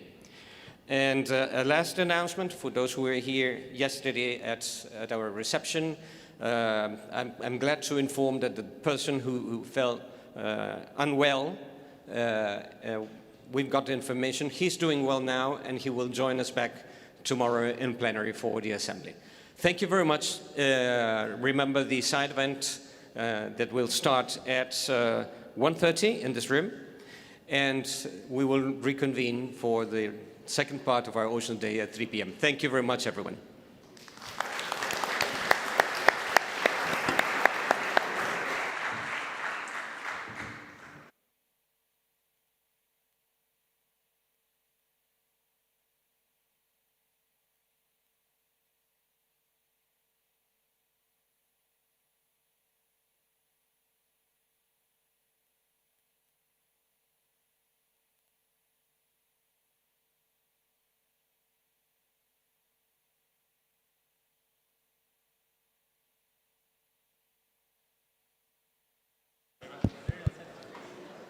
Just a little announcement for our site event on eDNA, which will start at 1:30 in this room. So everybody is welcome. But if you're registered for a lunch bag, the lunch bags are just outside this room.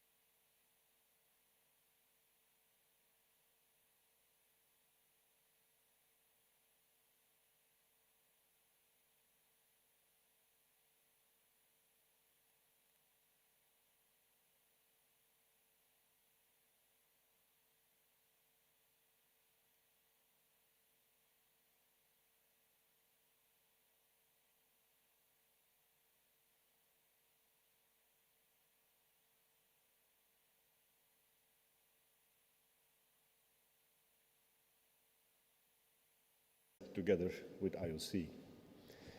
We all witness that technological developments are rapidly revolutionizing our capacities in many domains, and of course this is now also happening in the natural sciences. And to foster the deployment and application of new research techniques, countries can of course support cooperative initiatives, and in the European context we can rely on the existence and promotion of research infrastructures at the European scale, which within the so-called ESFRI system, which is the European Strategy Forum on Research Infrastructures. And ESFRI infrastructures, they can start as projects on a commonly agreed roadmap, and then they will get EU and member state support for the design, the preparation, and their implementation. I'm also involved at the moment in the ESFRI Strategy Working Group on Environment, where we look at the rapidly evolving situation of international research infrastructures in Europe dealing with environmental issues. Now, EMBRC is such an ESFRI infrastructure, which is actually in the roadmap both for environmental purposes, but also in the health and food section, because of course, it can also bolster applications of biological knowledge in the more practically applied domains. And we are very pleased that this type of approach in Europe enables the marine biological sciences community in Europe and beyond to use a broad range of services from the participating institutions. This side event also aims to give a little bit of visibility to the cooperative initiatives at the European Union level, which are sometimes a little bit of a blind spot in UNESCO IOC context. Now, the subject of the side event is particularly interesting development, where economies of scale of genetic techniques now allow us to do things that we couldn't dream of even a couple of years ago. Some key contextual facts on the environmental or eDNA, and Craig, one of the panelists, already spoke about this briefly this morning, where the Pacman project was already mentioned. Sampling for eDNA is accelerating rapidly, and luckily IOC hasn't missed the boat. IOC's Ocean Biodiversity Information System, OBIS, already holds 22 million DNA sequences, which is about 20% of all its data, and these were added in the last 2 years. Of course, these expanding OBIS tasks also require that the data management gets more sustained support, something that I'm glad to say several of the IOC member states are very conscious of, and this is a very positive sign, I think, also for IOC at the forefront of these new developments. A lot of the work is still very challenging. There's a need for a lot of things, and I think we'll hear more about those challenges during the session. But of course, they become more tractable when we set to work together, whether in a research infrastructure context or chipping away at problems one by one in punctual cooperation projects.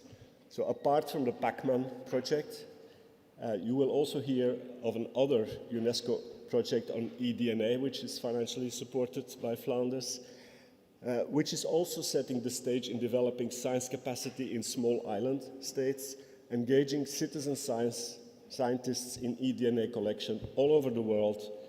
And these, of course, contribute to better practices and better instruments for harnessing and using these data. The eDNA Expedition Project under UNESCO is an intersectoral project where we're very glad that the colleagues from the Marine World Heritage community have joined forces with IOC. I would like to stop here by thanking the organizers, my colleagues from IOC, IODE Project Office in Ostend and EMBRC. And thanks for your presence. I hope there will be a lively discussion also with the question and answer session at the end. And I'm happy to hand over the microphone to Nicholas Spade from EMBRC, who will lead us through the event. He's the Master of Ceremonies. Thank you very much.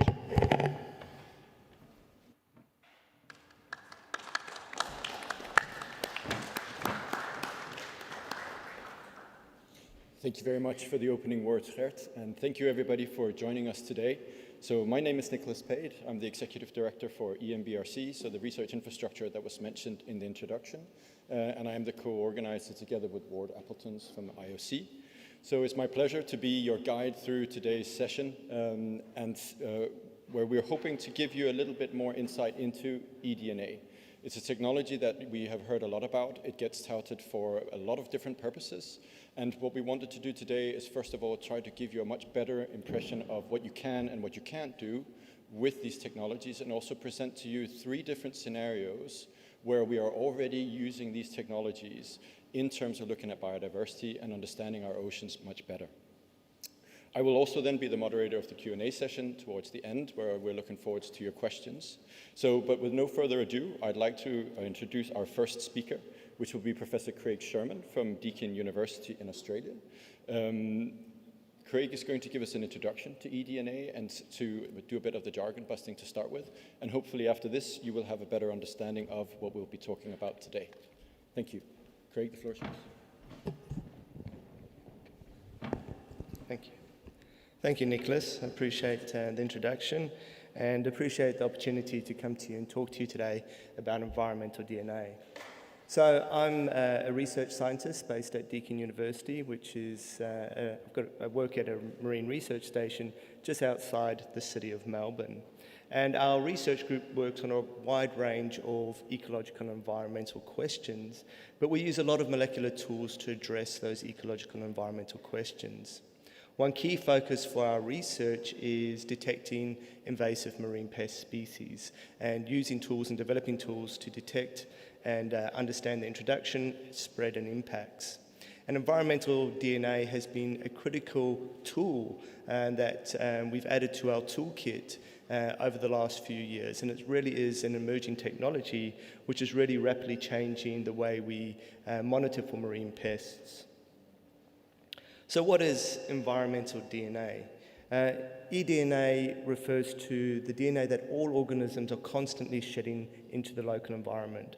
So all organisms are shedding skin cells, mucous cells. It could be things like gametes, eggs and sperm that corals spawn into the local environment. All of those cells contain DNA. And this means that we can collect quite simple environmental samples, such as water or soil samples, and extract that DNA and use molecular approaches to actually screen and identify what organisms are present in those environmental samples. So it really allows us to take quite simple samples from the environment and get a lot of information about the biodiversity and organisms that are there. And that's not only useful, obviously, for marine biosecurity, but it's revolutionizing the way we assess biodiversity more broadly. So what are the applications for environmental DNA? Well, the applications are broad and vast, and every day it's being applied to different circumstances.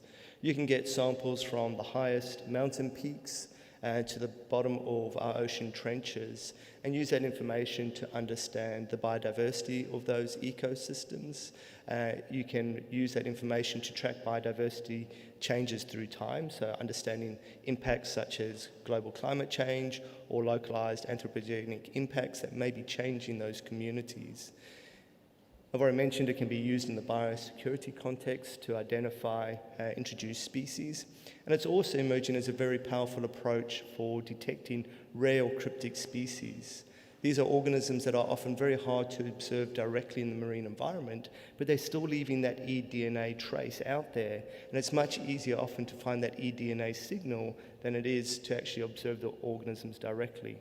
So it's emerging as a very powerful technique. It also means that you can take samples from often hard to observe places, the bottom of the ocean floors, cave systems, river systems that are difficult to access. Being able to take these environmental samples means you don't have to put people in difficult and often dangerous environments to actually observe those organisms. And you just have to look at the media to see how widespread environmental DNA studies have now become and how popular they've become. Looking in the media, every week there seems to be a story about environmental eDNA, whether it's revealing hidden diversity of sharks in our deep oceans, People have even used it to try and find Nessie, the Loch Ness Monster. So there was an eDNA campaign at Loch Ness to actually see if they could actually detect any evidence of the Loch Ness Monster. Needless to say, they weren't able to detect Nessie, but they did learn a lot about the other biological communities associated with that system. And it's revolutionizing the way we detect species in the marine environment. Even more topical is the missing submersible Titan, which is currently in the news. That submersible had a program to collect eDNA samples from the Titanic to characterize the communities associated with the Titanic. So clearly eDNA is an important and emerging technology that's revolutionizing the way we assess biodiversity. So how does it all work? Well, it works by taking an environmental sample, and this is just the workflow. So if you look from the bottom up, you can see that you've got your environmental samples. That can be snow, ice, fresh water, soil, river samples, or seawater samples. You take those samples, you extract the DNA from it, and then you use one of two main molecular approaches, which I'll touch on briefly in a second, to extract that DNA and then to read the gene sequences. You then use bioinformatic pipelines to identify either what community is associated with that sample, or if you're looking for one particular species that you know that you want to identify, you can specifically go look for that particular target species. So the two main molecular approaches that people use for eDNA are metabarcoding, and this is an approach where we sequence a gene that provides us with information about the broader community in that environmental sample. So you take your environmental sample, you extract the DNA from all the organisms that have contributed to that environmental sample, and then you amplify a barcoding gene. This gets sequenced and puts through the bioinformatic pipelines, and then we use reference data sequences to identify which organism's DNA is in that sample. Now, one of the caveats with eDNA is that it requires you to have good reference sequences. If you don't have those reference sequences, you're going to end up with a whole bunch of sequences in your data set that just don't match anything in the databases. And so one of the problems that we do find with environmental DNA, especially for marine organisms, marine invertebrates, is that a lot of those reference sequences we just don't have. We're still lacking those reference sequences for many of those species. But that is something that's changing every day. There's large campaigns currently underway to sequence and provide these reference sequences for marine organisms. The other molecular approach is a much more targeted species-specific approach. This is what we call a qPCR assay, and it allows us to go and look at that environmental sample and test for particular species. So again, you get your environmental sample, you extract the DNA, and then you apply a very species-specific set of probes to test if the DNA from that particular species is present. And this is great if you know what you're looking for. And I think most people will be familiar with this approach because it's the exact same technology that was widely used under COVID testing for COVID positive, but it was also widely used by many governments to actually test the wastewater to identify COVID hotspot outbreaks. So it's the same technology that we can apply to environmental DNA. So we work with environmental DNA in the marine biosecurity context, and we apply it to detect the introduction of invasive species. And you're going to hear a lot more about how this can be used in some of the talks later today. So why is DNA becoming so popular? Well, the simple answer is that it's much easier than many of the traditional approaches to actually identify and survey marine organisms in the marine environment. The marine environment is a difficult place to work. It costs quite a bit of money to put people in the water or expensive underwater robotics to actually do surveys in there. And we now have a tool that allows us to very cost effectively and simply take environmental samples and get estimates of biodiversity from those samples. So does this mean eDNA is the silver bullet we've all been looking for biodiversity monitoring and pest monitoring? Can we chuck everything else out the window and do away with all the other survey techniques? The answer is no. eDNA also has its own limitations, and it's important to acknowledge those limitations and understand them, Because one of the problems we often have with new technologies is sometimes people overpromise with them and don't deliver on those promises. And that results in people losing faith in the ability of those technologies. So eDNA does have its limitations. We have limitations in terms of the reference databases and sequences to identify the organisms, but it also limits us in the types of information we can get. eDNA is really good for telling us the presence, absence of species, but at this point in time, we can't really get abundance. How many individuals do we have in a particular area? You can use some of the genomic information, the read depth, to try and get estimates of abundance, but you can't relate that to biomass or the number of individuals, at least not yet. So it does have certain limitations, and it's important to understand those limitations for eDNA. It's a very powerful tool, but it's just one tool in the overall toolbox when it comes to biodiversity and marine pest monitoring. So I'd like to leave it there, and thank you for your time.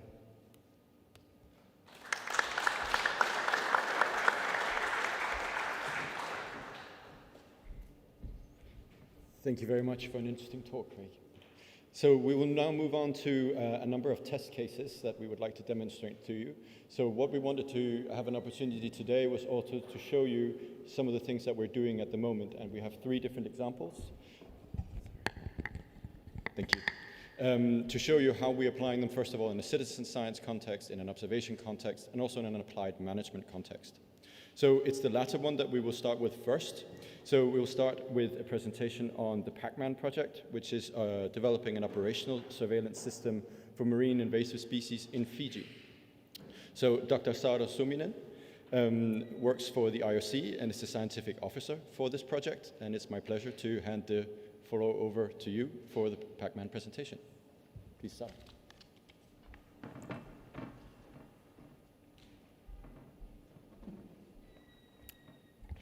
Yes, hello everybody, and thank you, Nicholas, for the introduction. So I'm here representing the Pac-Man project, which stands for Pacific Islands Marine Bioinvasions Alert Network. And as we said, we're developing a marine invasive species monitoring plan and decision support tool for Fiji, for the Suva port. So why are we so interested in invasive species? The rate of incursion of invasive species is increasing globally and also, of course, in the Pacific Islands. So it's really a matter of time when these invasive species come into the islands. And when you have a new species come into the environment which doesn't have predators and the ecosystem is not ready for it, it can cause a lot of harm. So it means that it can displace local species, it can harm aquaculture and economic activities, also by biofouling at the ports. So some of the consequences can be really severe of these species. And one thing is that once a species gets established in the environment, it's really, really hard to get rid of it. So how you actually deal with this problem is by prevention and by monitoring at the port areas where you have your incursions. So this monitoring can allow you to have the early detection, which will allow you to do the rapid response and possibly get rid of that species before it becomes a problem. So this is where eDNA comes in, and we've heard that it's a great tool for this type of work for many reasons, because you can look at those rare incursions and species that are difficult to visually detect for other reasons, because of their life stage, because of their cryptic nature, and so on. So in Fiji, we took the approach to make an eDNA monitoring program. And it's a 3-year project which started in 2020. We're finishing May next year.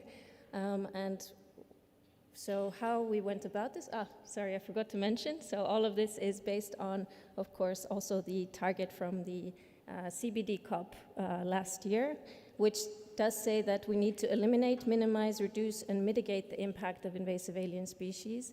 And this is specifically by reducing the rates of introduction and establishment of other known or potential invasive alien species by at least 50%. So there's a strong mandate for this work also in the international context. So how we went about this project is we are really co-designing it with the stakeholders in Fiji. We have a large advisory group. We have a group of international stakeholders who are helping us develop this program with the best available scientific knowledge. And in addition, we have a local advisory group with representation from the major stakeholders in Fiji. So that includes the Biosafety Authority, the Marine Safety Authority, the Ports Authority, Ministry of Environment, Ministry of Fisheries, as well as regional players like SPREP and SPC. And together with this advisory group, we discussed what is the situation in Fiji currently, what kind of work is being done, what kind of plans are there. And it was clear from the onset that there was very little information available on marine biosecurity and marine invasive species at the ports area. So we decided to do a two-pronged approach where we have a baseline study, which will give us that information on the baseline species presence in the port. And then we're also developing assays for rapid detection, as Craig mentioned earlier. So here you can see a few pictures of our local project management group at the University of South Pacific, who we partnered with for this project, taking samples at the Suva port. There's 4 sites at the Suva port which were chosen based on what types of vessels visit those sites, or for hull cleaning activities, for example. We're taking 3 different types of samples to get that kind of overview baseline of the diversity there at the port. And you can see the sampling is quite simple. You don't have to get into water. You just can take it from the port structures. Of course, these samples then go into the laboratory for molecular work and for sequencing. And for this, you need, again, a specialized facility. So from that sequencing, one of the challenges of eDNA work is that we get a lot of data. We get a humongous amount of data. We get thousands of sequences and hundreds of species every time we do a sample and do the full analysis. So this is where it's really key that we have standardized data analysis and management workflows. And this is where we come in with OBIS. So we have the largest marine biodiversity database in the world, which is part of IOC as well. And we collect that data in a standardized manner so it's available sustainably far into the future. You can always come back to that data set, understand what was done, and compare it to newer data sets, for example. So we collect that data, we make sure that that workflow is working well. And then for Pacman, what we're doing is developing a decision support tool which is based on that data, which is in OBIS. So this decision support tool is meant to interpret this huge amount of data that we're collecting for the decision makers. So what it can give you is it will look through that list of detected species and it can tell you, oh, this species could become a risk for your area. So please take a look what's happening with the species, what is it doing, how is it evolving in the environmental samples. Since this decision support tool is based on data in OBIS, it means that it could be quite easily moved to other areas as well, used for data in other parts of the world, and also developed in a regional context. So in the future, we could look at data from different islands, for example, and say, oh, there's an incursion in your neighboring island. We have to make sure that there's some kind of barrier there in between. And this risk analysis is really based on looking at the species habitats, so what kind of, if there could survive in that new area that they have come into, and environmental measurements and port information and so on. And finally, we also have a training program which is linked to Pacman, which has given training we had representation from the major stakeholder institutions in Fiji, all join us for this program, which was hybrid. So we had a theoretical part online and then a practical part at the USP campus, where the students did the end-to-end. So they looked at taking samples, doing the sample processing in the molecular laboratory, and also some data analysis. And this information, so the theoretical part as well as the protocols, are all available online on the Ocean Teacher Global Academy, so anyone can go and do that course there as well. So that's it from me. So with Pacman, we're trying to develop this end-to-end program, a template program that could be used around the world for invasive species monitoring in similar situations. So thank you very much.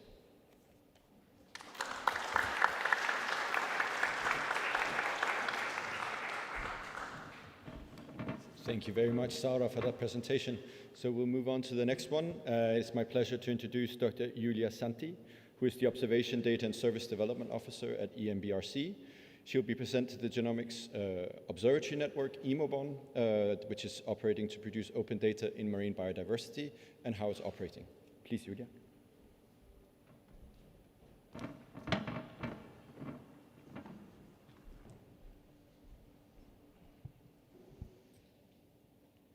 Hello, I'm Julia Santi, and in this presentation, in this talk, I will present the European Marinomics Biodiversity Observation Network, which is a centralized and operational genomic observatory, and it's also a framework and a paradigm to co-develop.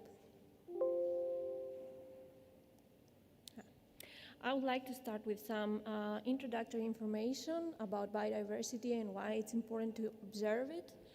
So the community of marine biologists have long known how significant biodiversity is, and luckily in the latest days, other scientists are realizing that, and also together with policymakers and the society, that biodiversity is a core and inseparable component of the ecosystem, and that it sustains marine ecosystems as we have organisms participating in almost all processes of an ecosystem. They also cover essential needs for the society, like oxygen and food production, and they support sustainable blue economy. Then the protection and restoration of biodiversity is tightly linked to the well-being of humankind, as it's very important for ecosystem health. And luckily, there are now many policies worldwide supporting the restoration and protection of biodiversity. For example, the UN Ocean Decade, which is a global framework, includes many actions dedicated to marine biodiversity. However, the observation of marine biodiversity is not coordinated, is not standardized, and it's based in short-term project funding, which does not secure the long-termity of this. And then also the data are fragmented and inaccessible, and they only target specific research questions. So this background brought the new mission to EMBRC, which is the biodiversity observation, and led us to launch EMOBON. So EMOBON is the first long-term marine genomic observatory in Europe, and its first objective is to collect data, biodiversity data, in a standardized way, and thus providing reliable data to the scientific community. We are working with environmental DNA, eDNA-based approaches, so for example, genomics, and this way EMOBON is using methods to read the universal code of life. And of course, with that, we capture the most accurate and representative amount of biodiversity information, and on top of that, we also gain access to the pool of genes present in an ecosystem, so we also touch the function of the ecosystem, like, for example, the antimicrobial genes, resistant genes that are present in an ecosystem. Then EMOBON also builds a framework for genomic observation. This is achieved by using transparent and open protocols for all the procedures and the guidelines that we are using. Of course, we apply and we follow very high data and metadata standards. And this ensures the quality of the data we produce. And we follow national and international regulations in all the countries that participate, like, for example, the policies on the use of biodiversity. And then, of course, EMOBON contributes to the global biodiversity network, on one hand by making the data available to the global community, and on the other hand by actively participating and interacting to other international networks like OMICBON and OBON. And we'll see these networks again in a bit. So some more details about EMOBON. It's a Europe-wide observatory in many different countries in Europe. At the moment, it includes 17 observatory stations. All of them are interoperating, so they're using shared protocols. And we are having regular sampling campaigns at fixed time intervals. We are targeting 3 habitats. So the first one is the water column, the seawater, then the soft sediments, so sand or mud seabed, and hard substrates, so for example, reefs and rocks in the seabed. Of course, we collect rich metadata on the who, when, where, and how for each material sample collected in this network. And in addition, we have complementary measurements like temperature, salinity, chlorophyll A. We also have a long list of optional measurements, for example, nutrients and physical characteristics of the seawater that are giving more context to the samples collected. And now I would like to take a moment to show you which communities of organisms we are observing, we are targeting, because this can give you the potential of what we are doing. So firstly, the seawater, we have here two different size fractions. Both are microbial, but it's not just bacteria that we are targeting. So here we include chlorophytes, diatoms, dinoflagellates, taxa that are usually referred to as phytoplankton. And there are also some zooplankton in here. So in the sediment, we have a slightly different approach.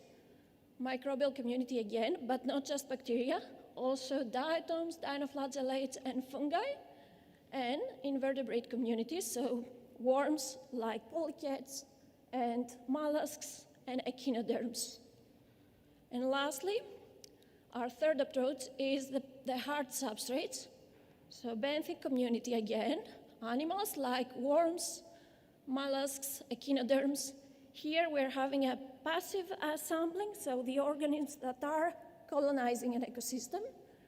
And we are using the special ARMS units for that, so we can also locate invasive species of an ecosystem.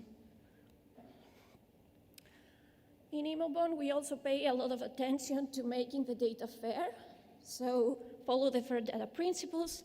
We invested in that from the beginning of the project, and so we follow the full provenance of every sample collected, from the sample to the data that are generated. And then we use human and machine readable vocabularies, again, for each and every sample to make them interoperable. And we submit the data in online databases where anyone can access them. So the ENA, the EuroOBIS, and then from there, they are harvested to OBIS and IMODNet. So, oh, thanks. So, then IMOBON is also part of OBON, which is a UN Ocean Decade action. It's an official part of the Ocean Decade, and it actively interacts with all the partners in OBON. And of course, it's a founding member of OMICBON, which belongs to the GeoBON. It's the global bond, and we work together with them for a standardized genomic approach to observation of the biodiversity. Then some final remarks from me. We know IMOBON is an EU approach by an EU infrastructure, but biodiversity observation is much bigger than that. It's a global thing. And we want to work in a collaborative way with everyone, and of course have inclusivity in mind. We have a framework that is easy to approach, and all our protocols and guidelines can be applied to anywhere in the world, and can help actually to build something new. Then IMOBON was also a demonstration for us, so we learned a lot. We are keen to learn more and to co-develop with our partners and beyond. And final, the environmental policy making. We believe that IMOBON data can add the biological component into the environmental policy making, and actually to create the capacity for integrating eDNA and other omics methods into the environmental policy making. And with that, I would like to thank you very much for your attention. I also would like to thank all the people that have helped us achieve this much in IMOBON. And thank you for being here today.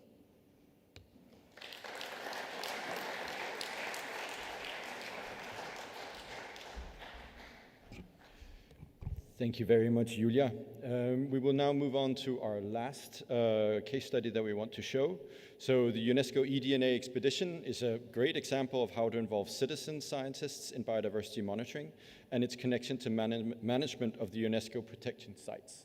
So we have a short video to show you on this initiative, which has been prepared by Dr. Fanny Douvant from the World Heritage Management Program. So I think we can run the video, please.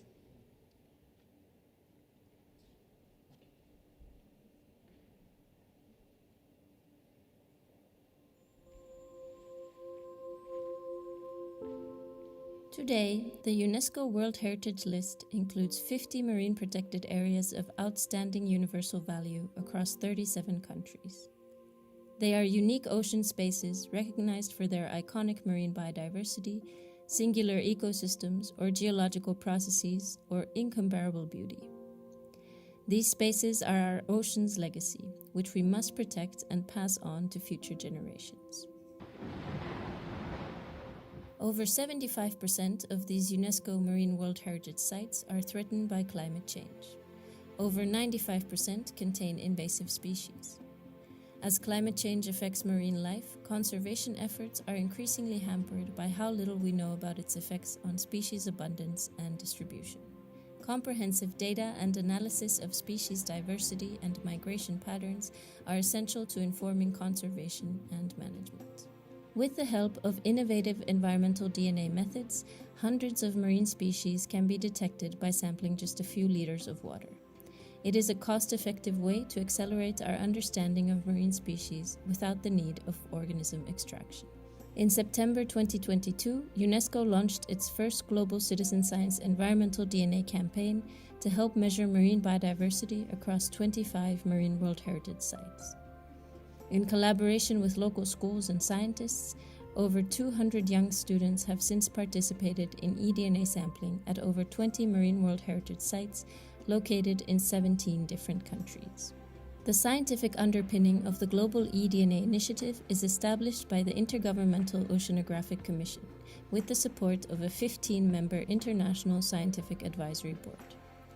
The initiative will provide a one-off biodiversity snapshot with a focus on fish, megavertebrates, and vulnerable and endangered species on the IUCN Red List of Threatened Species across the 25 marine World Heritage Sites.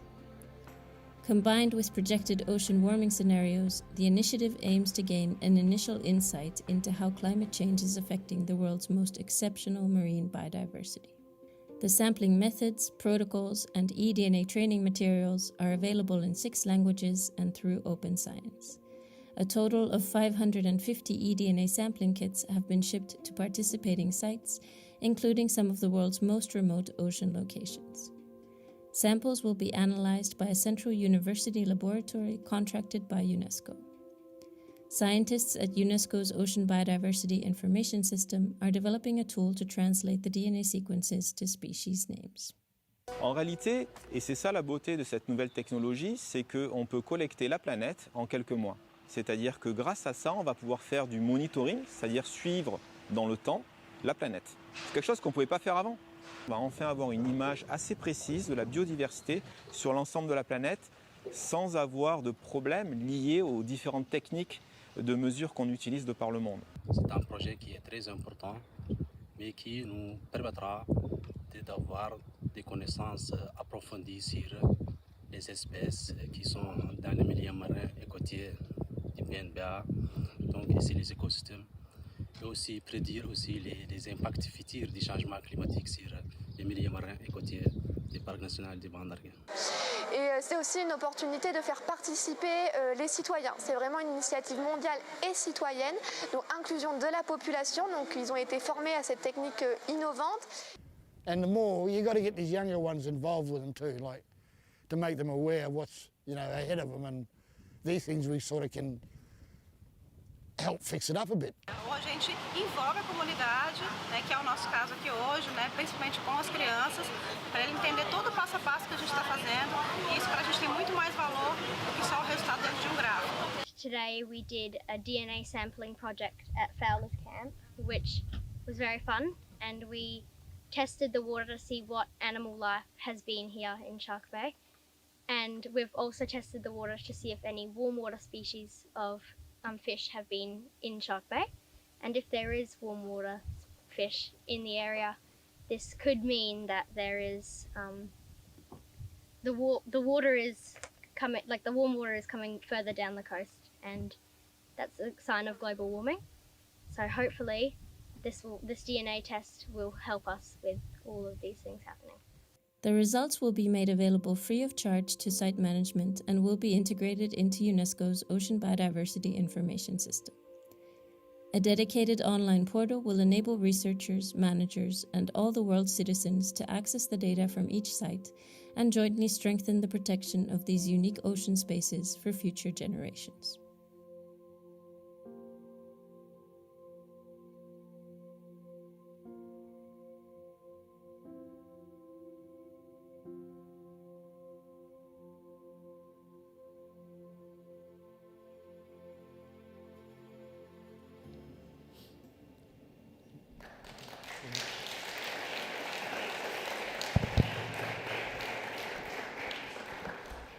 So we were missing the very last part of the presentation, which was the logos of our sponsors. And but I would like to maybe start, like a few years ago, we were contacted. UNESCO has two funds from Flanders. One is the General Fund for Cultural Activities, and one is the Science Fund for Science Activities. And we were asked to think about a joint project. And Fanny Douvre, who is the head of the Marine Program at the World Heritage Center, who is here in the room, she contacted me and said, well, what can we develop something together? And we were already busy with PACMAN and eDNA, and I had this idea, like, we have to do eDNA and citizen science in your marine World Heritage sites. And I mean, of course we had this dream of doing this, but I could never predict that this would actually work out the way it has been. I'm really touched when I see all these children taking all these samples, and when you hear the kid from Fowler's Bay in Australia. I mean, who is not emotionally touched by this message? It's so yeah, I really think this collaboration with the World Heritage Center and IOC, I think, is really is really successful, because I mean, we contributed the science. So IOC is contributing the science and the data management, but the World Heritage Center, they really help coordinate coordinate the sampling campaigns, because they have all these contacts with the sites. We would never have been able to do this in such a short time frame if you don't have the trust with the local communities. I mean, we have been sampling in Aldabra, in the Cocos Islands, and in all these remote places with indigenous people. We would never have been able to do this without the excellent collaboration and trust and relationship that Fanny has been building in more than 10 years now. So there's still a few sampling campaigns happening at the moment, but I think we have done 18 now at the moment. I mean, we have beautiful pictures. I asked Fanny, can we have a few testimonials to show today? And in a week, her team created this beautiful video. I mean, we have so much beautiful material to show for this program. So IOC, so myself and then Sarah and Peter Provost, we are like the science group in our team. We have the scientific advisory board. We developed a lot of training material because we were not going to go to those sites. The method is so simple. We developed a YouTube video. We developed a booklet in 6 languages. We did, together with Fanny's team, a few hundred of calls with all the sites, explain everything, go through to the protocol. We shipped more than 500 of those very simple sampling kits, $25 or something, I think it is, per piece, to all these places. Peter developed a mobile app, sampling sheets, etc. Very important to be able to do this is to have the consent from the countries. You cannot just go there and sample and do eDNA. So having a consent form with the access and benefit sharing clearly defined, where's the data, what will happen with the samples, and all the countries signed this consent forms. Without the consent form signed, we would not have an expedition. We would not ship the samples. Then all the boxes got delivered into my office in Ostend, where the IOC project office for IOD is. And then we contracted the lab at the University of Leuven to do all the sequencing. Then OBIS, with our bioinformatics pipeline, we will translate all the DNA sequences to species names and publish all the data into a portal, do some science analysis on it, also some climate change projections, because we want to know if the species that are occurring in those areas, if they will still be able to live in the years to come by global warming. And we will have a glossy, nice publication coming out of it, and co-authored and in collaboration with the sites, with the marine scientists and the managers that are involved in, during the campaigns. With that, I think we should move on to the next presentation. Thank you.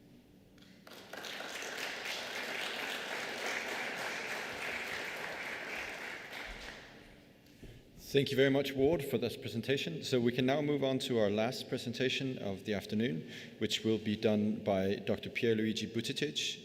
Pierluigi is a data scientist at the Alfred Wegener Institute for Polar and Marine Research in Germany, and is involved in several of the UN Ocean Decade initiatives. He will share some views on how diverse stakeholders are organizing capacity to use eDNA, and how countries can engage under the UN Ocean Decade program, the Ocean Biomolecular Observation Network. Pierluigi, the floor is yours.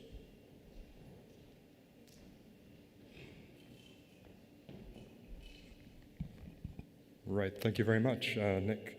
So yes, we've heard some wonderful examples today of initiatives that are using eDNA, applying it in places where the citizens can participate.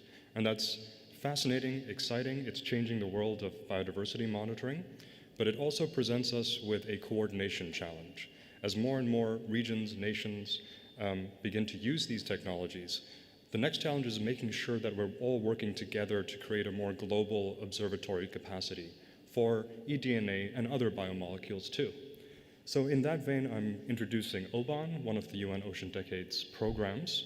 And OBON seeks to do just that, to organize these initiatives, to help them coordinate and exchange capacity between each other. So without further ado, let's jump in. The program was launched in 2021 after the initial call for programs by the UN Ocean Decade Coordination Unit, and has been operating to get our stakeholders together ever since. The background, you've heard it before, but we like to reiterate it again. The ocean is really not so much just water, it's a gel of living material and traces of living material. The ocean itself is a record of life and a complete soup of activity. And we have to think like the forensics folks in a crime scene investigation. We can extract so much information that has never been tapped before with these technologies that have been presented. So DNA is one of those biomolecules, and OBON's first objective, since there's so much capacity being developed for eDNA, is indeed getting the DNA world organized. There are more. There are proteins, there are metabolites, there are other things down the road, but first let's see if we can handle one molecule. So this graphic shows, just in an illustrative context, all of our ocean observing equipment, technologies, the people are out there, they are swimming through this soup that has the sort of ghosts, the molecular ghosts of life, and enabling the equipment that we already have, augmenting it to be able to deal with eDNA, can open up new dimensions for monitoring and understanding of the ocean. So that's the background, and the background of OBON then is very much about developing this coordination structure, promoting collaborations, promoting capacity transfer across a number of partners.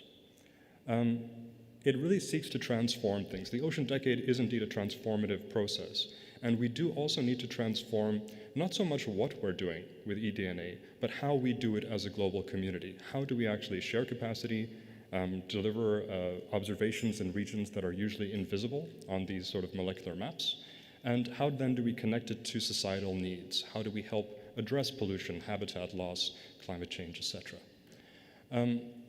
That's the idea there, and of course, as we saw with Pac-Man and other initiatives, invasive species, harmful algal blooms, red tides, all of these events have eDNA traces. So as part of the UN Decade of Science for Sustainable Development, part of our mission is to bring the science closer to the sustainable development process and societal needs, so that the projects don't occur in isolation and result in only academic publications, but something that can be used very rapidly by society.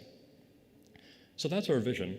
Ultimately, it's to say that all of our existing ocean observing capacity should be able to observe eDNA and other biomolecules, to augment existing observatories towards that purpose. That's the great vision and how we hope to end the program in 2030 and hand over to whatever successor comes to the table.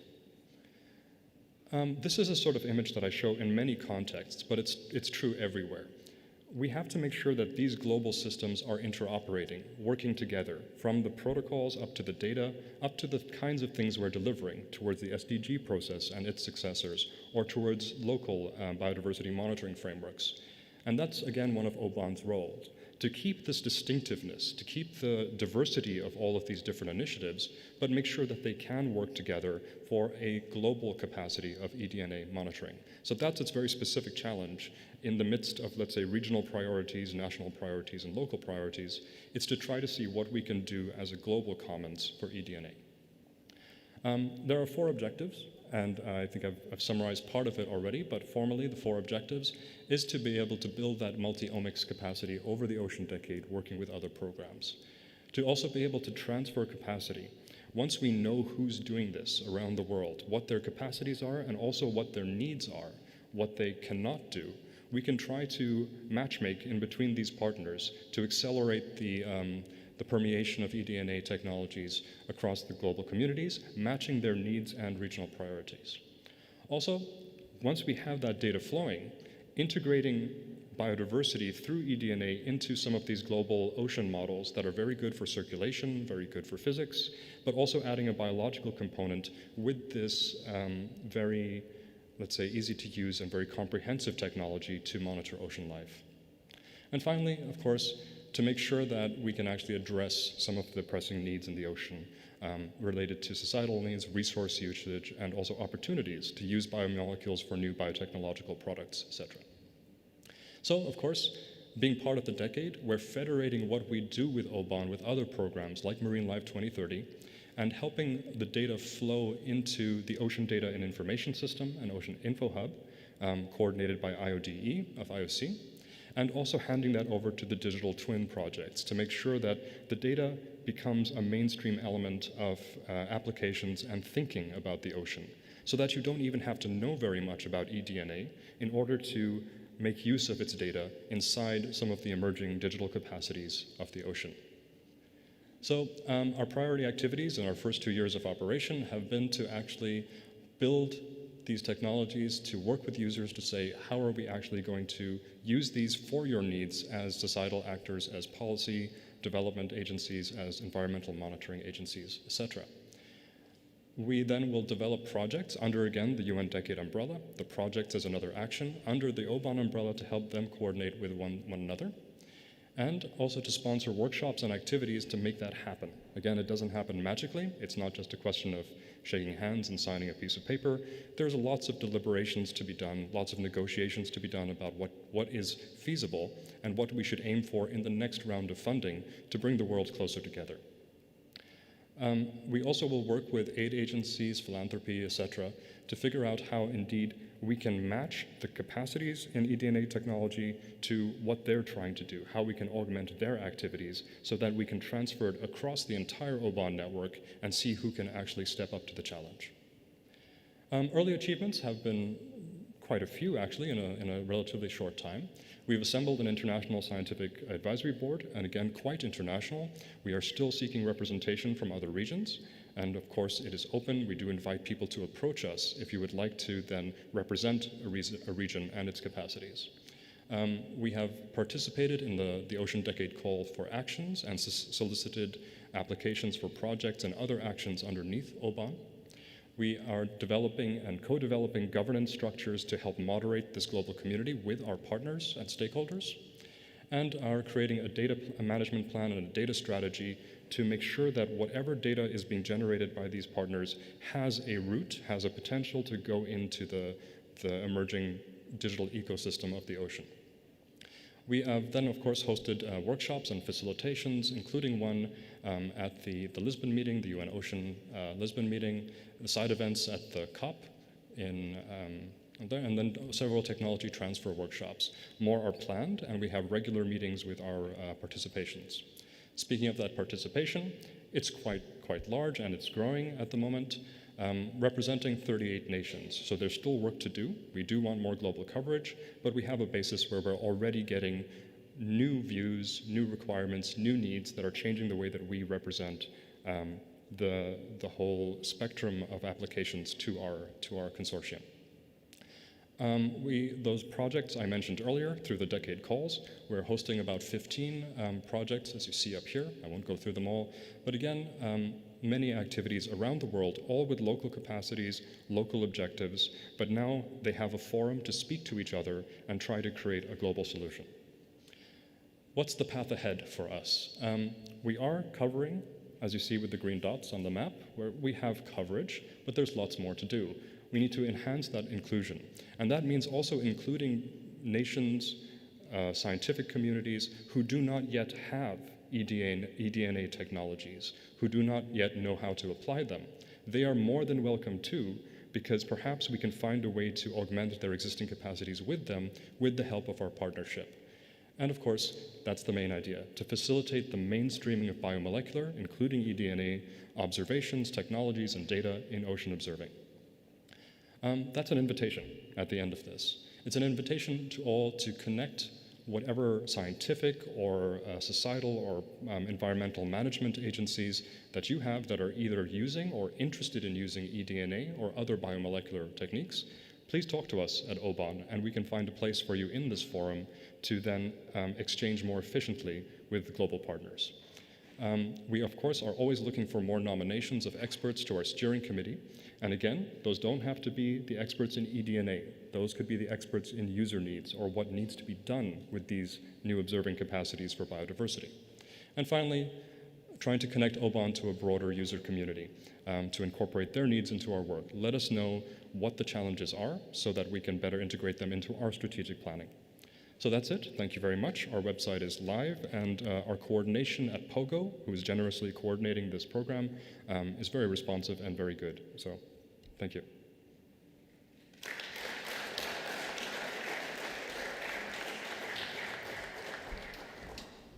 Thank you very much, Pierluigi, and thank you to all my colleagues here today.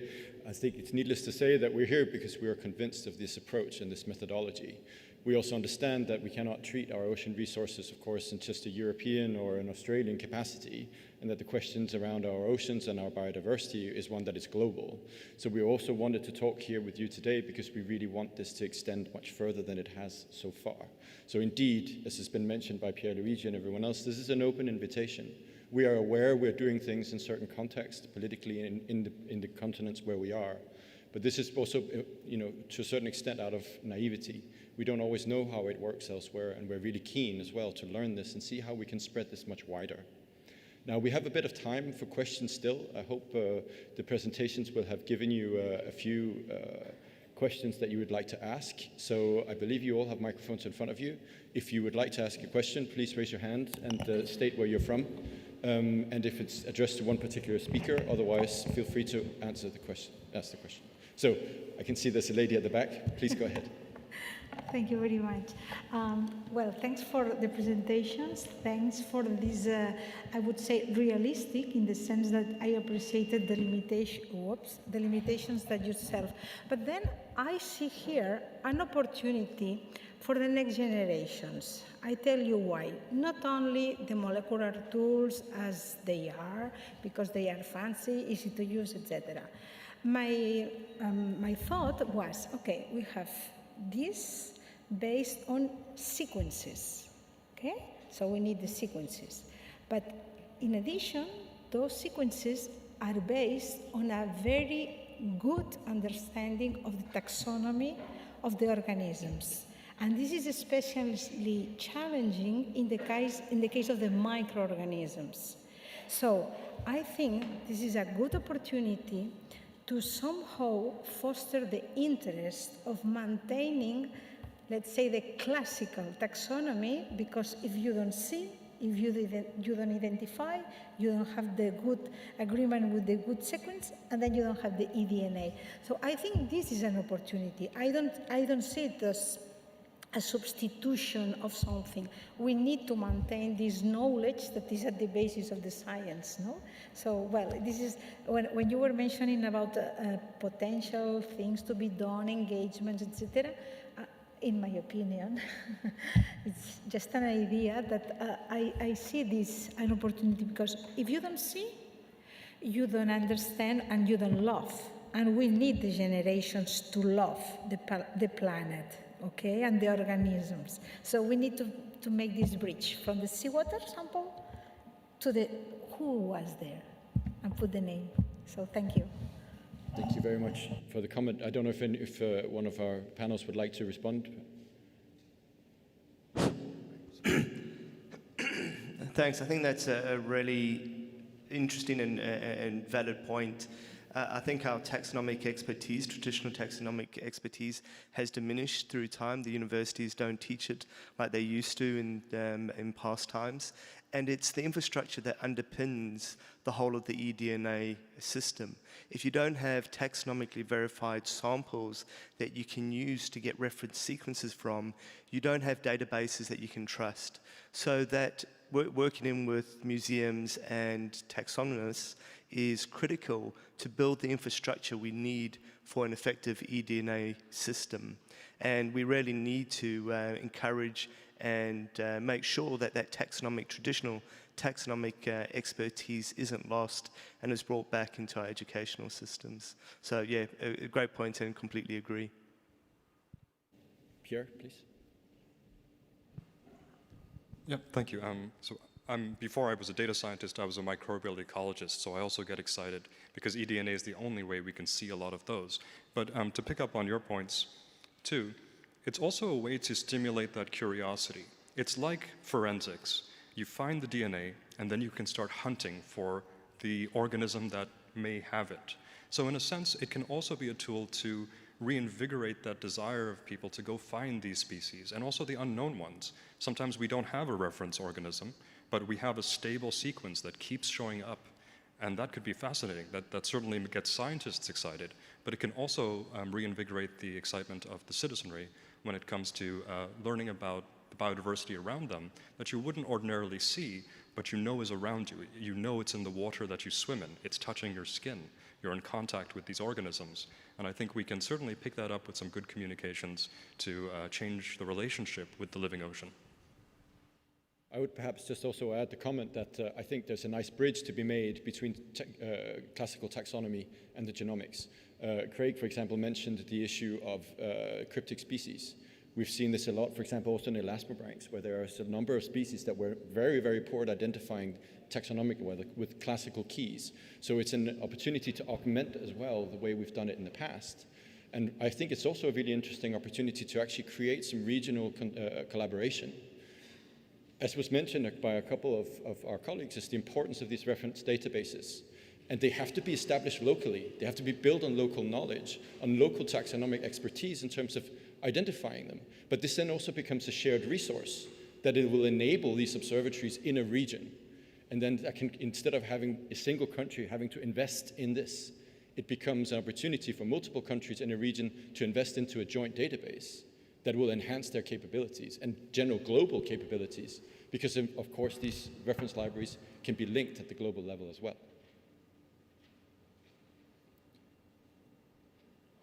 Gentlemen, please. Thank you, very nice presentation, and I'm very happy. Many EDN data is already on OBIS data set, and this is very useful. And my question is there any plan to collect and or share eDNA or molecular data collected in the area beyond the national jurisdiction in the context of the BBNJ legislation? Thank you for the question. That's a very interesting question. I didn't see that coming, but that's, I suppose, yes. I mean, I'm pretty sure countries are already sampling water, taking water samples in areas beyond national jurisdiction. And now the question is, what will be the protocol under the new UN Treaty on Biodiversity Beyond National Jurisdiction, the BBNJ Treaty? How will they deal with that information? So it will be classified as marine genetic resources, and marine genetic resources is one of the elements of the new treaty that has to be regulated. It also includes data. The digital sequence information is also part of that agreement. And I think at the moment it's quite strict how that is applied, and countries will need to notify the secretariat or the clearinghouse mechanism of the BBNJ when they go out sampling. So I think it's possibly even more strict than currently under the Convention on Biological Diversity. This is definitely something that we have to watch out for, and I think the real implementation of the BBNJ agreement will be defined by the Conference of the Parties once it is established. But we will be watching it, and we have 22 million DNA sequences already in OBIS, but I don't think we have. No, we do have a few of average bionational jurisdiction, so it will be interesting. And one of the things is that the agreement will require to keep track of who is using the data. And that will also be a challenge for OBIS because we are a completely open system. We don't really know who is using our data. We don't keep track of it. So that definitely areas to think about. Thank you for that question. We had a question from Sheila, please. Yeah, thanks. I need to move closer. Yeah, thanks. So I want to actually just build on the question from before about the taxonomy and actually ask, I mean, it's super important that we understand what these sequences are, and therefore we really need to have the taxonomy underneath it. So it's a question maybe not to you guys, but maybe to Vladimir and the other people from the IOC to say, what are we doing to make sure that there is actually taxonomy out there and taxonomists out there to make sure that we can really, you know, we might have all of these sequences but not actually know what the species are that are related to it. And then my question is really to Pierluigi. You were mentioning how you think it would be possible to include that into, say, the Ditto digital twin of the ocean. But I think until we can actually understand what the abundances of these species are, I just don't really know how we would be able to do that. And I don't know if there's anything in what you guys are doing that can actually help us to get to understanding what the abundances, the biomasses of these species are. Yeah, thank you for that question. Indeed, it's a challenge. There are attempts to take sequence information that has been collected in certain ways, certain protocols, and calibrate them against known count expeditions, so you can infer or estimate an abundance. And indeed, that goes into one of OBON's objectives, to update ocean models with this information. Of course, including the error of estimation.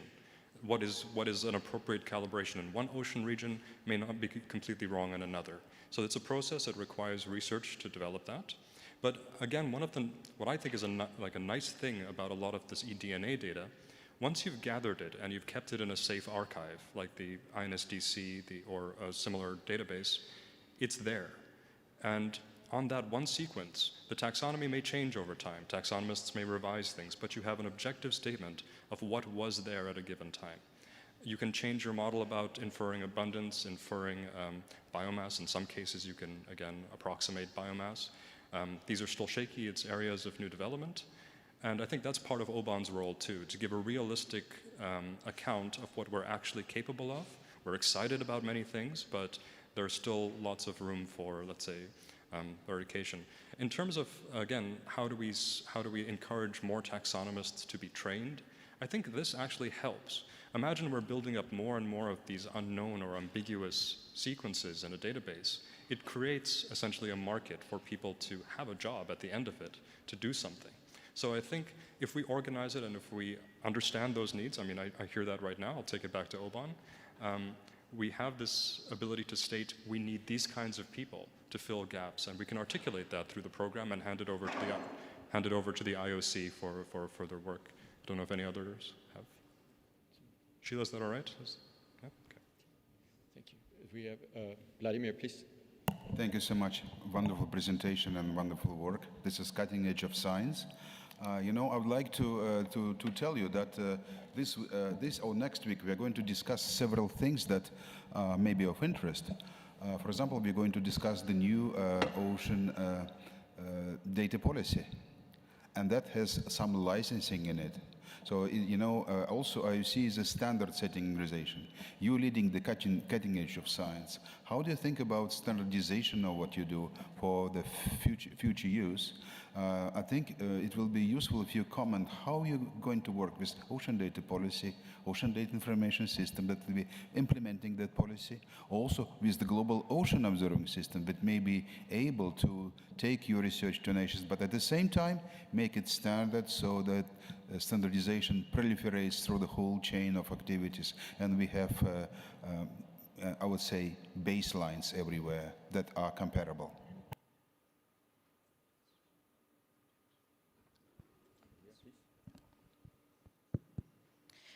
Okay, so there are many aspects to this question. So, for example, one of them is that to get to policy making, we cannot just have the sequences or the list of species. We have to create data products that are usable by other people, not just by scientists. So we need to work on these data products, and we need to collaborate and communicate with policymakers to see exactly what they need.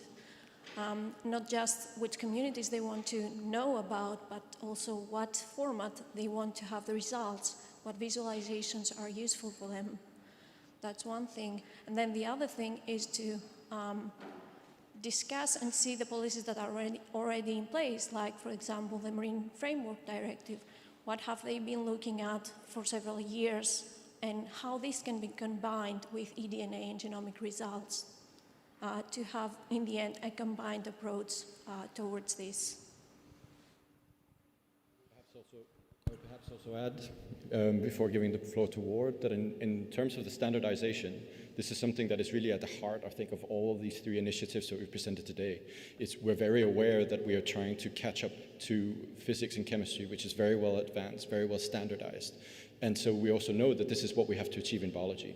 We have to get to a point where we have shared protocols, where we have, say, shared standards. And so we're doing things in the same way, just like Julia was saying. In order to be able to go to policymakers, we have to have a framework that's transparent, that's robust, that people have trust in.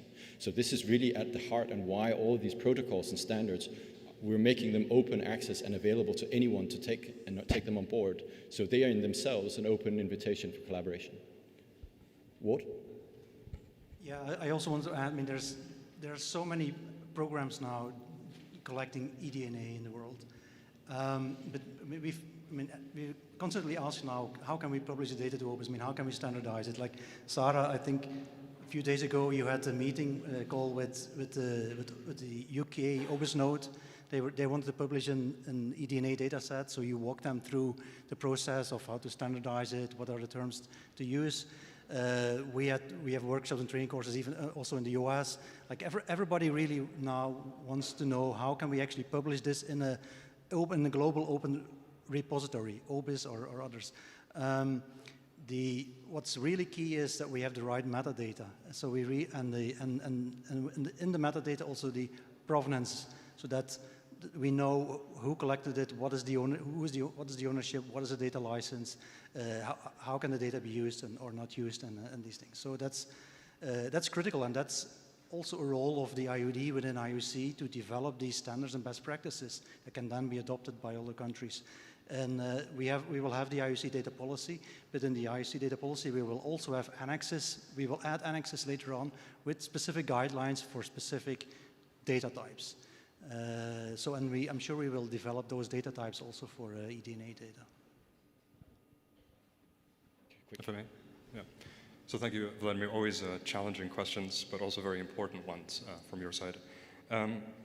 We finished, there was the data coordination group from the IOC, convened by the decade, a group of experts, to come up with the data and information strategy for the decade.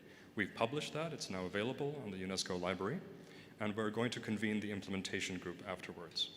In that strategy, we talked about the high-level ideas of how to organize data to address exactly that.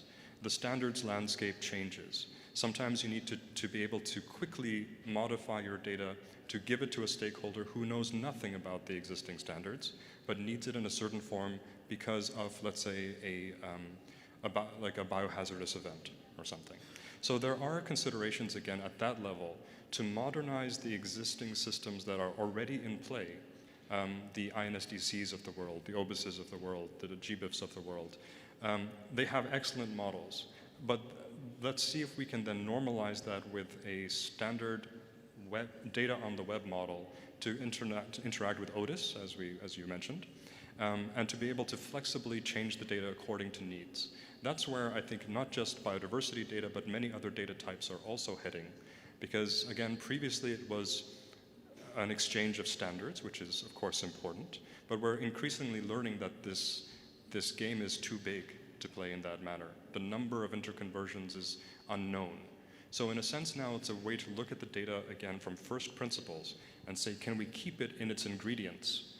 Can we keep it in its individual parts so that when we need to create something, we can do it from those first ingredients, rather than baking the cake and then trying to give somebody sugar later, right? So these sort of concepts are going into these strategies. We're also working with CODATA, the Committee on Data from the International Science Council, to create a new guideline called the Cross-Domain Interoperability Framework. So this thinking is not just for the ocean, but also for other domains in the sciences and also in civil society.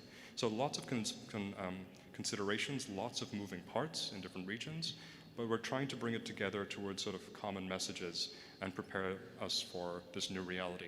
It also applies to that statement about the areas beyond national jurisdiction, the Nagoya Protocol. New regulations are going to emerge very rapidly, very soon, and the existing data systems need to have measures to ensure that they can share data respecting those limitations.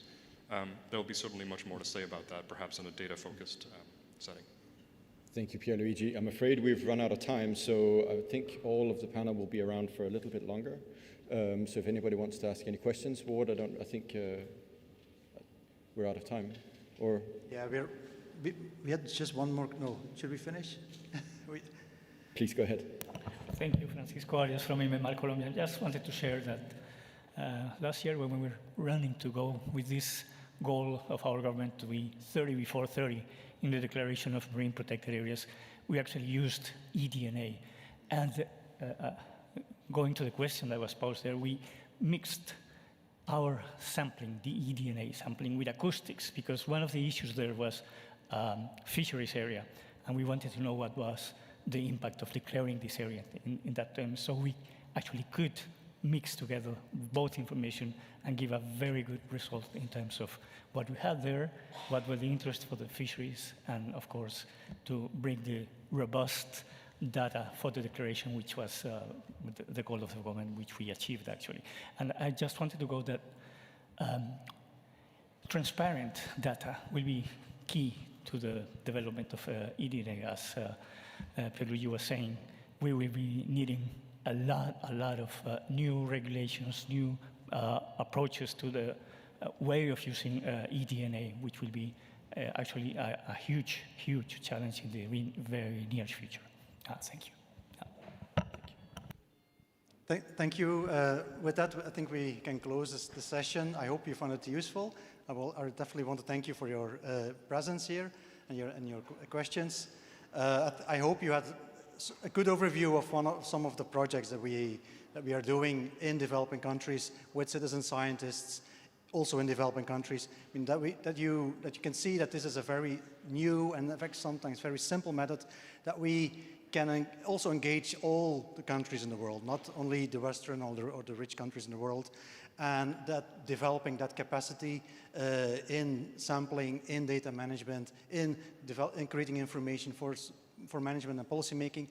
This is a nice, I mean, this is an activity that we develop under UNESCO, under IOC, and in collaboration with other sectors of UNESCO. With that, I want to thank you, and if you have any questions, we're still open. You can come to us. Thank you. Thank you for the speakers.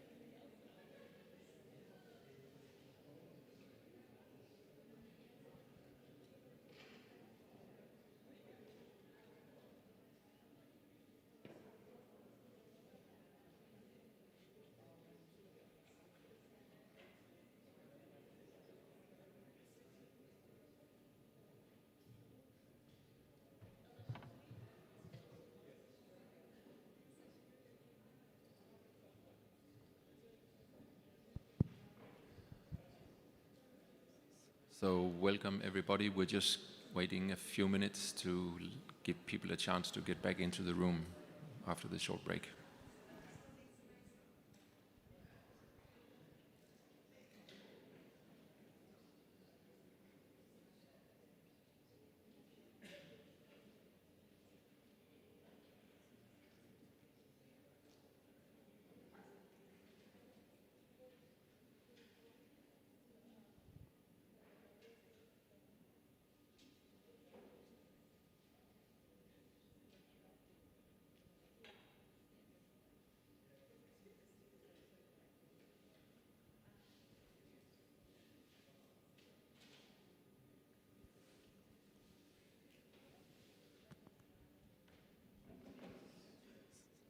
So I think we will start. So welcome to all of you. Thank you for having the stamina to attend another session. It's a long day. We hope we will have presentations that you will find stimulating and worthwhile staying for. So the focus of this afternoon session is key challenges for ocean climate science, and we will strive to illustrate the importance of integrated ocean carbon research, which aims at filling knowledge gaps in relation to ocean carbon by designing and promoting implementation of a new generation of integrated ocean carbon research.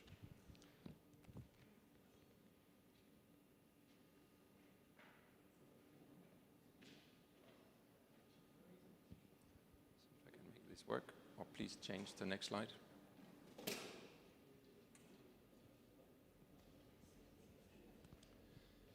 So I won't be very long. I just want to introduce the topic. So for those of you, or maybe if some of you are not familiar with the overall issue, this is just to illustrate the cumulative global sources and sinks of carbon in recent historic times from mid-1700s and until 2007. These are the data. So just to illustrate the massive input of carbon to the global system and where that carbon goes, the sink being the atmosphere and the ocean being a main receiver of that carbon. So what we focus at in this session is that if we ever hope to understand climate change, we must know how the ocean sink will change in the future with the uptake of this carbon. Yes. Closer. So next slide, please. So our frame for the experts we have invited to be part of this panel. Please keep the slide. Can I have the slide back, please? Previous slide. Thank you. So the frame for this panel of experts we have gathered is the initiative by IOC on integrated ocean carbon research. We had this report that was published in 2021. There are copies lying around which you're welcome to take, and we are in the process of updating this. So this is the basis for the presentations. And IOCR is a group it's an expert group that is sponsored by a number of other important actors in ocean carbon research, programs under the World Climate Research Program like SOLAS, CLIVAR. We have the IMBA program, and we have the Global Carbon Project, and we also have the IOCCF. So we are gathering the major players in ocean carbon research to together define the research agenda. Next slide, please. In addition to IOCR, another source of expertise for IOC programs on this is our partnership in GESAMP, where there is Working Group 41 on ocean interventions for climate change mitigation. It is a working group that is co-sponsored by IMO, IOC, and WMO, and chaired by Chris Vivian and Philip Boyd. So with that, just on the format of this, the session will be divided into 50 minutes of discussions with the panelists, 15 minutes by intervention by other partners we have in IOCR, and then final remarks. And of course, there will also be possibilities for you to ask questions using Slido as before.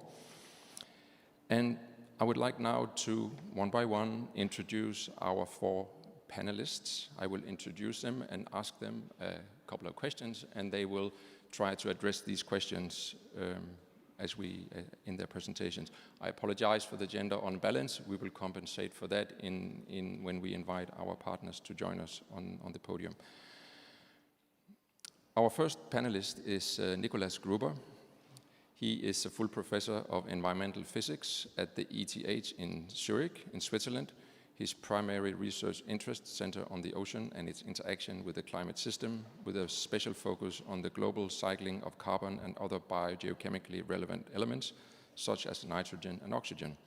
He combines the analysis of observations with models to better quantify, for example, the fate of anthropogenic CO2 emissions in the Earth system, especially the uptake by the ocean. So my questions for you in the context of this short introduction I gave is, if you could give us your view on what the major science questions are under the big theme of will the ocean uptake of anthropogenic CO2 continue primarily as an abiotic process, and what kind of strategies do you propose to close these knowledge gaps? And finally, how do you see the role of working groups, expert groups like IOCR? Thank you.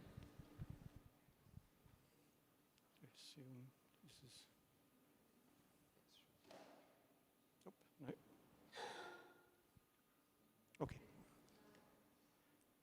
Thank you very much. Big pleasure to be here and address these questions that were posed to me in the next few minutes. In essence, there are 2 questions here. The first one is, how big is actually the uptake right now? And what are the mechanisms that are driving that uptake?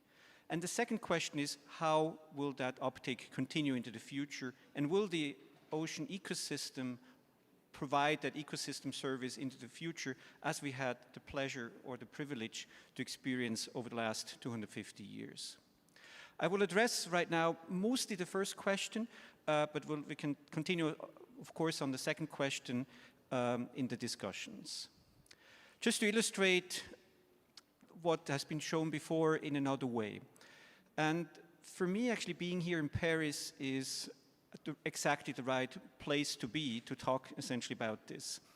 As you know, as part of the UNFCCC process, there is a global stocktake. And one of the important elements of the global stocktake is to find out actually what happens to the carbon that we emit and how much additional carbon can we emit in order not to exceed the climate targets.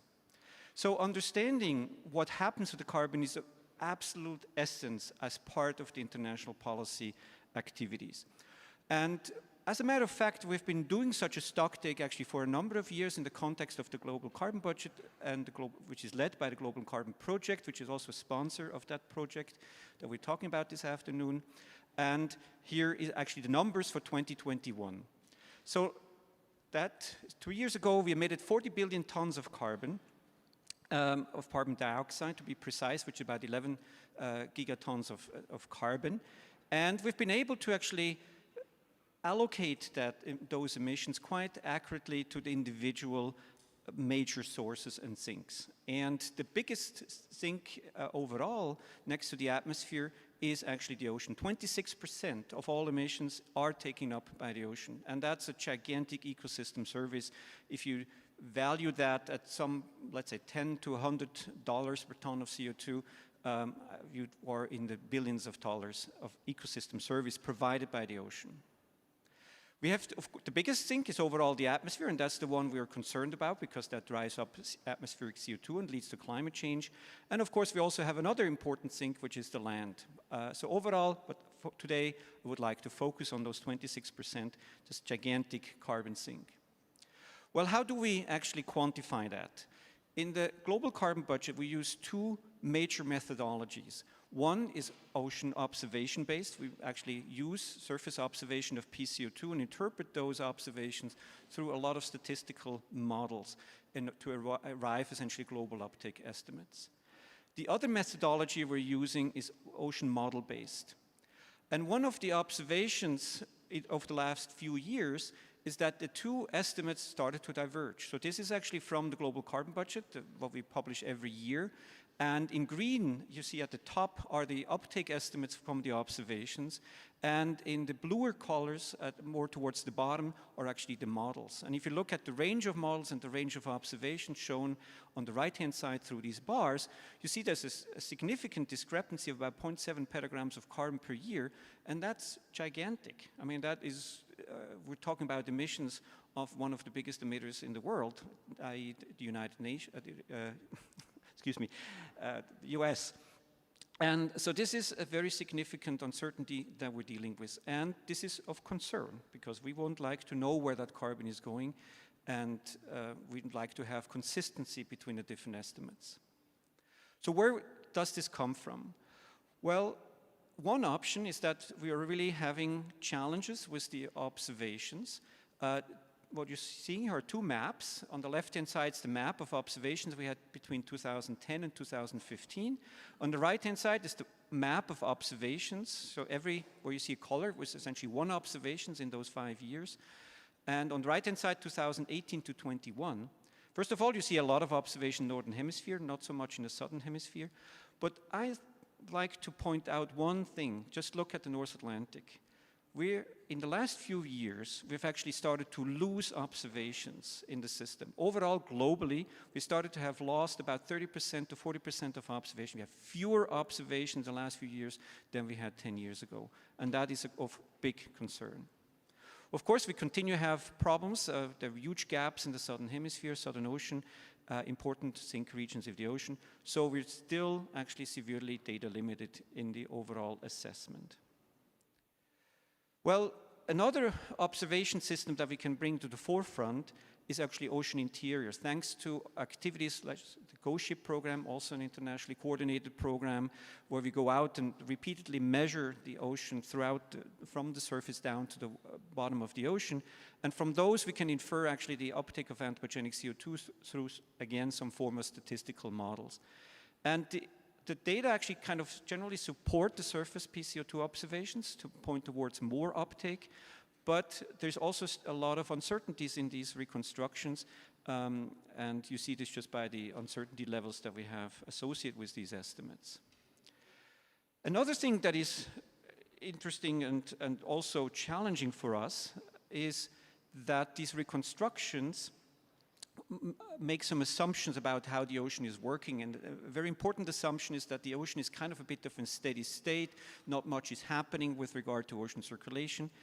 And more recently, we've actually had an independent assessment of the ocean carbon sink through machine learning of dissolved inorganic carbon, actually the carbon content. And what you see here in black is actually the reconstructed increase in the carbon content for anthropogenic CO2 alone, that's the black line. And in blue is an independent reconstruction of the total changes in carbon in the ocean. How much carbon is there actually?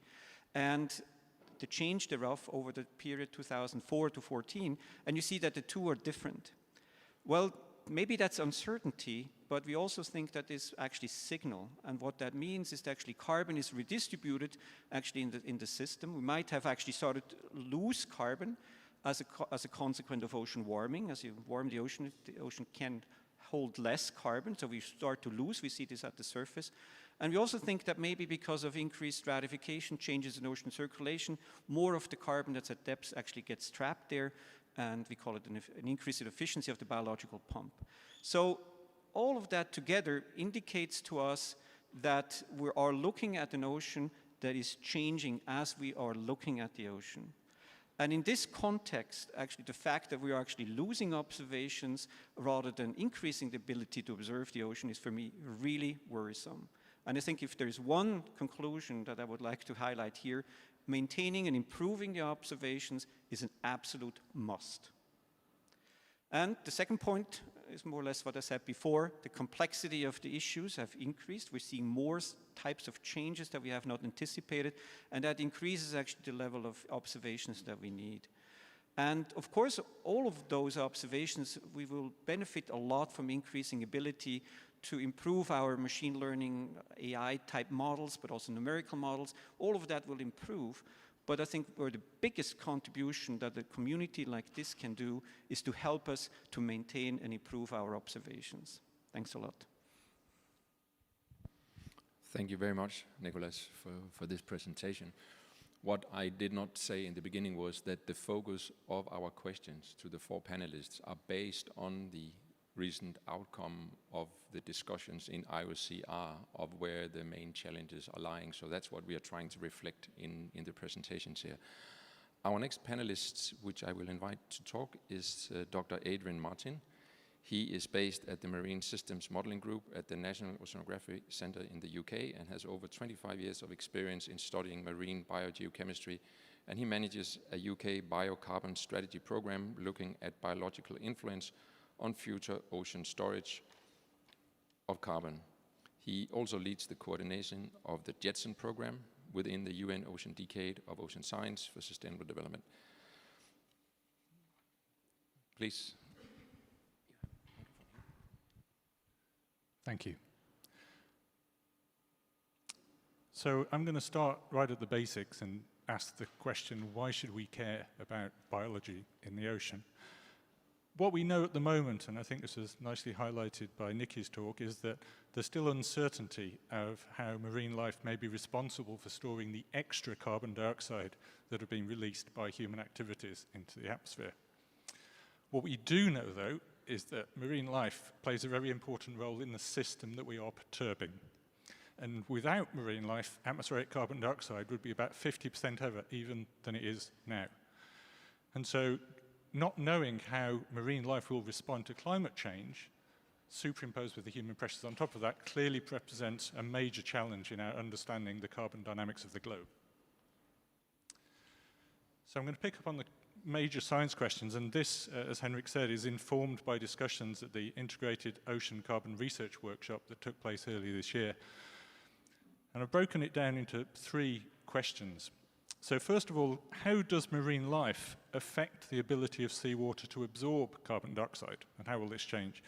So something not perhaps recognized by everyone is the fact that there are organisms from phytoplankton to fish that can actually alter the chemistry of seawater, affecting the way that it can take up carbon dioxide from the atmosphere. The second question is, how will the rate at which marine life is consuming carbon dioxide change? So by consume, what I mean there is converting that carbon dioxide into living material.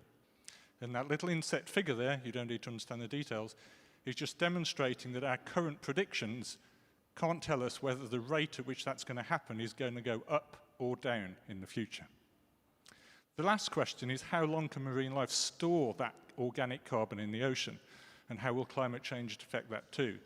So some of that is down to how quickly all of that living material eventually dies and gets decomposed back into carbon dioxide, but some of that is how quickly the ocean circulation will bring that carbon dioxide back up to the surface. Both of those are susceptible to climate change. Obviously, there is a lot behind that, and within each of those questions, there is a huge range of other questions that we still have little understanding of at finer detail. And so the inset figure here isn't for you to understand. The only thing you need to take from that figure is that it is complex. That is the marine ecosystem. And that effectively is what we're dealing with. That is the biological carbon pump. And so if you want to go into this in a little more detail, one of the presentations at the IOCR workshop was an excellent gap analysis done by a team led by Steph Henson at NOC. And you can QR code that or go to the link if you want to see that report. So what strategies are going to close these gaps? So I'm now getting onto a very much a personal perspective based on my involvement in that workshop. I think the first thing is that we need to establish a baseline. If we're going to detect change, then we need to know how much is being stored now, how the system is functioning now. And we're still a long way from understanding that. If we're going to have discussions about the efficacy or wisdom of carbon dioxide removal schemes using the ocean, clearly understanding what the current baseline is a critical part of that decision.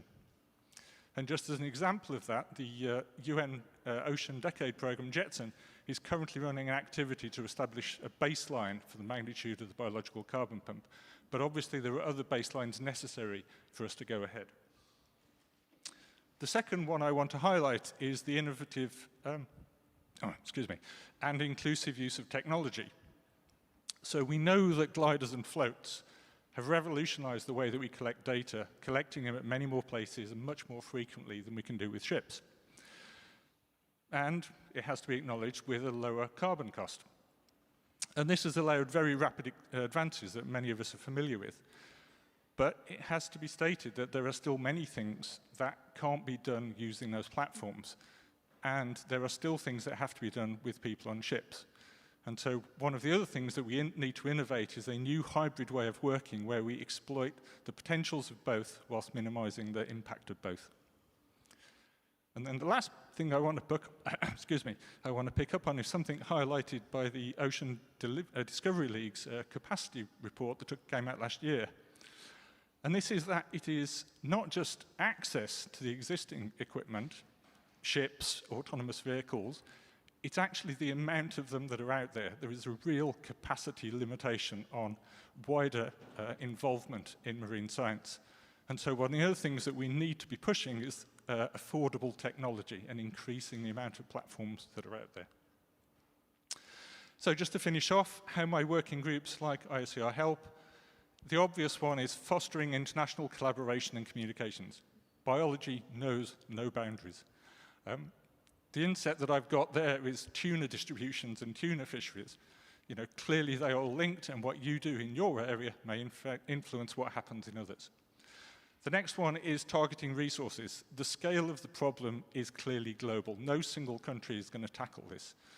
And fora like IOCR allow us to come together to decide how best to target our limited resources. And then I think finally, and one of the most important, is that fora like IOCR allow us to raise the profile. And so IOCR, to me, provides a trusted and balanced source of information, and I think that's going to be critical for the debates that we have ahead as a society. Thank you. Thank you very much for that, Adrian, and for addressing the second of the 4 big themes identified by IOCR. What is the changing role of biology in the ocean carbon cycle? Thank you very much for that. Our next panelist is Pierre Régnier. He is a full professor of Earth System Science, director of the research group Biogeochemistry and Modeling of the Earth System, and chair of the Department of Geosciences, Environment and Society at the Free University of Brussels in Belgium. His research focuses on the global carbon cycle and its anthropogenic perturbation with a strong emphasis on inland waters, estuaries, and coastal environments and their interaction with terrestrial ecosystems and the open ocean. So the 3 same type questions to you, but focused under the third of the big themes identified by IOCR. What are the exchanges of carbon between the land and ocean continuum, and how are they evolving over time? What strategies do you see as critical to close knowledge gaps, and how may IOCR help? Over to you.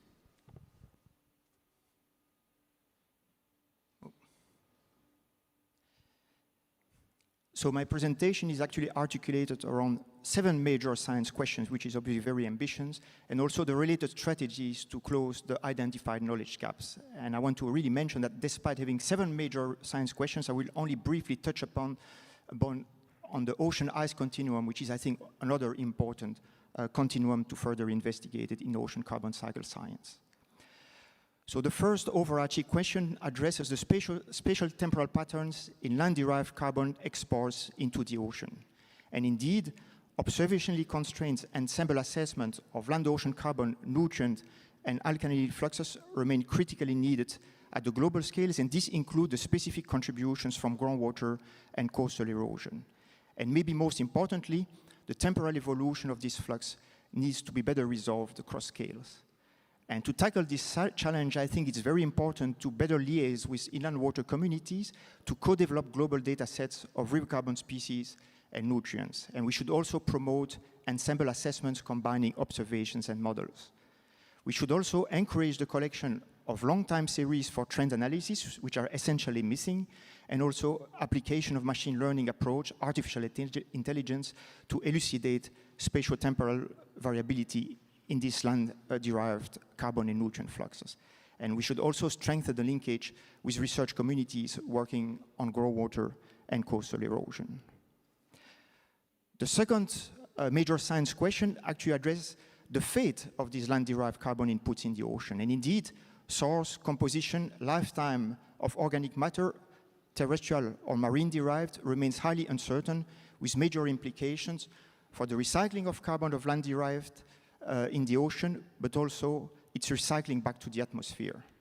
And future research should also constrain the recycling efficiency of nutrients on the shelves, because it's a key control factor of the productivity of the global coastal ocean. And to close these key knowledge gaps, we think that it's very important to improve the characterization and reactivity of dissolved organic matter in the ocean, and also integrate land-ocean organic matter science into a global vision and a data platform.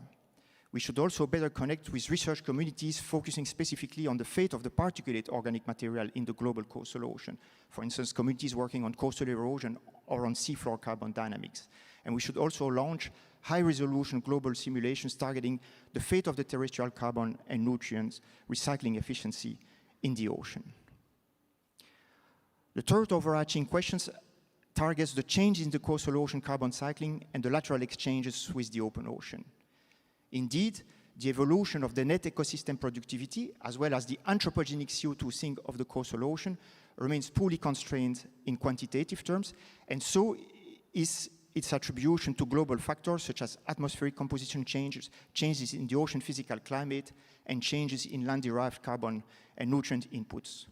And to tackle this challenge, we think that we should definitely expand on the collection of time series and data from ships of opportunities, as well as to assemble dedicated data products at spatio-temporal scales, matching the huge heterogeneity of the shelves. We should also capitalize on previous and ongoing research programs that are specifically focusing on the complex shelf open ocean water and carbon exchanges. And last but not least, we should stimulate the development of high-resolution coastal ocean models, as well as develop further synergies between data science and modeling to address the temporal trends and the variability in the coastal carbon cycle. The fourth item concerns coastal carbon storage in a changing world. Indeed, changes in the carbon storage in key reservoirs of the land-ocean continuum, including the specific contributions of blue carbon ecosystems, either through burial or sequestration or through lateral export to the deep, remain poorly known. And in this context, we advocate that tropical ocean margins may constitute a hotspot for future research. To tackle this challenge, we think we should improve the global scale mapping of the seafloor and blue carbon ecosystem extent, and most importantly, monitor their changes in time. We should also better quantify the aerial carbon storage in these systems and attribute their change not only to global change factors, but also to direct human perturbations, fishing being an example. And last, we should stimulate the synergies with blue carbon sediment communities and also promote research with the global south. The fifth item provides a view of a multi-stressor approach to the global ocean carbon cycle. Indeed, the way direct human factors combined with global change factors to modify the delivery and fate of the carbon in the ocean needs to be much better studied. Also, a multi-stressor approach to the land-ocean carbon cycle may help inform marine spatial planning, and we should also focus further on the impact of extreme events, which are definitely increasing, and specifically, how do they impact the coastal ocean carbon cycle.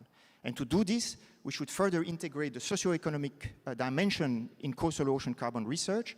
We should stimulate research focusing on extreme events, as these events not only impact carbon budgets, but also affect may affect the local and regional economy. And we should also establish a feedback loop between land-ocean carbon research and marine spatial planning, including elements related to ecosystem protection.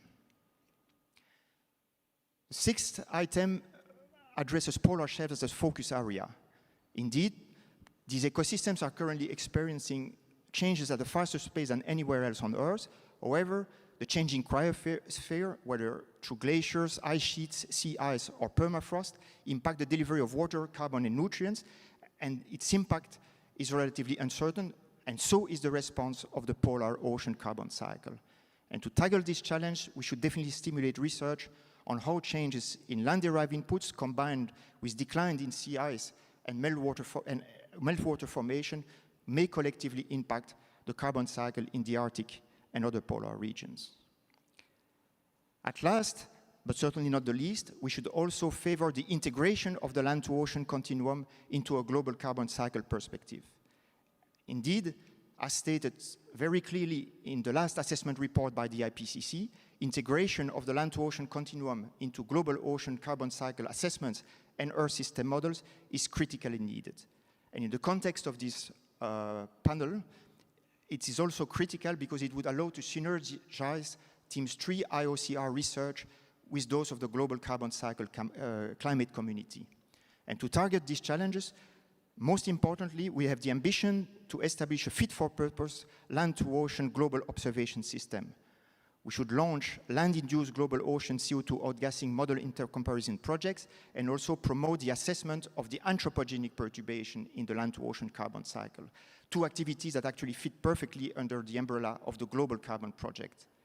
And last but not least, we should build on recent land-to-ocean model developments to achieve a fully coupled and interactive carbon cycle in Earth system models.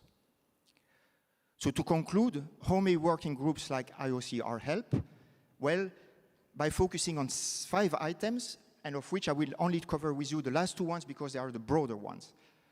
We should endorse a call for a global observation systems embracing the full land-to-ocean continuum, really addressing the continuity between land ecosystems and the open ocean, and even more broadly, by further integrating the land-to-ocean continuum into the ocean carbon research agenda and encourage all its required development, not only from observation systems, but also from statistical and process-based models, Earth system models, and so forth.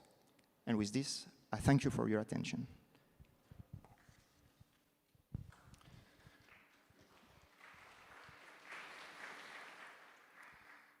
Thank you very much, Pierre, for that. So that took us through the 3 of the 4 main themes identified by IOCR. The 4th one is on how humans are altering the ocean carbon cycle and what the resulting feedbacks, particularly marine carbon dioxide removal, are. And to that effect, we have invited Chris Vivian. Dr. Chris Vivian is currently the co-chair of the GESAMT Working Group 41 on Ocean Interventions for Climate Change Mitigation. He is retired from CFAS, the Center for Environment, Fisheries and Agriculture Science in the UK, and he has more than 30 years of experience in an advisory role to the UK government on national and international issues relating to the environmental impacts of various human activities in marine environment, in addition to a long experience from working in the London Convention and Protocol of IMO. So Chris, to you, same type of questions, but focused on the 4th big theme. So what are the main science questions under how humans are altering the ocean carbon cycle, and what are the resulting feedbacks, particularly in relation to marine CDR? What kind of strategies do you see or propose, and how do you see how groups like GESAMT expert groups may help contribute? Thank you, Henrik. Okay, so I'm taking a slightly different tack. I apologize for all the text. I'm taking as read, in a sense, all of the science we've already heard about, but more interested perhaps in how that's going to be applied in relation to these marine CDR techniques. Also mentioning some of the societal issues which may not be science, but they require science in order for them to be able to be addressed. And the first thing I'd like to say that this is a very fast-moving field. There's a lot of people out there developing ideas, coming forward with new proposals. It's happening all the time. The figure of 80 that I've got on the screen there is probably well out of date now, and there's probably quite a lot that's under the radar in any case. So it's a major issue, particularly for macroalgae sinking, ocean fertilization, and enhancing alkalinity are the main activities that seem to be getting the most interest currently. The lack of understanding of the efficacy, side effects, impacts on global budgets for oxygen, nutrients, etc., particularly for very large-scale proposals that many of these people have, is a concern. And the situation hasn't really changed very significantly since the 2019 report of GESAMT, as I've mentioned on the slide there, when there was insufficient information to really assess most of these techniques in any detail at all. There's quite a few papers that have cited the knowledge gaps that need to be addressed, particularly in the last year or two. In fact, even while I've been on holiday the last few weeks, there's a few papers come out. They're coming out at quite a pace now, and it's something that you have to watch. There's a CDR at the multi-gigaton scale that some people could consider is what they'd like to do, of course, would have probably occur in the open ocean, and done at that scale, this is really large-scale ecosystem engineering, potentially having major effects. And governance, currently only the London Protocol has a legally binding framework, only currently addresses ocean fertilization. I'll say a little bit more about that later. Monitoring, reporting and verification is a critical issue for permitting, societal acceptance and gaining carbon credits. But at the moment, most of the interest out there is on MRV for carbon credits. There's not a lot of evidence of people really looking at MRV for all of the environmental effects. And that's a concern, I think. And the societal issues, there's a wide range of issues that need to be addressed. I've just mentioned a few there: ethics, public perceptions, climate justice, etc.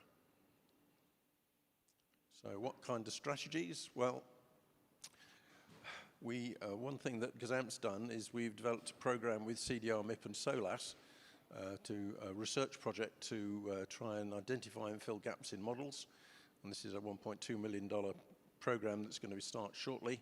It's been funded by a US philanthropic fund called ICONIC, and it'll fund 6 postdocs, 3 in each of those 2 international programs that many of you will be aware of.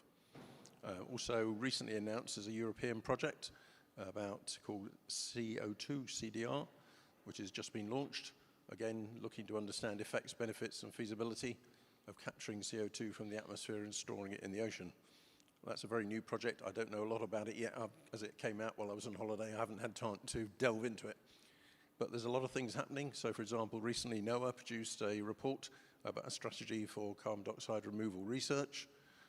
Also, there's quite a number of groups developing approaches for MRV, for codes of conduct and related activities. So there's quite a few things happening around the MRV field. And there's many more research projects than those I've mentioned there, but I just haven't got the capacity to mention them all on this slide.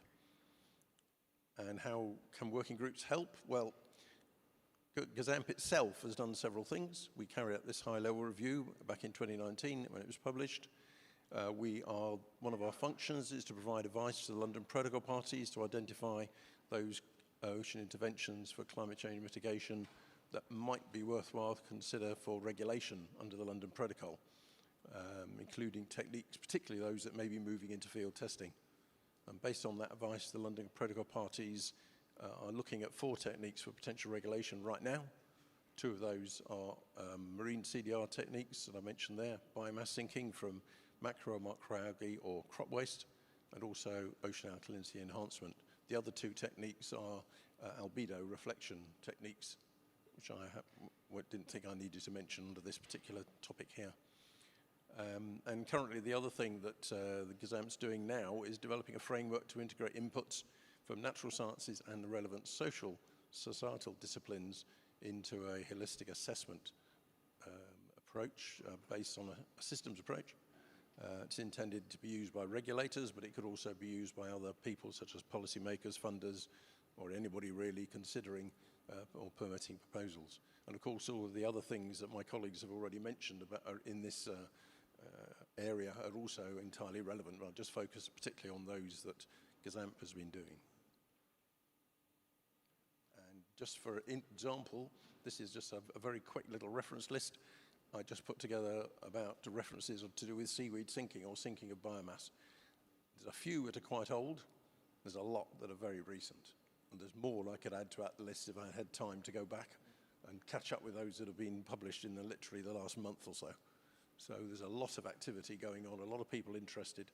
And one thing that's a concern, I think, is some of the more entrepreneur-based projects tend to take a very narrow view of their the sort of carbon cycle or the bit of the carbon cycle they think they want to operate in, and essentially ignore the rest of the carbon cycle. And I think that's obviously something of some concern, because clearly the carbon cycle is not a little narrow silo. You can address one bit of it and ignore the rest. Thank you.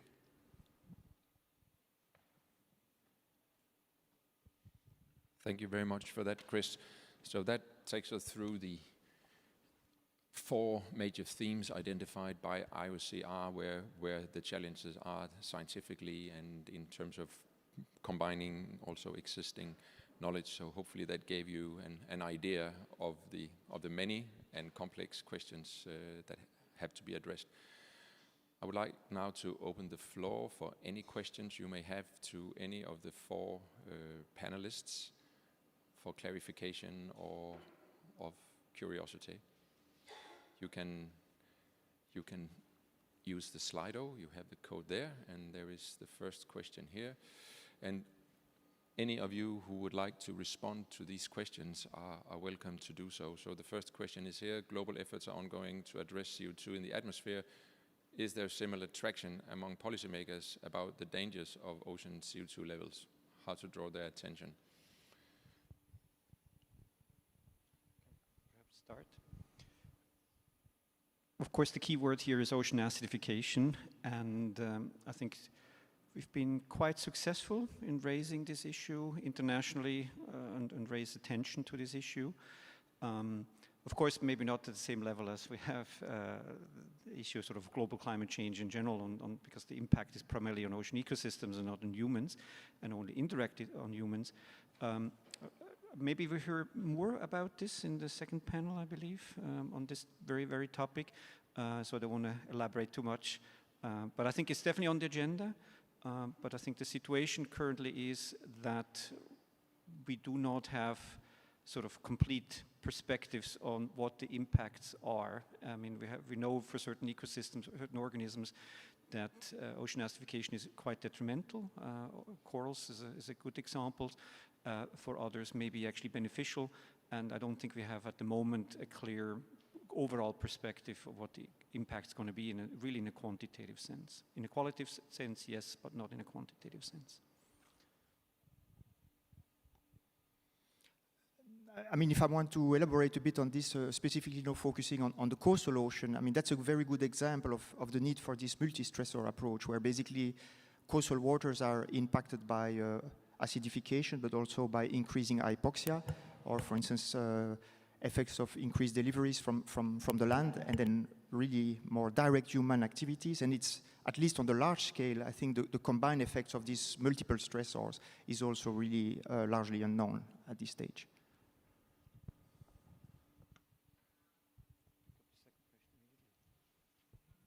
There's a second question. Do you feel we know enough about the impacts of the ocean and the organisms in it to go forward with marine CDR? Chris, maybe first. I think the short answer from Gazant, based on our report, which hasn't really changed, I think, is probably no. But there is great pressure from some organizations to move forward very aggressively and fast.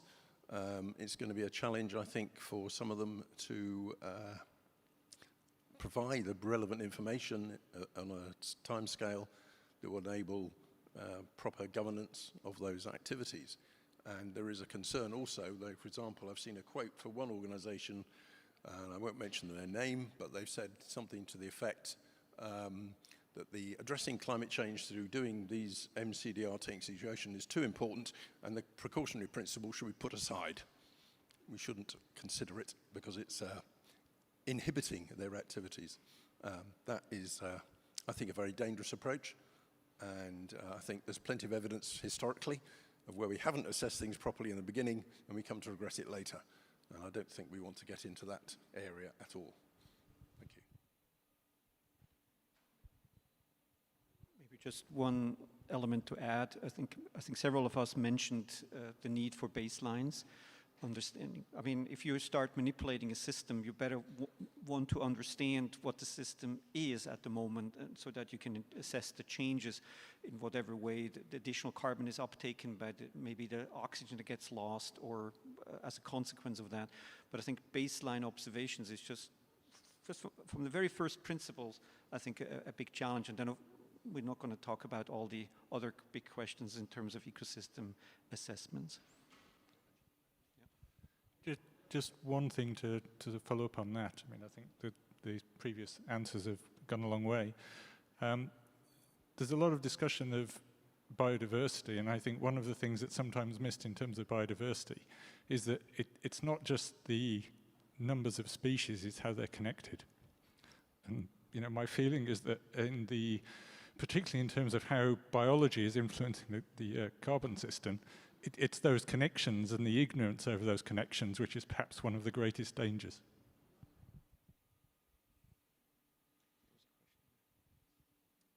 There's a question from the floor. We can take that. Can we have a microphone to the back of the room? Okay, likely to Nicholas, but maybe also to the others. A conventional description of the ocean's role in CO2 fluxes is such that ocean stands as a emittent actually in the tropics and sequester in the high and subpolar latitudes. And with this paradigm, actually, the ocean future in this process actually is missing its capability, actually, as a global sequester of CO2. But what is missed, to my understanding, actually, in this very long-term paradigm is that ocean storminess and wind waves, which work on a shorter scale, they might play an important also role, actually, and this process does depend anyhow on the temperature, box with no special regard to the temperature. What are the perspectives and potentials of observing systems and probably also modeling system on including wind waves and the spray-associated process in the exchange of CO2 and between the ocean and the atmosphere? This what was missed actually in the previous and the last IR6 in both chapter 5 and in my chapter as well, actually chapter 2. And I think this might be an important challenge actually for the future, and especially for IOC and its cooperation with potentially double WMO, which has strong capabilities on wind wave observations as other marine observations. And thank you very much. Please apologize if I do not adequately and perfectly address your questions, because I wasn't able to follow all the elements of your question. So if I understood it correctly, it's mostly about air-sea gas exchange and the processes governing it and uncertainties associated with that. No doubt, I mean, this is still a field of active research and field of active questions, various processes that are not yet fully understood and how they impact the air-sea gas exchange. I think we have a pretty good handle in terms of a global sort of number, because we have other constraints from C14 and other elements when it comes to the specific local control on the gas exchange and how we can translate essentially the observations, which is a concentration measurements or gradients of concentration, into fluxes. There are still considerable uncertainties associated with storms, with wind fetches, wind wave actions, etc. So I think this is still an active field of where we need improvements. It's not at the moment, we think, the major driver anymore of uncertainties, but it's a significant contribution still. Thank you for that. So we will take one more question. Maybe I'll come back to you. I'll take one question from the Slido.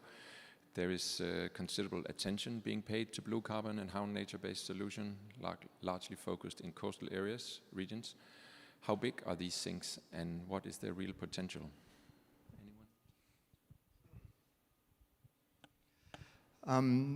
So how big are these things? I think they are relatively small compared to the human-made emissions, and obviously that's bad news, but that's the reality. If you want numbers, I can give you numbers, but we are talking about, maybe a net sequestration of about 0.2 to 0.3 petagram carbon per year.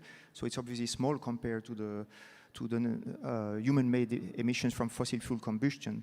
Having said that, I mean, I still think that we need a multi-methodological approach to solve the problem, and so I think this is certainly part of the solution. It's also important to mention that, for instance, that ecosystems like mangroves and salt marshes, we have a very good grip of their role because we have a decent mapping of their surface area. In fact, they sequester a huge amount of carbon per unit square meter, but basically it's their extent that is relatively limited and explains why they don't play such a big role in the global carbon cycle.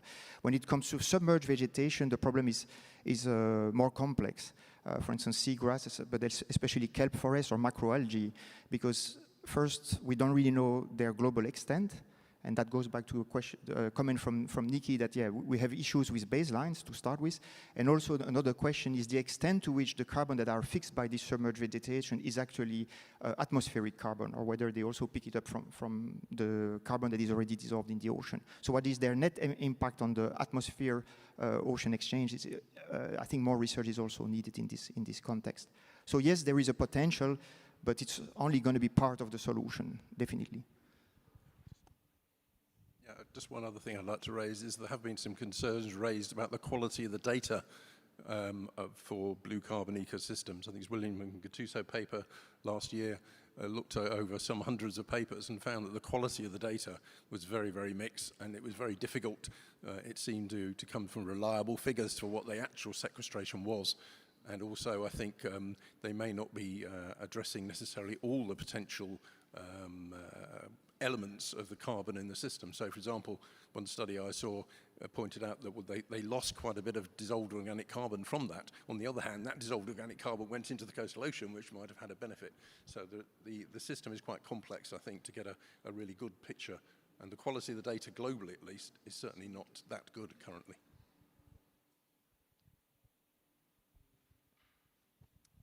Then we will take a question from the floor. Steve, please. This one. Okay. Thank you very much. As the co-chair of the Global Ocean Acidification Observing Network, no surprise I thank the panel for the comments around the importance of baselines and observing data, which I think are critical for this area. I would also sort of ask the panel how we think we address some of the misconceptions and somewhat untruths actually being spoken around CDR. The idea that we talk about carbon as if it's one entity, but we know that whether it's dissolved or particulate, whether it's inorganic or organic, has huge differences in the way it reacts and behaves in the ocean and the risk it poses to marine life. How do we explain that complexity? And also, how do we challenge, how do we gain the evidence and data to challenge some of the mistruths that are being told about the ability of the ocean to be able to just absorb huge quantities of carbon with no risk to us?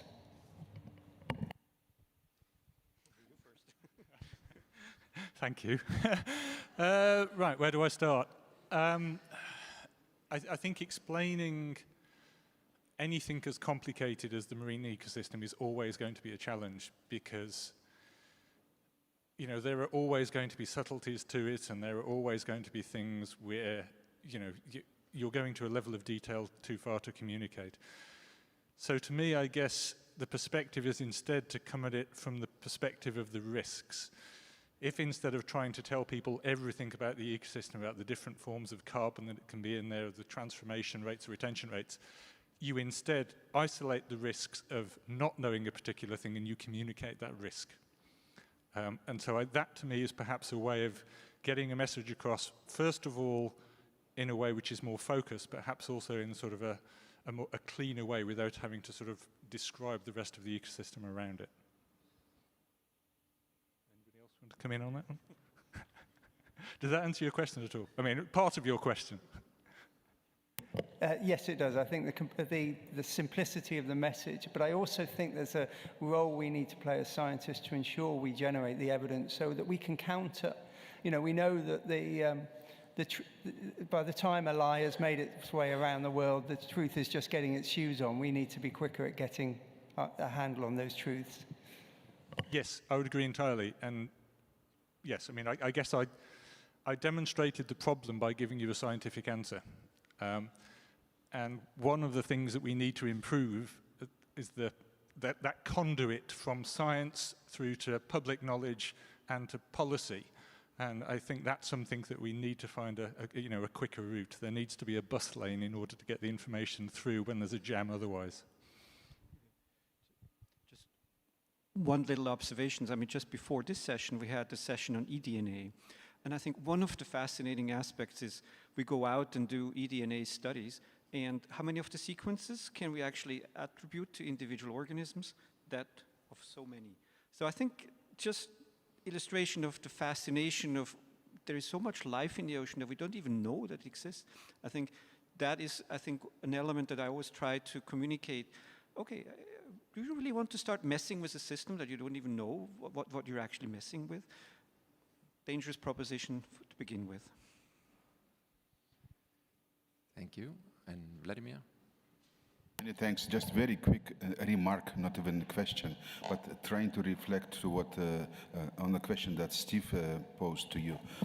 I came from the Ocean and Climate Dialogue in the Convention on Climate Change, and there was a side event there on ocean carbon dioxide removal.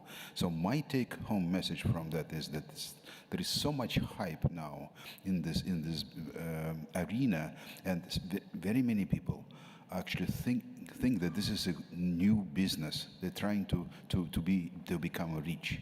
So, and I think that hype actually created a good response. Now there is a much better awareness that we need to introduce order in these things. And I think it may go into highest echelons of power in the United Nations system, and some, at least, elements of governance will be installed to make sure that this is not about money, it's about existential issues. Thank you. Thank you. So we have a couple of questions in Slido. We'll see if we can maybe not get through all three, but we can try. The next one is, we seem to know a fair deal about the surface ocean and its carbon fluxes. Are there efforts underway to increase knowledge about carbon fluxes in the deep ocean? Biology, yes. Yes, I think there's a simple answer to that.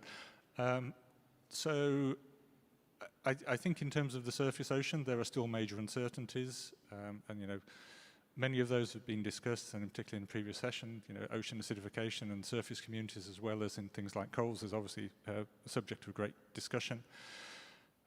The area, I mean, vested interest declared that the twilight zone in the ocean, so you're talking between sort of, you know, where the light stops at about 200 meters down to about 1,000 meters. You know, you can view that as the compost heap of the ocean. That's where a lot of the organic carbon gets turned back into carbon dioxide. And we still have a really rudimentary understanding of what's going on down there. So to me, understanding the interactions all the way from the physical circulation, viruses, bacteria, all the way up to sperm whales is going to be crucial, just to understand how the carbon is moved around in these sort of regions which are sort of conveniently out of sight, but crucial to the functioning of the planet in terms of carbon. Just in that context, I'd just like to mention the recent paper by Levin et al. In Science, who particularly focused on the deep sea and the potential impacts on that from all these MCDR type activities. And I think that was a useful paper, a very short, relatively short paper, but brought a lot of information together, raising a lot of concerns.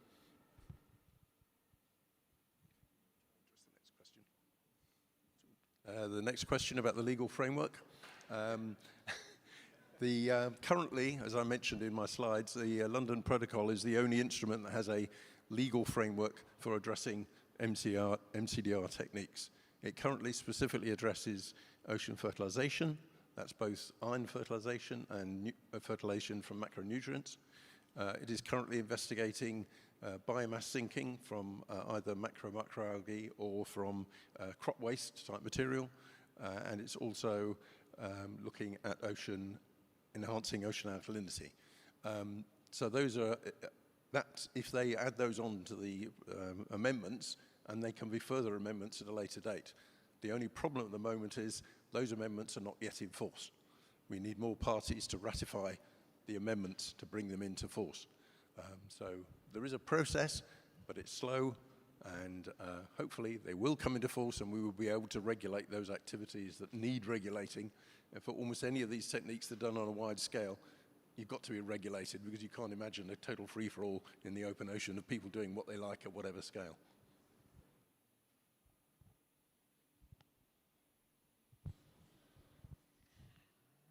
Maybe one last question before we move on to the next part of this session. There's two technical questions, so maybe I don't need to read them out loud. You can all see them, but if you have any comments on these or you want to address them, please. So I think about the first one, the role of huge carbon storage, and specifically the metastable submarine gas hydrates. I think it's a very good question. When I focused on the polar coastal ocean as a hotspot area, I think I could have also included this aspect. I think submarine gas hydrates that are on the slope. I don't think they are of primary concern. That's what goes in the literature for the time being, at least on a relative short time span. On the other hand, the risk of destabilizing submarine gas hydrates on the Arctic shelves, which are huge, is something of concern. And maybe it's something important to mention. I think in climate science, 2100 is kind of the ultimate timeline, but yeah, many of our children might live longer than 2100. And for instance, the destabilization of submarine gas hydrates, including subsea permafrost, actually could be of their concerns. So that's the first point. Is there an observation specifically performed on melting permafrost and the subsequent releases of greenhouse gases? If I want to answer this specifically related to the linkage with the Arctic Ocean, I would say yes. In fact, it's kind of interesting to know that among the very best rivers surveyed in the world, you have the Arctic rivers. There is a global program called Arctic Grow, which really monitors the changes in water flux, but also in carbon fluxes delivered from these Arctic rivers into the Arctic Ocean. And I think it also concerns, maybe that's important, it relates to this, the role of the coastal erosion. I mean, in the Arctic, this is also an additional source of carbon potentially coming from permafrost areas. Thank you very much for an interesting discussion. Thank you very much for sharing just a little bit of your knowledge and being part of a community showing the way, taking the lead in this important area of research. I would then like to thank you for your participation in the panel, and let's give them a hand and thank you to the audience for your questions.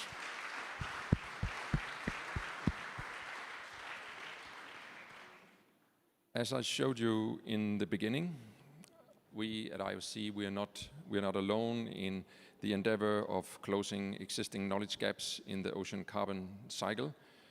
We partner with the IOCCP, the Global Carbon Project, with CLIVAR, with SOLAS, with IMBER, and the G7 FSOI.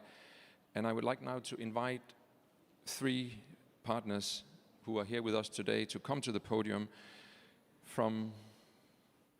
to join us and give us their comments and views on what IOC can help with, what IOC can do.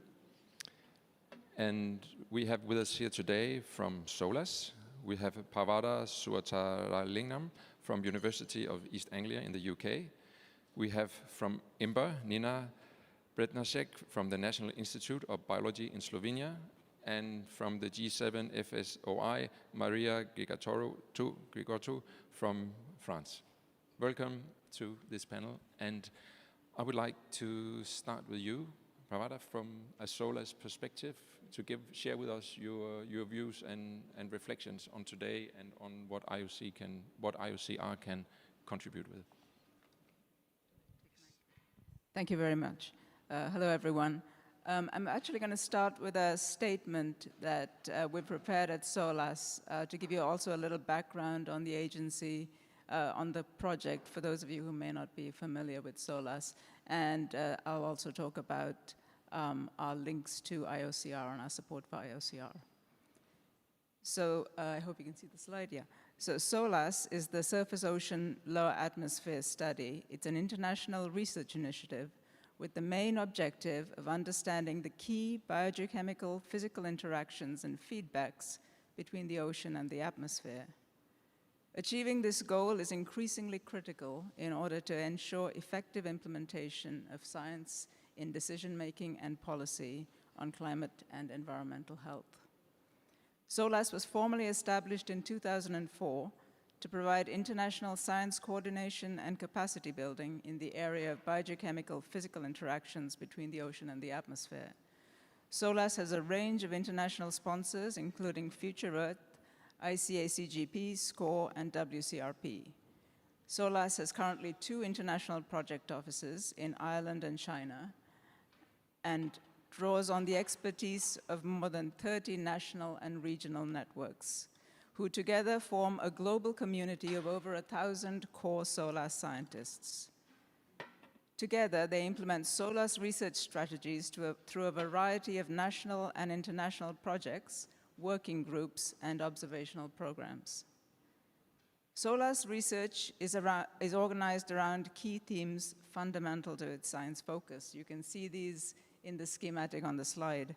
Of the 5 themes, the most directly relevant to IOCR is theme 1 on greenhouse gases, and on greenhouse gases and the ocean. This covers activities on ocean carbon fluxes, as well as on the other greenhouse gases. An important ongoing activity supported by theme 1 is the SOCAT database that was talked about earlier, the Surface Ocean CO2 Atlas. This is an extremely valuable observational database of surface ocean CO2. SOCAT has been fundamental in characterizing the global distribution and time variation of surface ocean CO2, and SOLAS scientists have played important roles in the establishment and continuation of SOCAT. Other SOLAS themes also relevant to IOCR include theme 2 on air-sea fluxes and theme 3, which addresses the impact of anthropogenic emissions on ocean biogeochemistry.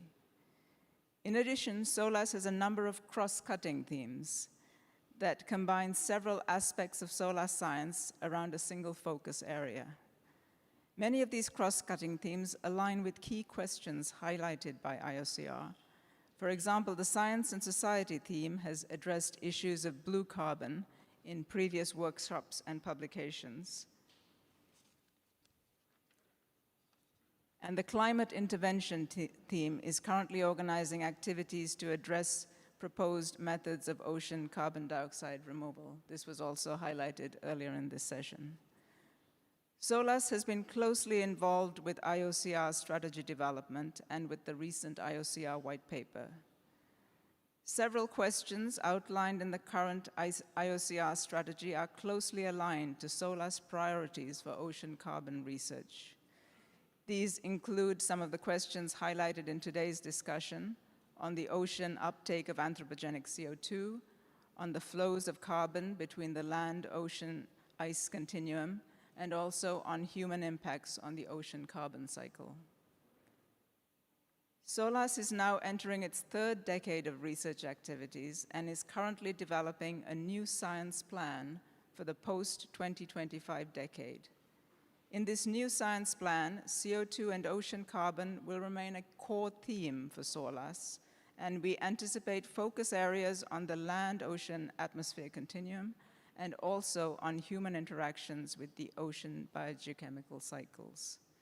We will collaborate closely with IOCR in developing mutually beneficial activities on these questions as we frame the new SOLAS science plan. SOLAS Science has benefited significantly from our links to IOCR and from our jointly coordinated activities. SOLAS offers full support to IOCR, and we look forward to continuing our productive collaboration in partnership as we address the challenges posed by global change. Thank you very much to SOLAS and Parvata for this strong and clear both update on SOLAS and strong commitment to work with the rest of the partners in IOCR. I would like now to give the word to IMBER, represented by Nina Bednarczyk. Thank you so much. It's a pleasure to be here on behalf of IMBER. So just for some background, we know that the impacts of climate change are already very recognizable across the world's ocean, and that's obviously accompanied by very obvious ecological, human, and socioeconomic repercussions. So climate change is affecting our oceans through oceanification, marine heat waves, sea ice decline, sea level rise, and so on. And just to name a few impacts, it's coral reef bleaching, kelp forest decline, fish migration, artisanal fisheries, and aquaculture, human movement related to the climate conflicts, and also disastrous positive feedback loops. So as a society, we have to strive towards the sustainable, productive, and healthy oceans that can provide ecosystem services for the benefit of the society now and in the future.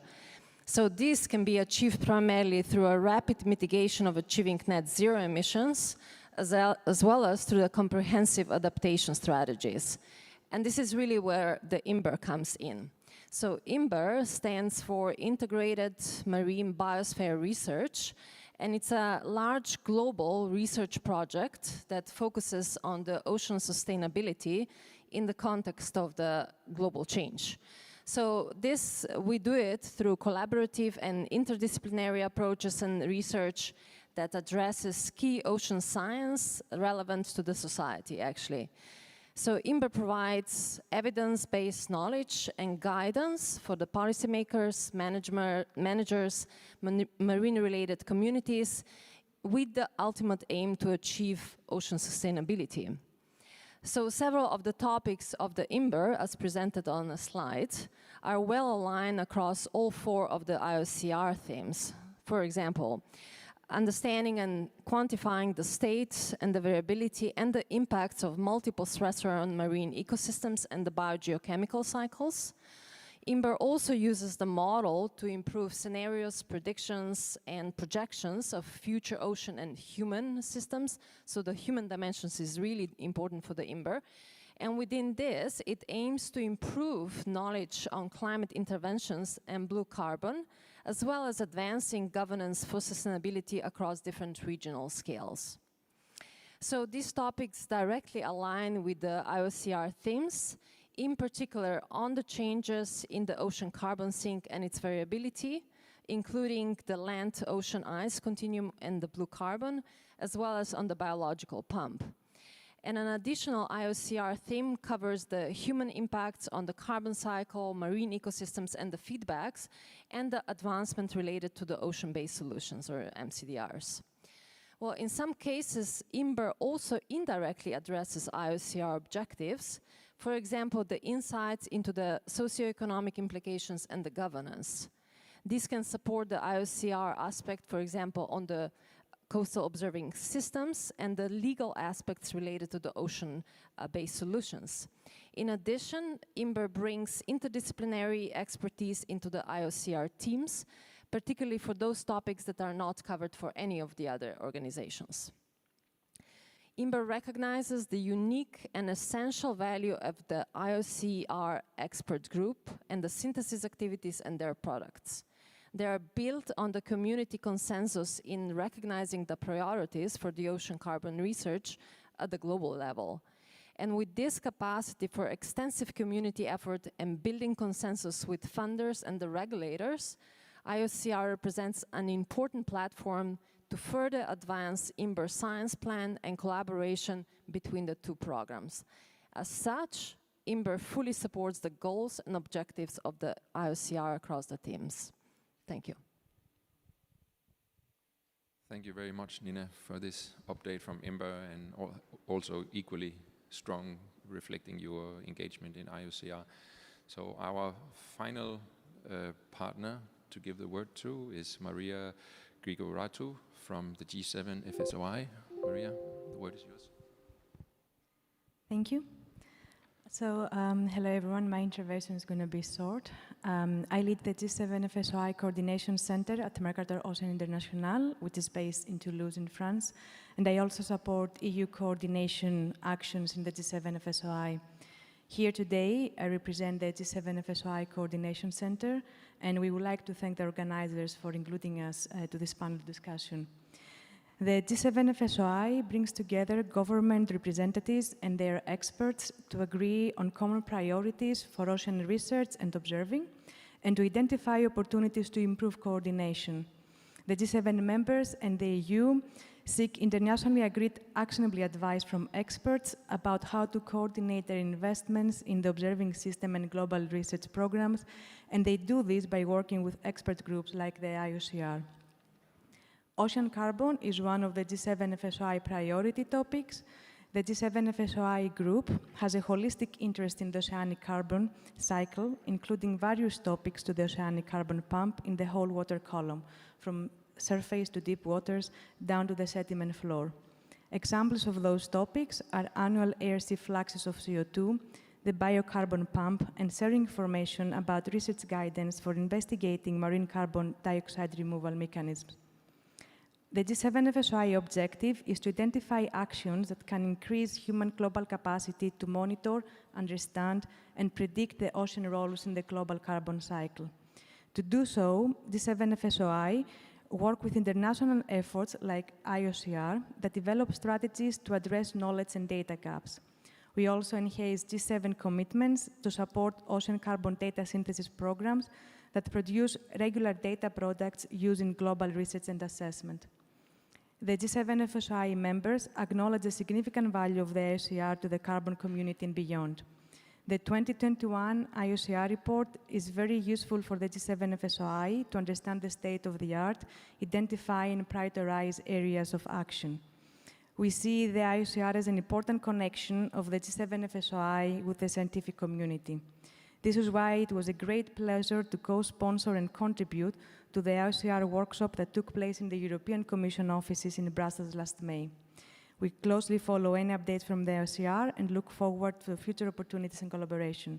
So once again, thank you for having us here today. Thank you very much to you also, Maria, for describing the important partnership with G7 through your center. So this brings us to the end of the session. I hope it has given you an insight, if you didn't have it already, in what IOCR is and what we are striving at in close partnership with a number of strong and very qualified partners.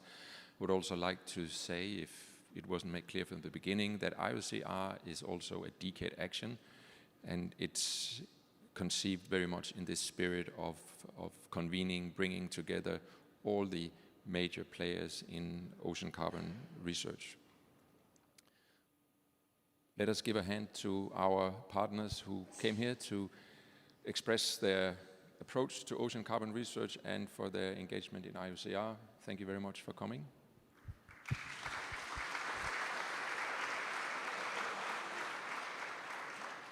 And that takes us to coffee break. So you will have almost half an hour coffee break, and we will reconvene at 16:45 for the Anton Brun Memorial Lecture.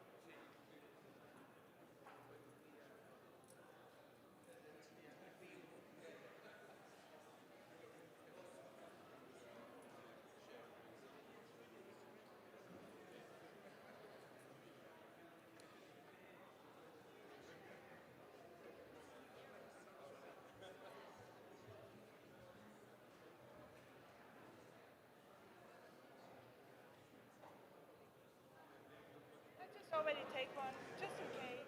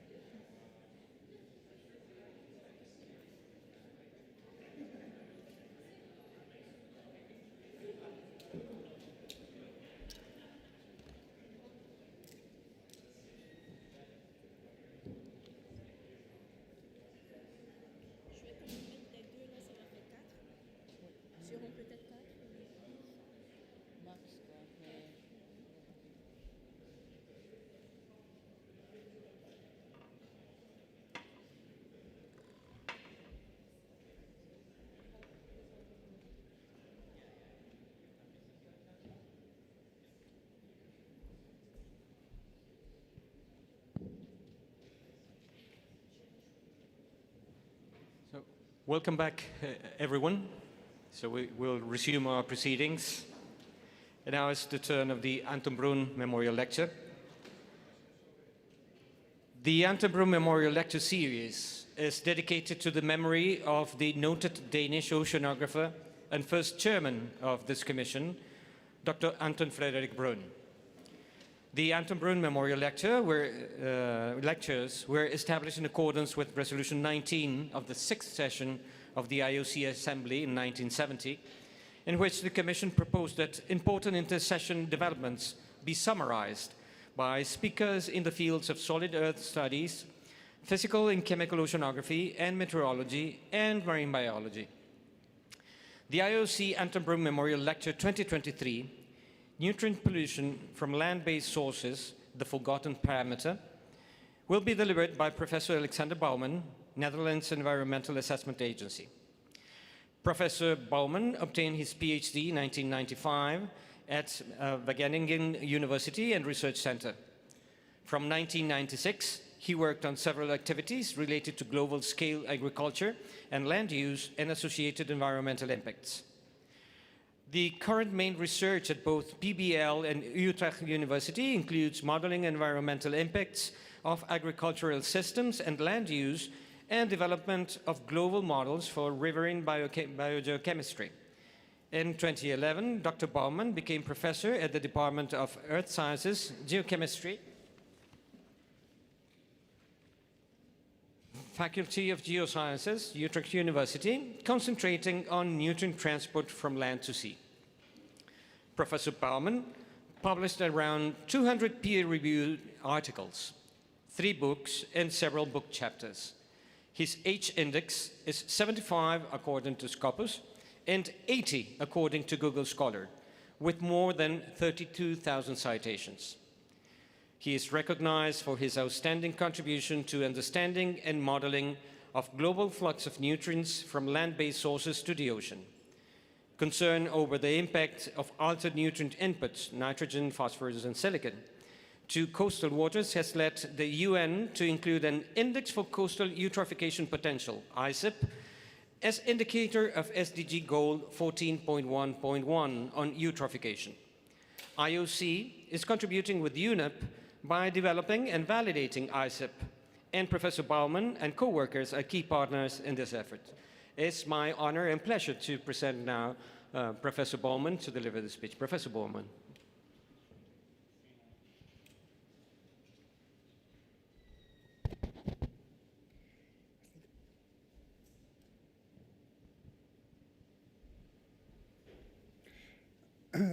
Well, it's an honor for me to give the Memorial Anton Brun Lecture 2023. It is about nutrient transport from land to sea, so it's not about the oceans, it's about what's happening on the land. And particularly, I will address the question, why are nitrogen to phosphorus to silica ratios changing? And what I will tell is the result of several IOC-sponsored projects. The first one was the Global News Project around the year 2000 till 2010. There's the Nutrient Coastal Impact Research Program, the ICEP project as was just mentioned, and then we had the Global Nutrient Cycle Project. And so much of the results will be in my presentation. The first one on the left-hand side is the Global News work. It is a simple model, and here you see the simulated export by global river basins of 3 different nitrogen species. And the major result of the Global News Project was to identify which river basins are the most important sources of nutrients in the coastal ocean. And the global estimate of this project for the river export of nitrogen was 40 million tons and about 9 million tons of phosphorus. And for comparison, the global nitrogen fertilizer use is about 100 million tons, and that of phosphorus is 18 million tons. So the river export is really a significant amount in the global nutrient cycle. If we look at the sources of nitrogen and river and phosphorus delivery to global rivers and streams, we see that the natural sources are no longer dominant since, let's say, the beginning of the 20th century. And they are rather constant. And the anthropogenic sources are increasing rapidly and are becoming more and more dominant. And nowadays, for nitrogen, agriculture is the primary source, followed by sewage and aquaculture, and for phosphorus, it is the sewage that is most important, and followed by agriculture and aquaculture. And why are we doing this work? That is because the nutrients have major impacts. One of them is hypoxia, was also mentioned before. And here we see the number of observed hypoxia cases in global lakes, which is increasing very rapidly since the beginning of the Industrial Revolution. And also hypoxia cases in coastal marine ecosystems is increasing very rapidly.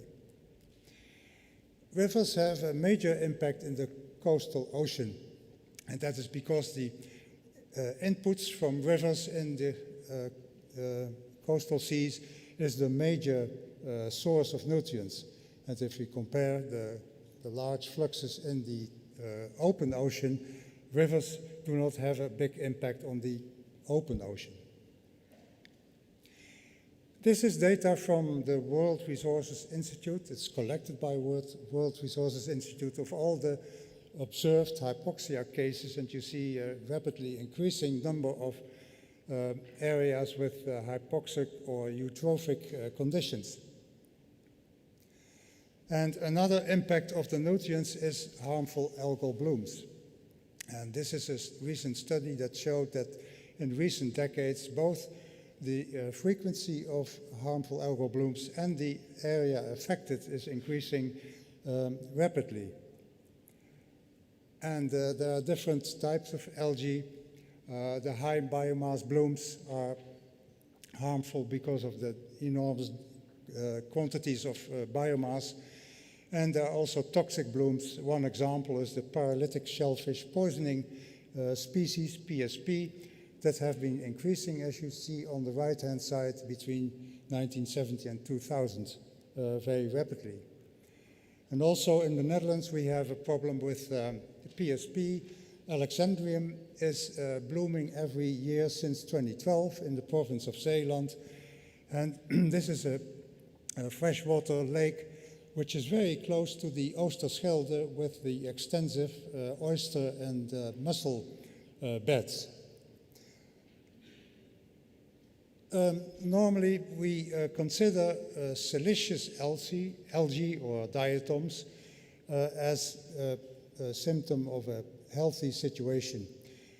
Diatoms are responsible for about 20% of the global oxygen production by plants, and they play a major role in the global carbon cycle.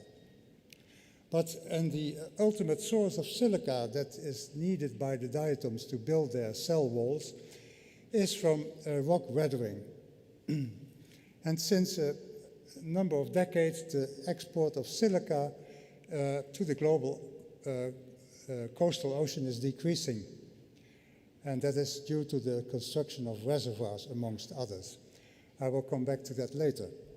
Siliceous algae or diatoms are declining in importance, and especially when nitrogen and phosphorus are in excess, non-diatom phytoplankton, often harmful species, start to dominate.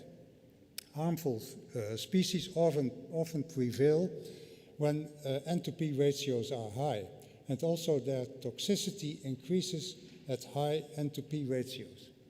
And climate change is an important factor due to the stratification of the water column.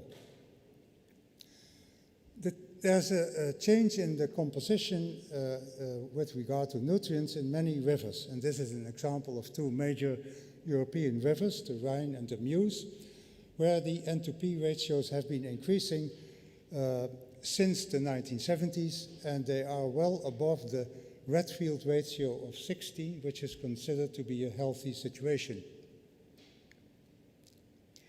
Also in China, the entropy ratios are increasing rapidly, as you see in the maps above, and the red colors are increasing in magnitude, and recently the entropy ratios in almost all rivers discharging into the Bohai Sea, Yellow Sea, East China Sea, and South China Sea are increasing. And at the bottom you see the aggregated results showing the increasing entropy ratios. And why is this important? We have seen that in these Chinese seas, the number of blooms starts to explode when the entropy ratios in the river water increases above a value of 25 in the Yellow Sea and above 30 in the East China Sea and South China Sea. And so both the frequency and the area affected increases very rapidly. And what is causing this change in the nutrient composition of many rivers? And to explain you, I will take you on an excursion through the landscape, starting with the reservoirs, and then we take a look in the agricultural production system, then in the soil system, groundwater, riparian zones, wastewater discharge sites, and the freshwater biogeochemistry. And to explain you, I use the results of the Image Dynamic Global Nutrient Model, DGNM, which is a coupling of an integrated assessment model image which provides data on the nutrients and the nutrient budgets in natural and agricultural ecosystems, and a hydrology model that provides data on the water fluxes. And DGNM combines these two to simulate the in-stream biogeochemistry and finally the export to coastal waters. And DGNM is a distributed model. It contains all the components of a landscape and all the different water bodies. And we start with the reservoirs.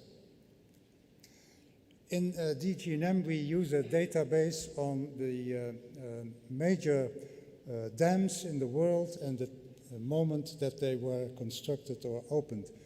And you see that the travel time, first the volume of the reservoirs is increasing rapidly, particularly after the Second World War, the 1950s. And with that also the travel time of water increases. Globally, the travel time of water has more than doubled. And due to that, also the travel time of nitrogen has been increasing very rapidly.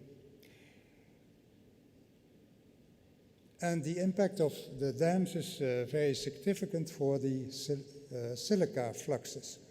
Here you see the results of the construction of dams in 3 major rivers, and you see the impact of the silica concentrations before and after the dam.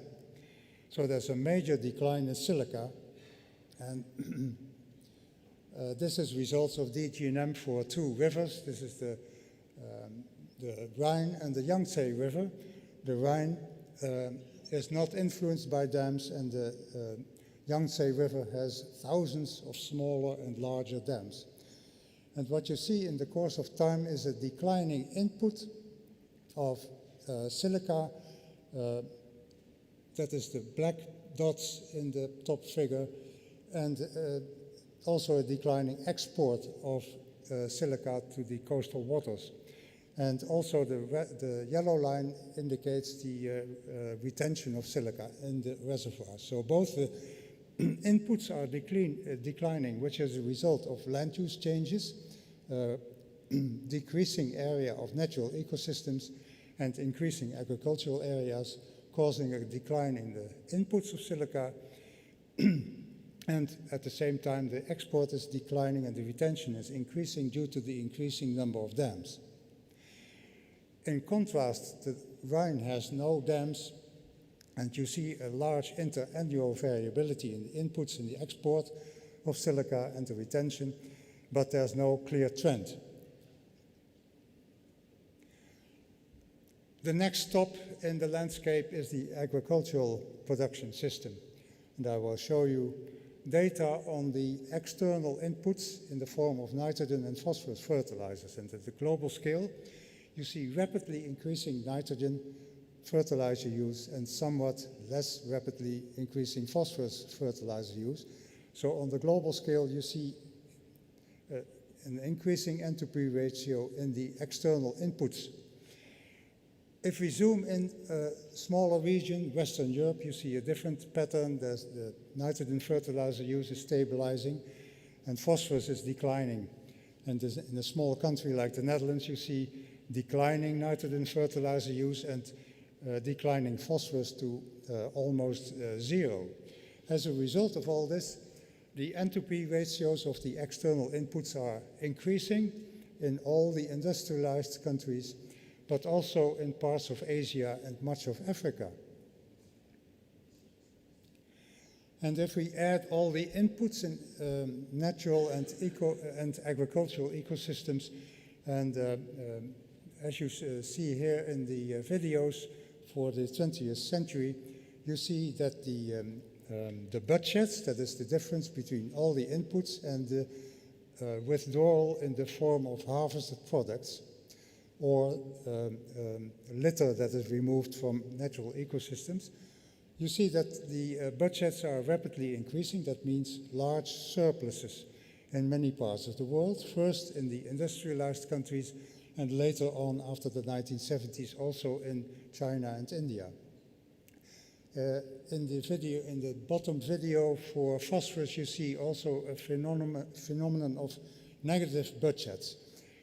For example, in the former Soviet Union after the 1990s, when the agricultural system collapsed and fertilizer use went to almost zero. The next stop in the excursion is the soil system. Nitrogen is a mobile element. It can escape from the soil in the form of ammonia gas. It can be removed by bacteria, by soil denitrification, which is the bacterial reduction of nitrate to molecular N2. And it can leach as nitrate to the subsoil and the groundwater. And it can be lost by surface runoff. For phosphorus, we see a completely different story. It has no gaseous forms. So the surplus of phosphorus that is not lost by surface runoff accumulates in the soil, and it is chemically sorbed by soil mineral parts. And here you see the accumulation of phosphorus in the soils that is very rapid in industrialized countries, up to values more than 600 kilos per hectare, and in Europe even 1,000 or more kilos per hectare. And in recent years, also in China and India, you see this enormous accumulation of phosphorus in soils. And what is the consequence of this accumulation? This is a graph showing data for Western Europe, the application rates on the horizontal axis and the yields, the uptake on the vertical axis. And you see between the 60s and 80s that application rates have been increasing rapidly, and also the yields have been increasing. But in the 1980s, farmers started to reduce the fertilizer use, the phosphorus fertilizer use, and up till recent years, it's decreasing while the yields are still increasing. And this is possible because of this residual soil phosphorus that causes a very high availability of phosphorus for plant uptake. And this enables high yields with low application rates in the present conditions. So after the soils, the next stop is the groundwater system. Groundwater typically has different layers with different travel times from years to decades or even centuries. And this means that landscapes have a nutrient memory. Nitrogen that has entered the system decades ago can now be discharged to the surface water, to rivers and streams, and determine the water quality. And that means that actions to reduce nutrients today may not have an impact on water quality. This is data from our model showing the temporary storage of nitrogen in groundwater systems in the Rhine and the Mississippi, and two Chinese rivers, the Pearl and the Yangtze. In the Rhine, we see the impact of policies to reduce the nutrient pollution in Europe, groundwater pollution and surface water pollution. And you see readily declining storage in European groundwater systems. And therefore, probably groundwater is currently adding to the water quality, adding nitrogen to the streams and rivers. The Mississippi shows a different pattern. The temporary storage is stabilizing at present, and the Chinese rivers are still accumulating at present. The consequences of the policies in Europe are seen in the concentrations at the low bit station at the German-Dutch border. You see declining concentrations since the 1980s, and there's a stabilization in recent years from 2000 onwards. And this is probably due to the memory in the groundwater system. Groundwaters are still adding nitrogen to the Rhine water. And we used our model to calculate how much time is needed to return to the 1970 storage level, which we consider as well a pre-accumulation phase. And this time is about 9 years in the Rhine River and much longer in the Mississippi and the two Chinese rivers, which is probably due to the geohydrological conditions in these river basins, with much more nitrogen stored in aquifers with very long travel times. The next stop is the riparian zone. This is a picture of a riparian zone, a small stream bordered by forest areas, and the soils under these forests have very high organic matter contents, and they are very reactive systems, so that all the nitrogen that comes in through flows, superficial flows through soils or groundwater is readily denitrified, so removed from the system. And what has happened in many river basins in the world is the clearing of forests in these riparian areas, and that means that the filter capacity of these riparian zones has disappeared. So there's less denitrification going on, and that means an increasing N2P ratio. The next stop is the wastewater discharge sites. This is a scheme of the model that we use for describing wastewater flows in the DG&M model. We start with humans that consume food, proteins, and use detergents, either phosphate-free or P-based detergents. And there are either sewage systems or no sewage systems, and there's treatment or no treatment. And there can be different types of treatment. And the nutrients are removed and can be dumped in landfills, or they can be recycled in agriculture. The most simple form of treatment is the primary treatment, which is no more than a screen, which filters the large parts and particles from the water. And more advanced systems are secondary treatment and tertiary treatment. But typically, all these systems remove phosphorus more efficiently than nitrogen. And the removal of nitrogen is very sensitive to the management of treatment systems, and a small change in the management can cause an enormous reduction of the nitrogen removal. So again, this can be a cause of increasing N2P ratios in the water. If we use all the data that I showed, we can show what are the major sources of nitrogen and phosphorus in global rivers. And you see that in the course of the 20th century, blue colors, that is the agricultural systems, are increasing in area, and also the pinkish, the purple colors, indicating the urban sewage discharge sites are increasing in importance. If we look at the N2P ratio in the water discharge to surface water, we see increasing areas with high N2P ratios, and that is due to the expanding area of intensive agriculture in many parts of the world, and also increasing urban areas with discharge of wastewater.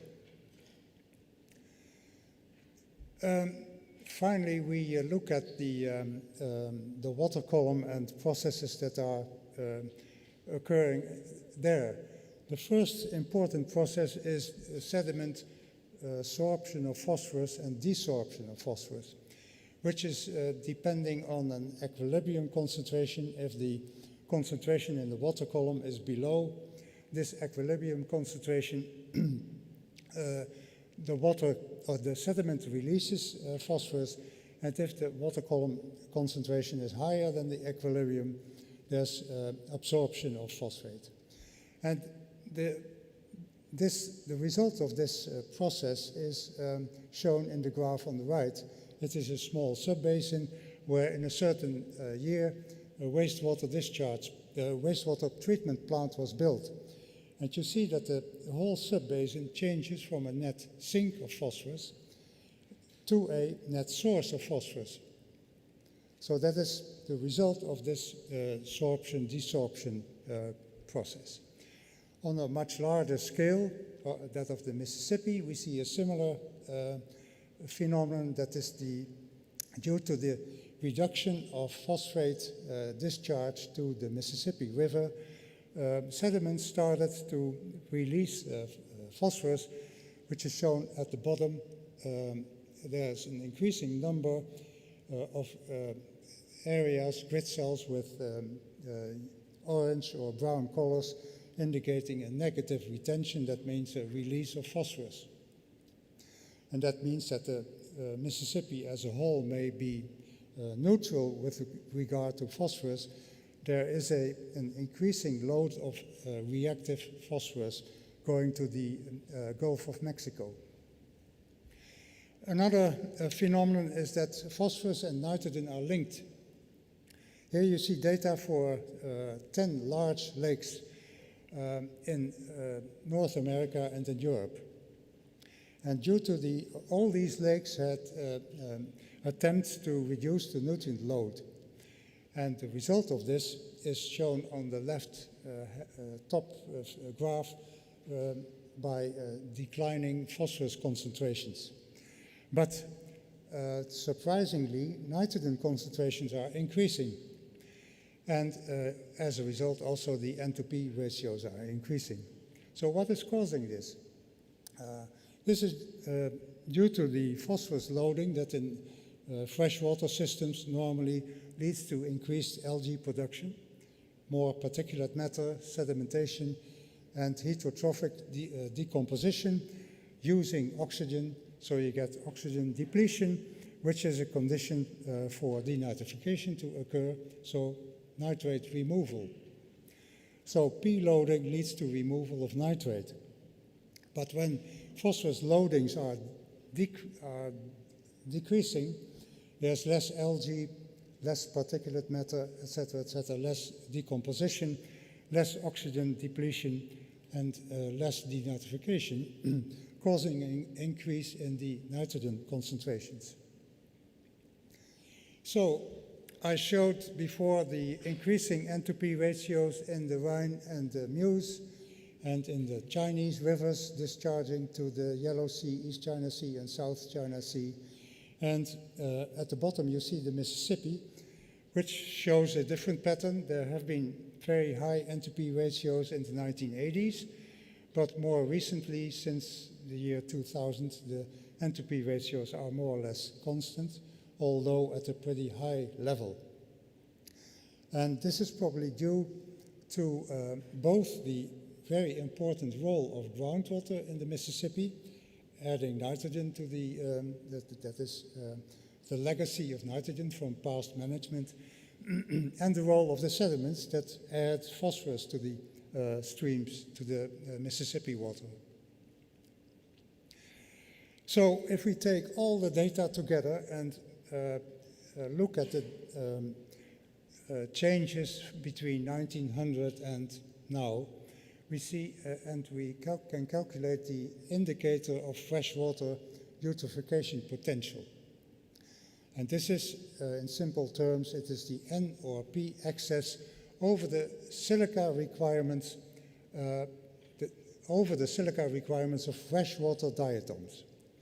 And you see that in Europe, the IFAP values increased between 1900 and 1970, and the situation improved in recent decades, but the IFAP values in India and China and other parts of the world have been increasing in recent years. This was work we did for the World Resources Institute.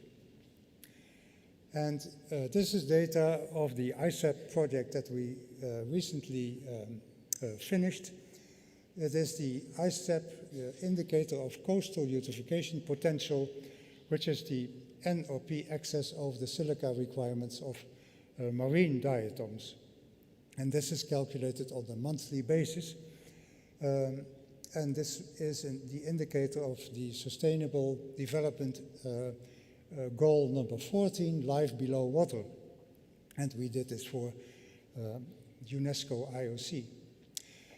So the top video shows the ISAP changes for all the river basins in the world between 1900 and 2010.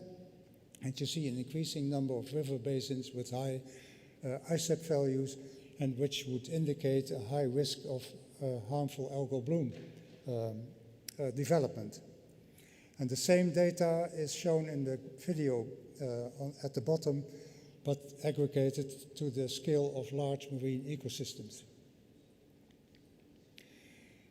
We did some scenarios also to predict what will happen in the future. At the bottom you see the results of two scenarios. The SSP1 is a sustainability-oriented scenario, and SSP3 is a business-as-usual scenario.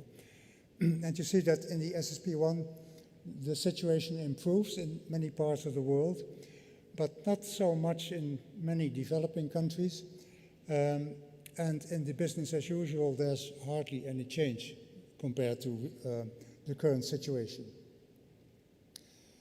And if we look at the rivers that have an anthropogenic dominant source and have also a high N2P ratio, and we calculate the amount of nitrogen discharged by these rivers, we see that at the global scale, only in the SSP1, the sustainability scenario, there is a stabilization. But if we look at the other region, the industrialized at the right, or the rest of the world, with many of the developing countries, we see that even in the sustainability scenario, there's an increasing discharge of nitrogen for these anthropogenic dominated and high entropy rivers. So that the main cause of the problem in developing countries is the increasing need to produce more food for a growing population, and the difficulty to reduce the nitrogen losses from agricultural systems, and also the increasing number of people connected to sewage systems. So in summary, eutrophication is a widespread problem with a large impact and large costs, and it is enhanced by climate warming. Silica is retained in many reservoirs, and there's an increasing loading and increasing N2P ratios in areas with typically high input, high yield agricultural food production systems. And several processes can cause a further increase in the N2P ratios, that is, in-stream biogeochemistry, groundwater legacies, loss of riparian forests, the construction of dams and the development of reservoirs, and wastewater treatment. And policies for reducing nitrogen pollution from food production systems help to reduce both the total loading and also the N2P ratios. But sometimes policies are not effective due to the legacies and the biogeochemical processing. So with that, I would like to thank you for your attention.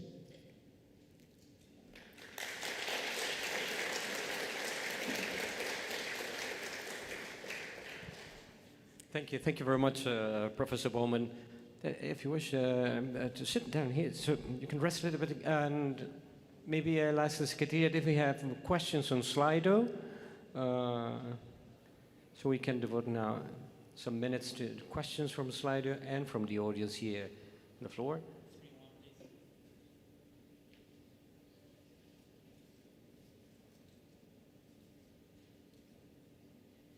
And here we got the first one. How is the urgent situation caused by marine pollution being tackled now?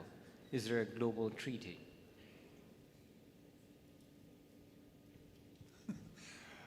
As far as I know, there's no global treaty. I think the only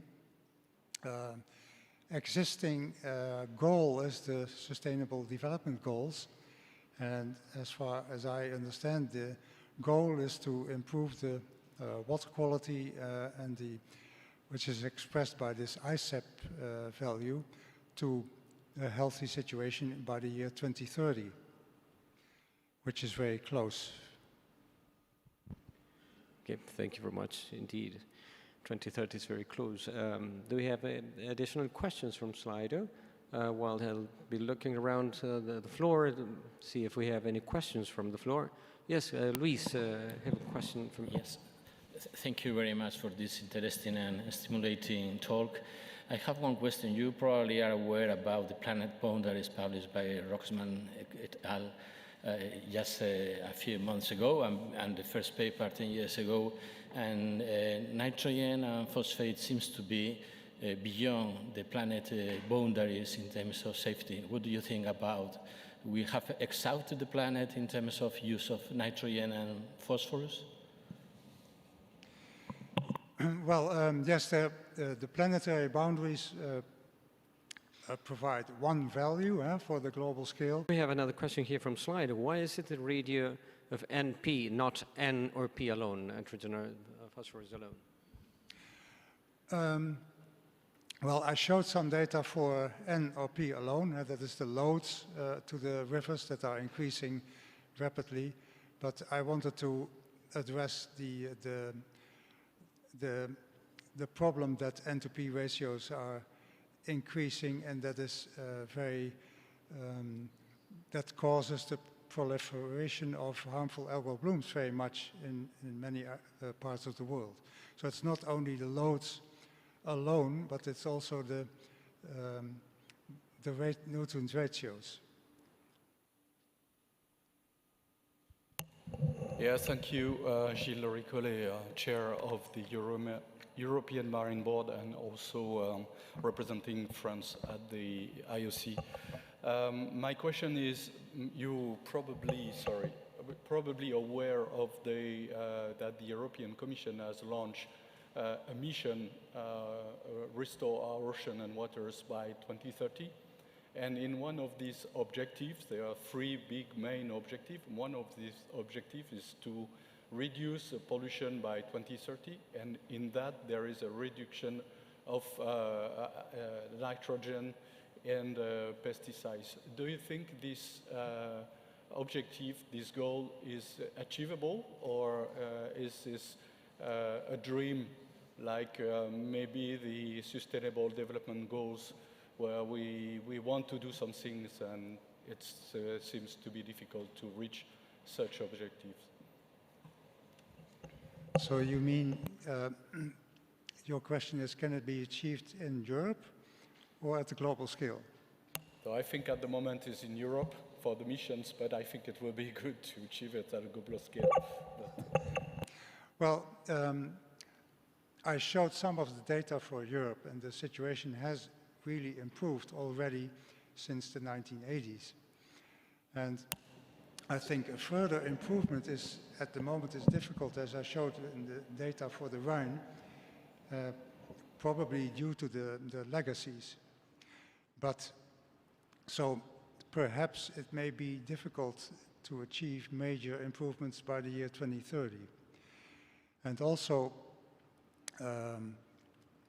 for phosphorus, it seems to be very difficult to improve water quality in terms of phosphorus concentrations, more difficult than nitrogen.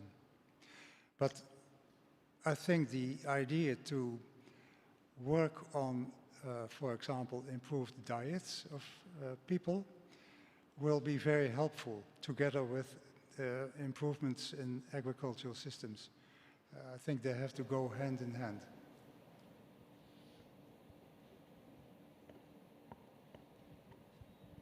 Well, thank you. And we have I believe it's a related question here from Slido. Did the European Water Directive have a measurable impact on the nutrient concentrations in water, both river and oceanic? Some of the results you showed already.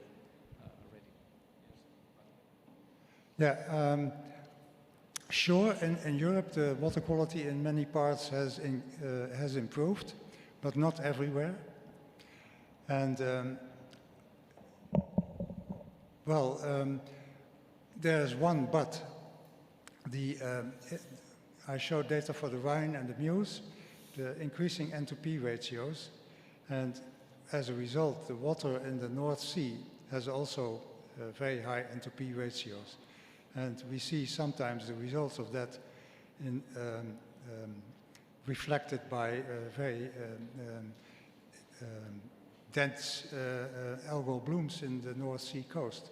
So although we had a reduction in nutrient loads, there's still a problem of the N2P ratios that are out of balance. Thank you. The other question we got is there a relationship between eutrophication and deoxygenation in the ocean? Well, again, I showed the increasing number of hypoxic zones in coastal waters. That is an increasing problem. And so, yes, there is definitely a relationship. Yes, you have, thank you for the conference. It was very interesting. Good timelines of what has been happening in the last decades. Have you had a possibility to have relationships between the loss of salt marshes and estuaries and the destruction of these ecosystems in terms of their capacity of retaining phosphorus and nitrogen, and how it affects its input into the ocean?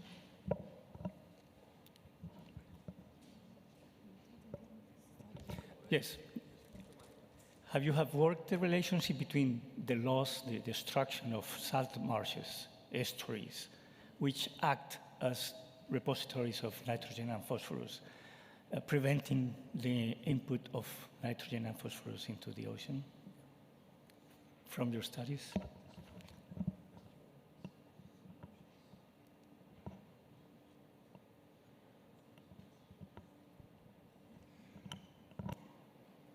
That's definitely another filter between the river mouth and the open ocean.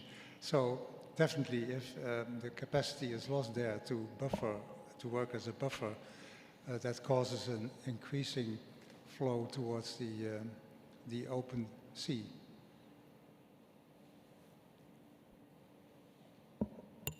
Thank you very much for the interesting talk. I have a curiosity question. When you refer to NP ratios in the literature or whatever, are most of those data inorganic nitrogen versus inorganic phosphorus, or the total? total nitrogen, total phosphorus. So are there data on the organic components? So it's more inorganic, more organic, you know? Yes. An idea of the data we have concerning inorganic versus organics. Well, the work that we recently finished on the ICEP is based on the different forms of nitrogen and phosphorus. And so here I presented only total phosphorus, total nitrogen, and dissolved silica. But we can do a much better job with the data that we have now. And definitely that is an important thing. And you mentioned organic forms. We have a recent study in doing the biogeochemistry in the Yellow Sea and the Bohai Sea. And there we see that from many Chinese rivers, there's an increasing load of organic nitrogen, organic phosphorus. And that is causing the proliferance of certain algae that prefer these organic forms. And they have very nasty blooms resulting from that. That's the phytoplankton blooms. Well, not only the phytoplankton, the microbial assemblages may be also using those organic forms, so they may be changes at the microbial communities that result on the harmful algal blooms later. No? So the complexity of the microbial communities, depending on the inorganic and organic forms, must be complex, no? And maybe at play, explaining some phenomena. Thank you.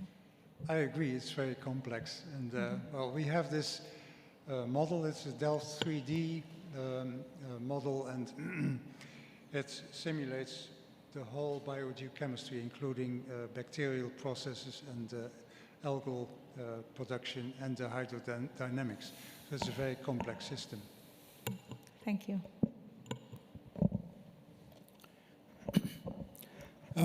Thank you. Thank you very much for the presentation.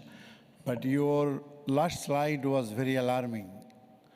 Would you be ready to take a step back, considering the number of people to be fed or provided with the food using these nutrients? Your comments. The number of people that we need to feed, and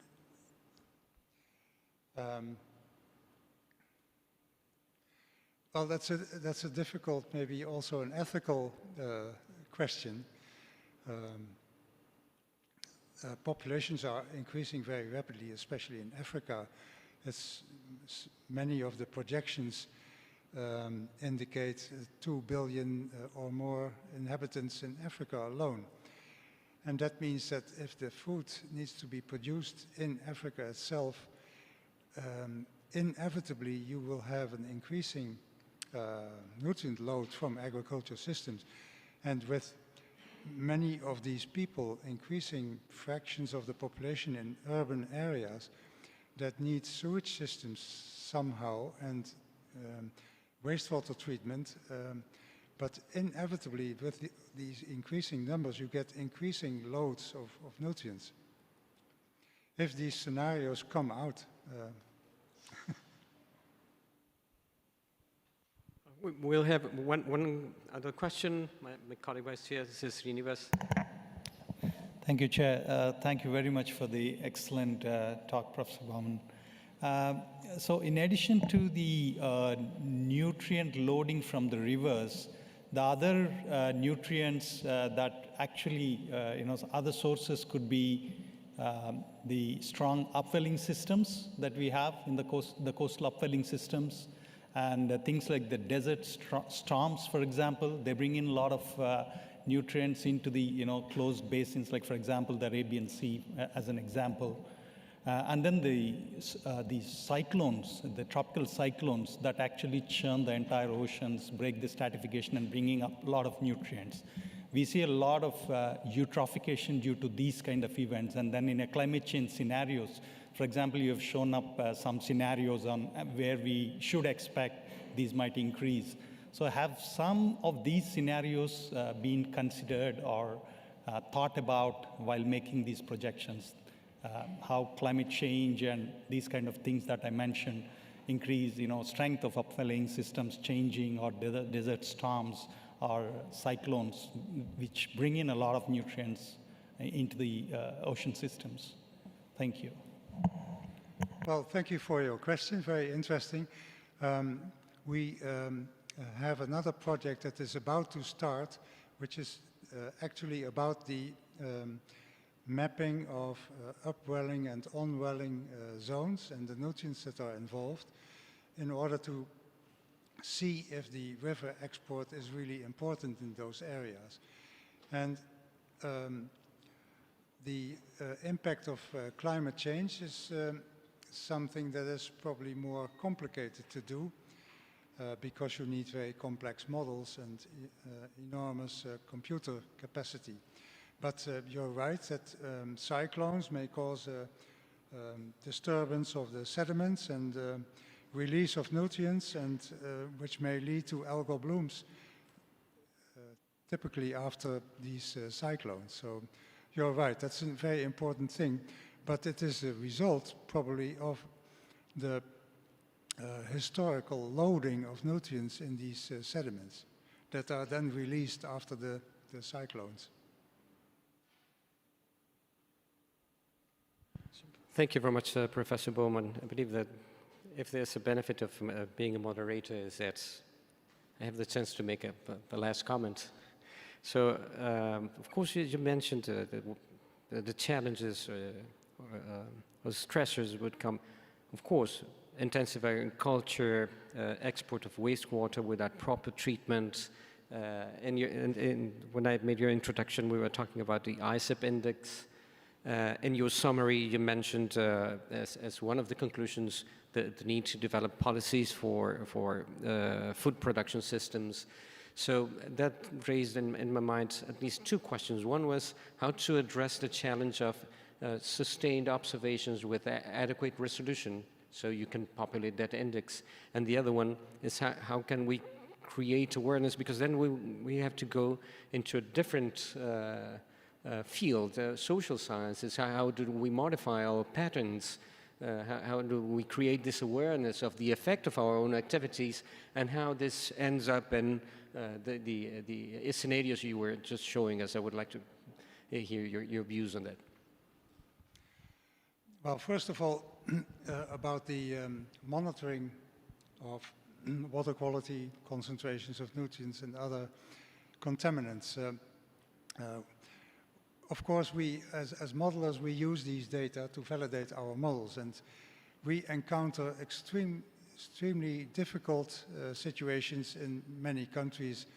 Many developing countries have no data at all, but also some countries are not willing to provide the data, which makes life very difficult for us. Luckily, other countries have no problem in making data available.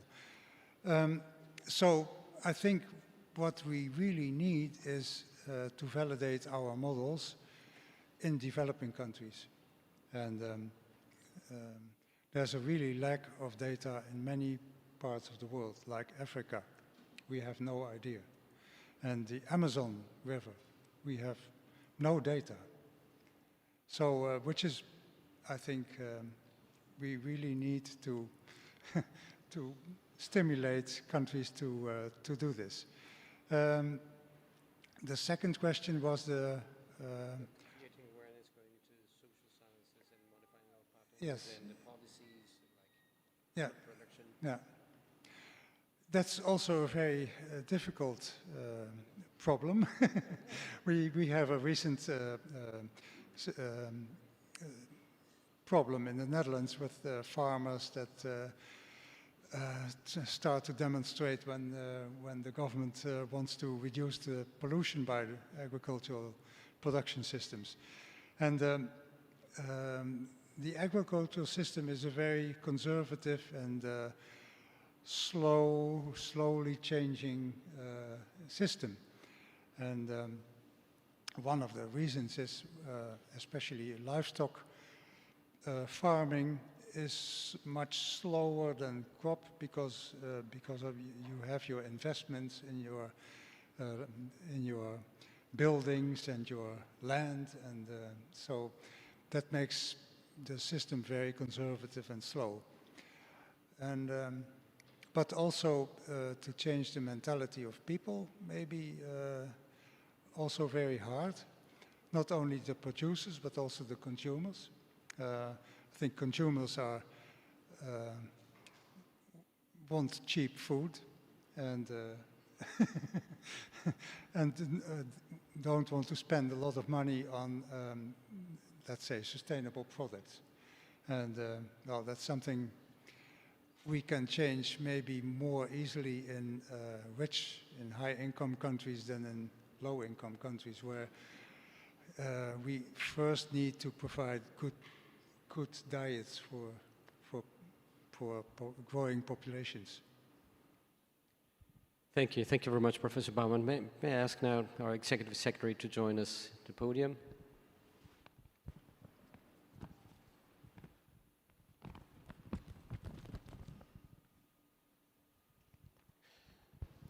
So traditionally, when we have our Anton Brunn Memorial Lecture, it ends with us handing the Anton Brunn Memorial Medal to the lecturer. So it is my pleasure now, Professor, to hand you this medal on behalf of the IOC, and thanking you very much for giving us your time and your thoughts, your ideas, sharing it with us.